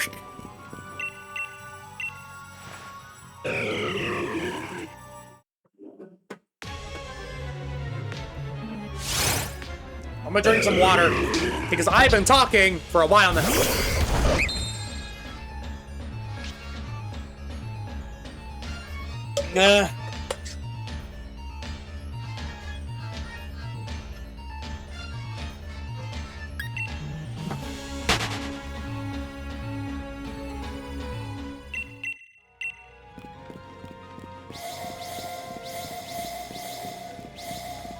I hope everyone's doing good, by the way, as I just...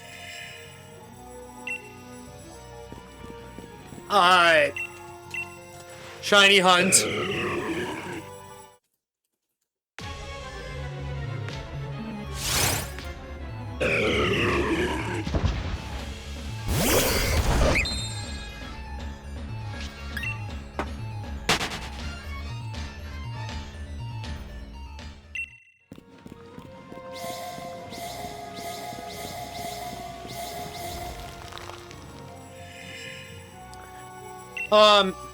There's a campaign that show does that isn't D&D, it's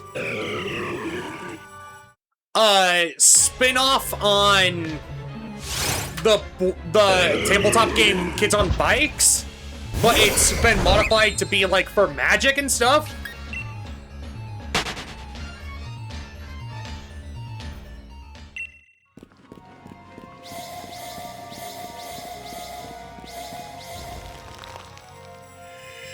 And the whole premise is like,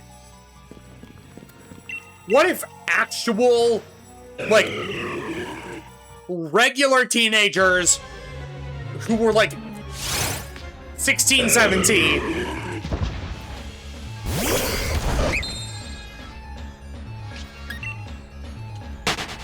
went to Hogwarts and realized everything wrong with it?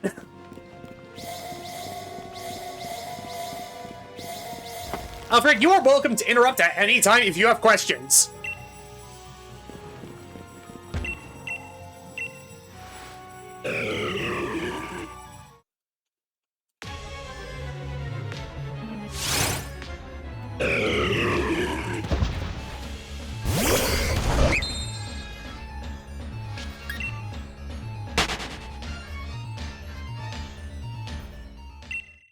Yeah, Brennan loves to deconstruct Hogwarts.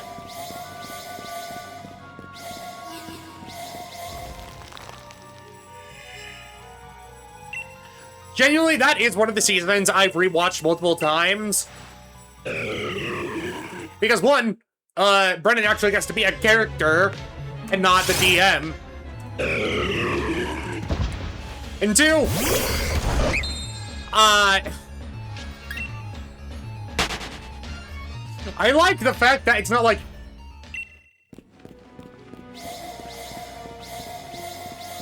Oh... The only good thing in the world is magic, and no practical things can ever come of it. Meanwhile, having regular-ass people come in and be like, you know, with this magic, you could solve a lot of stuff. And also, a lot of your infrastructure is bad. Like, you don't have phones. You have magical owls that take way longer. You don't even have toilets. You just make whatever you do disappear.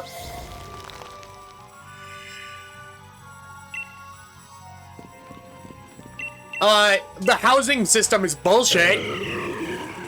Like the Hogwarts, Griffin, like the Gryffindor, Ravenclaw, Slytherin, Hufflepuff. All that is bullshit.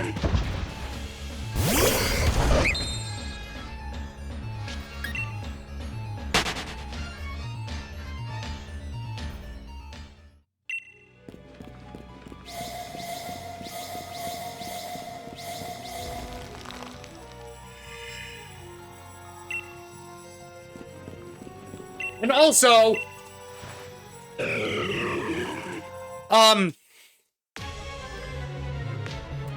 they explicitly, like, they have a Quidditch equivalent, except minus the golden snitch, because that's bullshit. There should not be a MacGuffin to just let you win.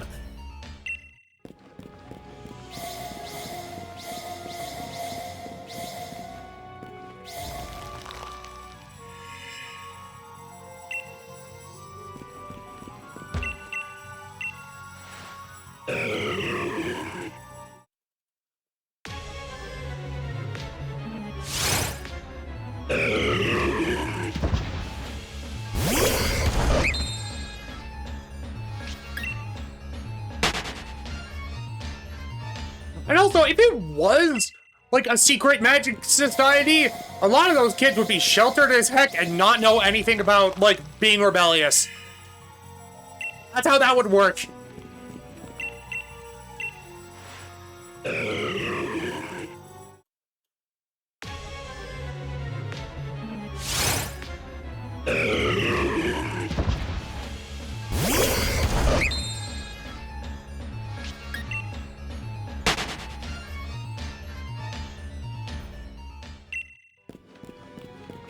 Ugh. If anyone has anything they would like to say to it now. I think if magic was real, a lot more teens would be rebellious. Yeah, here's the thing. It's like a weird magic clandestine society. So they're not gonna be rebellious because they don't know anything else. But if magic was in the real world, you know so many kids are transforming their are gonna try and transform their parents into, like, bugs or something. You know they're gonna try and magically turn water into alcohol.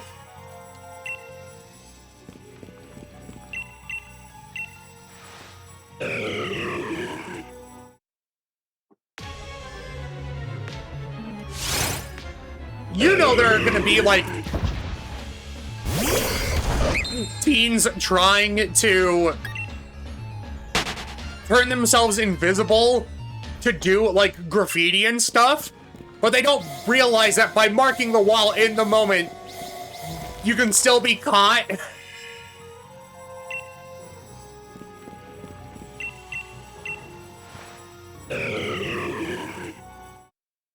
That and magical pranks would go a lot harder. Same with magical bullying.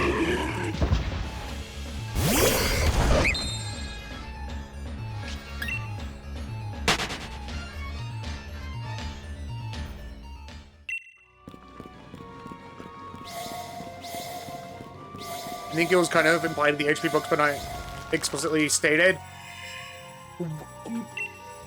What was stated?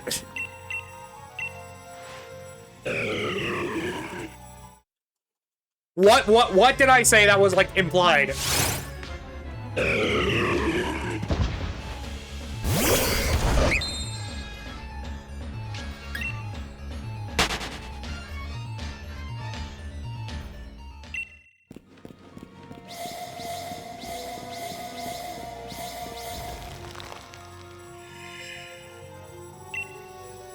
There was magical bullying and George.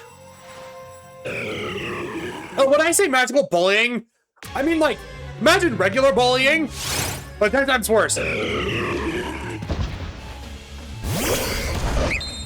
Like wedgies? Imagine magical wedgies. Just think about that. You don't even have to reach behind someone. Dragging your curse with the love potions. Yeah, no, that wasn't okay. That was not okay.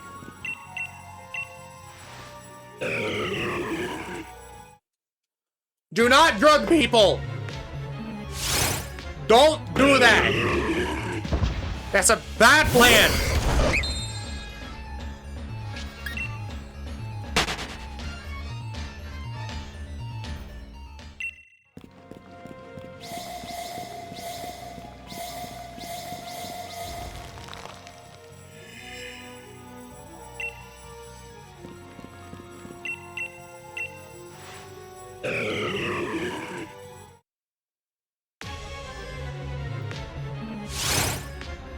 No, I'm gonna be fully real.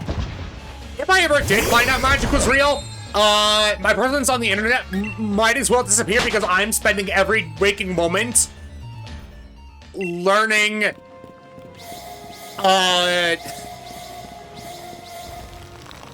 I'm spending every waking moment learning how to cast magic. You can't stop me.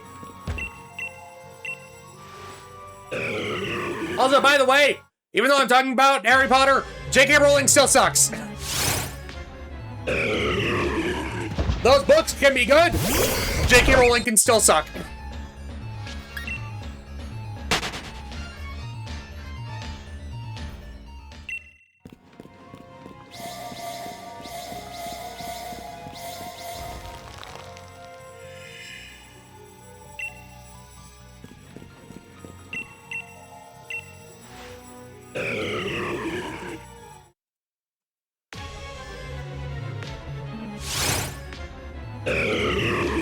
I will say I am also internally screaming right now because I just remembered that in less than a month I have to go to a wedding. Not my own wedding. Not my own wedding. I'm gonna clarify that right now. This doggo is still single. But I am going to go to a wedding of one of my childhood friends, which is very fucking weird. Because in my mind, that's not allowed. Like, you can't be an adult and getting married. What? No, that's illegal.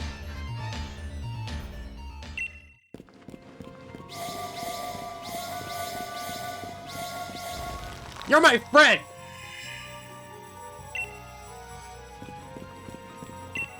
One of my childhood friends. Childhood.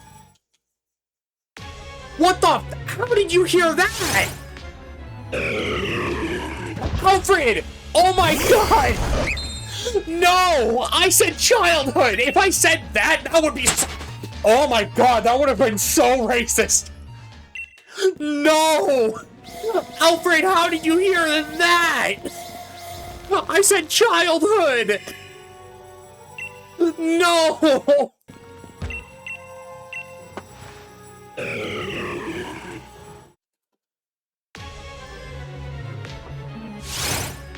I am not saying that! Hell no!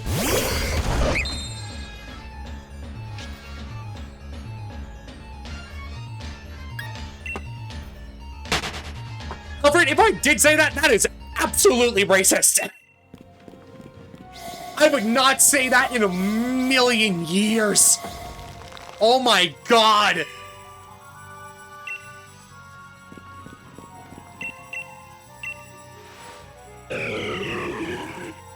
I hope I didn't say that!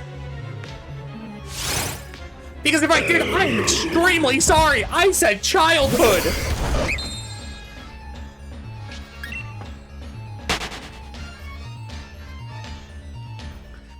Alfred, I hate to say it, your mind is a lot more wholesome than it, in that regard, than it should be. Because if I said what you think I said, that is full racist.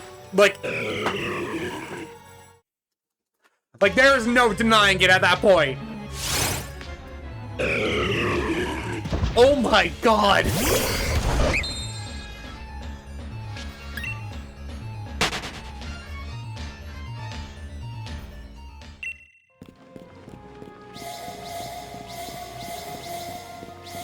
How did you miss childhood. How did you get me this hurt? Well, now I'm just paranoid. Did I accidentally say that?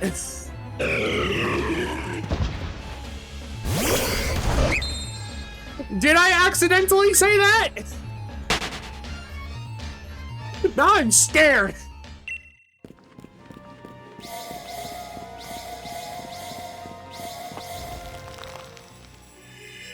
And you don't judge what?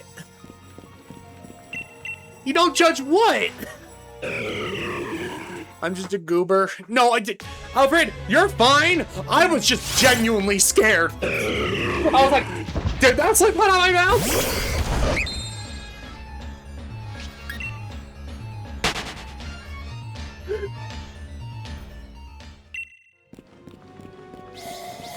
You having friends you eat chocolate with? I would love to have friends that I just go out and have like some chocolate with. That would be fun. But I do not have. I'm not even going to say it because I'm too scared.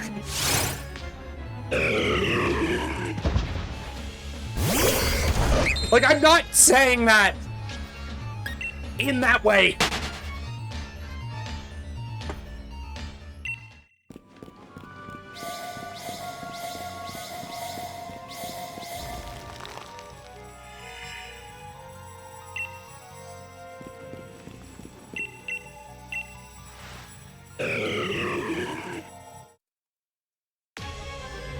See? No, I'm just overthinking everything I've said today and just worrying if I'm saying something horribly bad.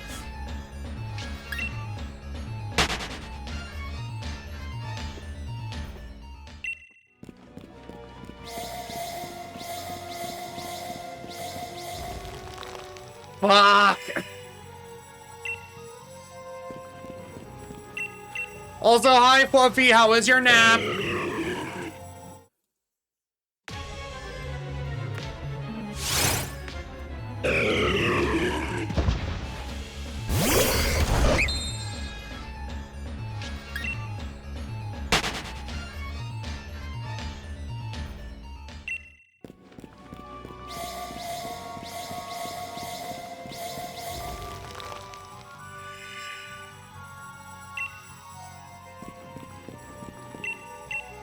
It was okay, I may return to it because I feel good.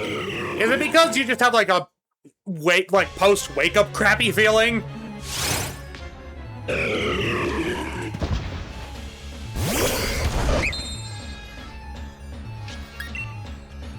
Maybe it's also my EB brain. You know, I should go to bed soon.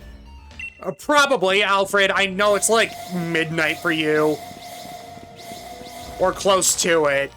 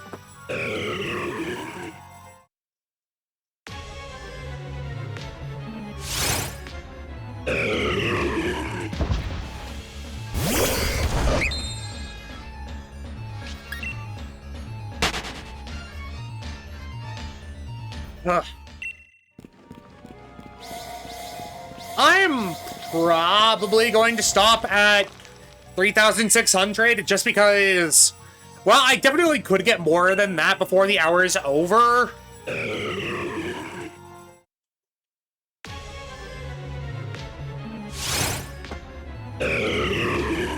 I'd rather hold off.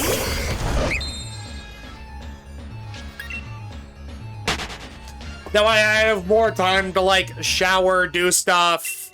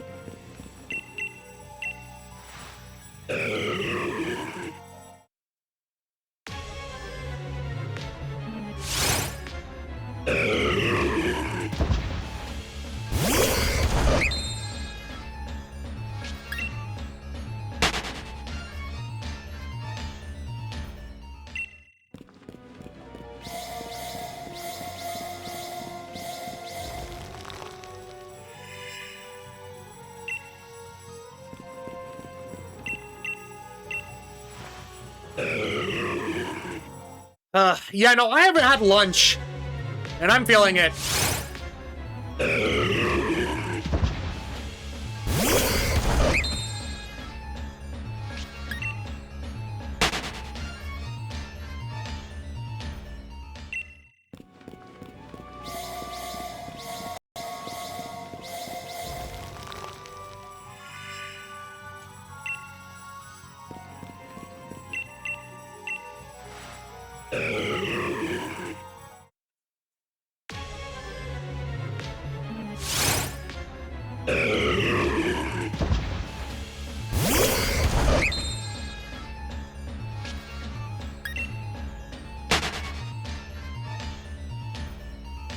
I am hungry, I want some food. I am hungry, I'm very hungry.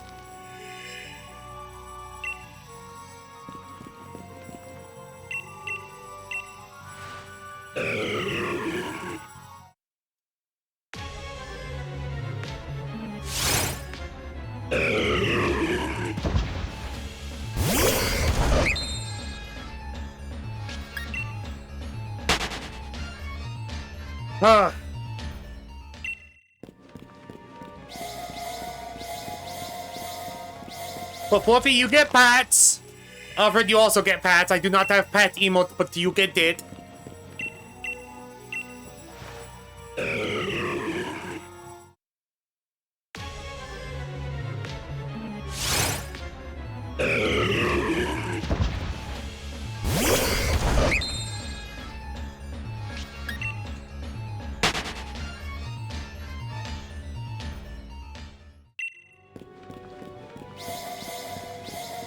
For anyone who has stuck with me throughout this entire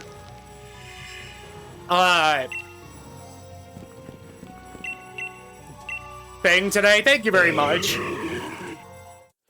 It genuinely means a lot.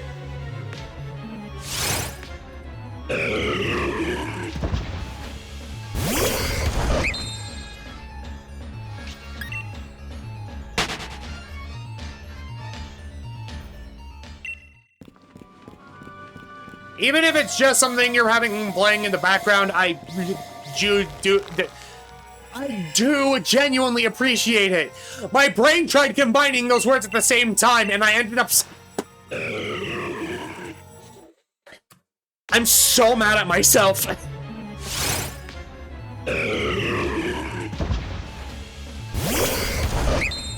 feel like I need to scrub my tongue after this.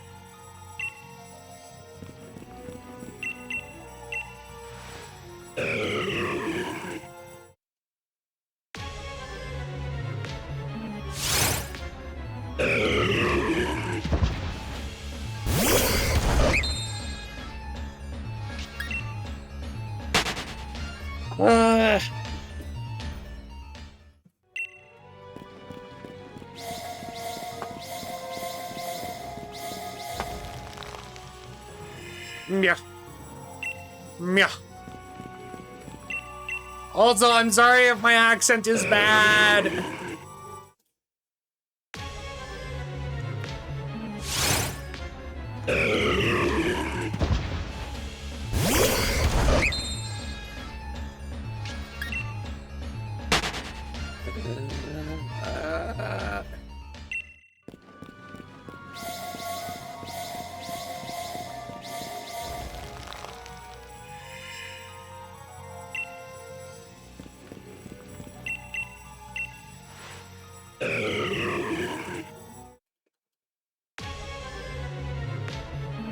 Don't make me boop a snoot. You wouldn't dare. I'm sorry if I don't use my own, buddy. No, I'm just tired. I've been sitting at my desk for 5 hours straight. Without taking any breaks. Doing the same movements with my hands over and over and over again.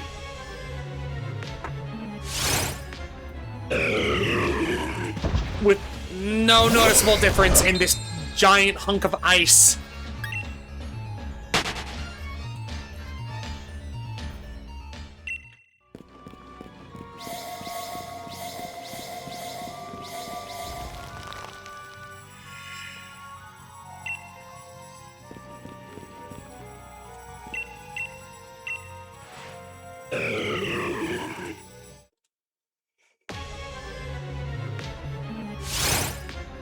I'm moving my mouse over to be more Gamano and I'm petting motion. How the feckin' dare you?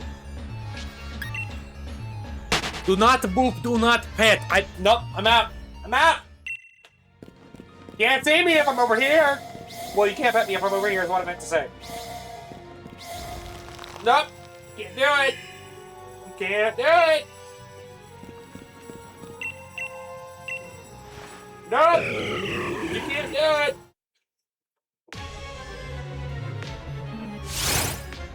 No! Damn it! At a certain point, it just gives up and resets the model back. Poke your cheek? No. Cease.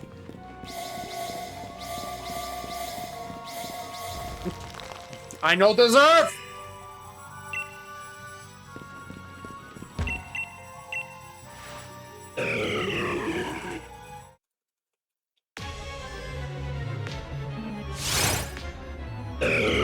I just wanted to squeeze your face. No!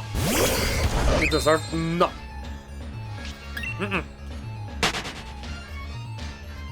No proof.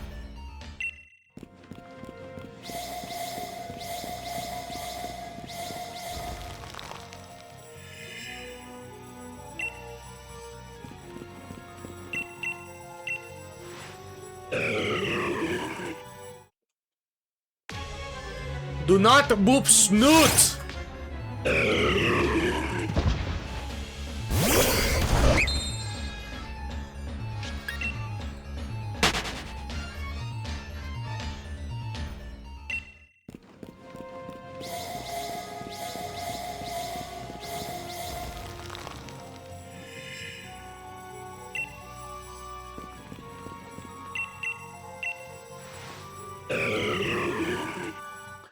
But snoot so boopable? No. This snoot is not made for booping.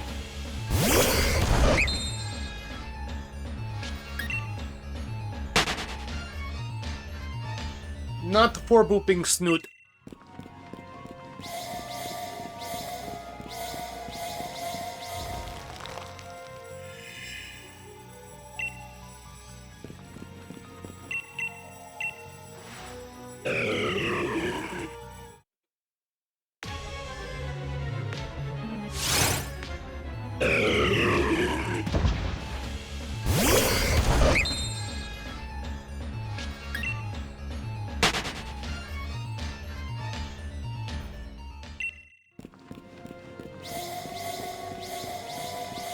Do not boop snoot. Oh my god, if I get affiliate, I gotta make a snoot boop emote. I'm very excited for you if you hit the affiliate. Important. Yes.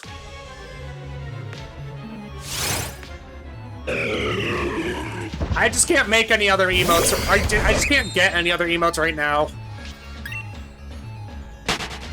Especially not animated ones. Because this dog is broke. I need to save up for RAM. I don't have a job. I got close to 3 average viewers the other day. Well, do you have 50 followers?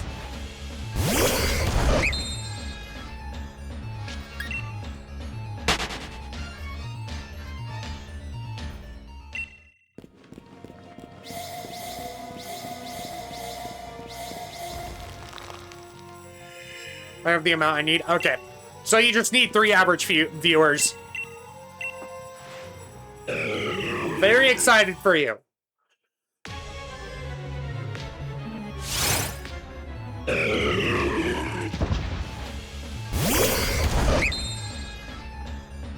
On 3 days, I think. No, it's 4 separate days with 3 average viewers.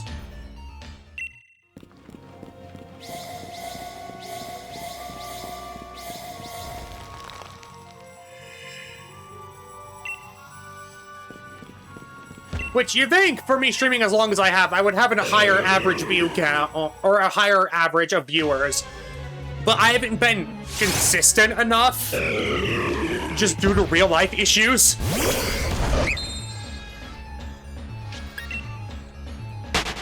So I'm trying to fix that.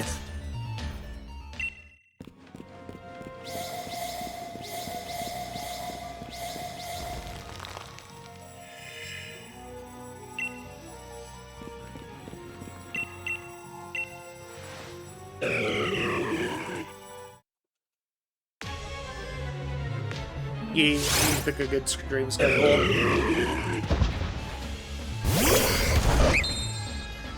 The reason I chose the schedule I did is because, in regards to people in America, this is... I know I just stream when I feel like it. Yeah, no, you have to have a consistent schedule if you want consistent viewers.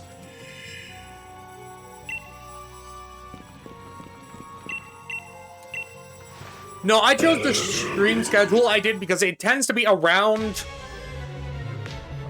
when people are on their lunch break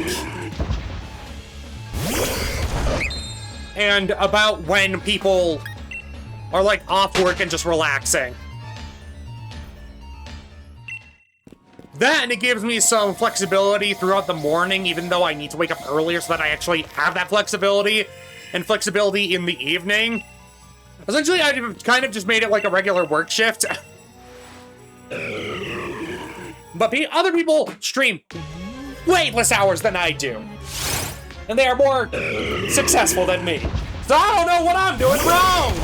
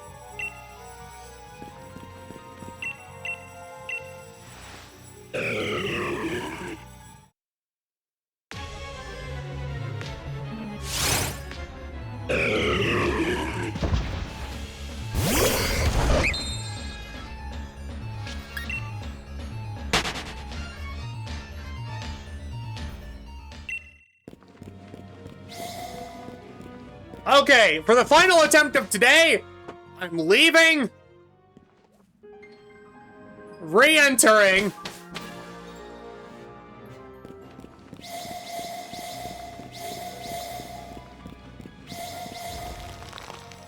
doing this. I'm gonna spin around. 1,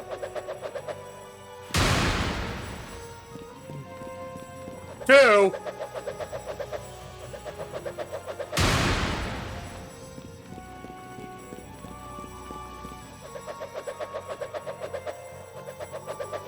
3 times.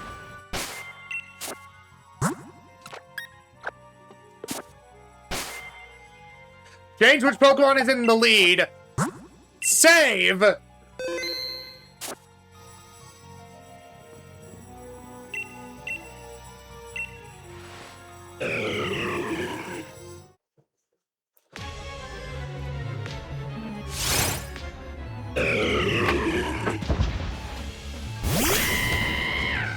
It's not shiny.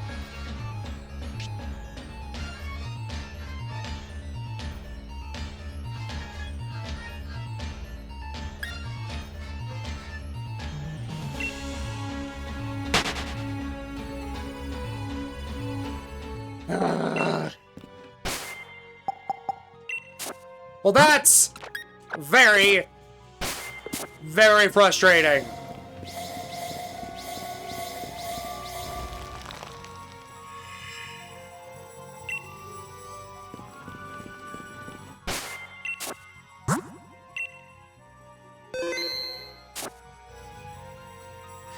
Anyway, if you're on Twitch, stick around so that I can raid out. If you're on YouTube, everybody, thank you so much for watching. If you enjoyed what you saw and want to see more stuff like this, please like, comment, subscribe, and share with people that you know, because it really goes a long way in helping the algorithm know that people actually like my content. If you want to see these stuff in live, or join my Discord community, or want to help support me financially via my donation page, all those links will either be in the About section of the channel or in the description of the video. So once again, thanks for watching, and I'll see you all next time. Take care, and goodbye.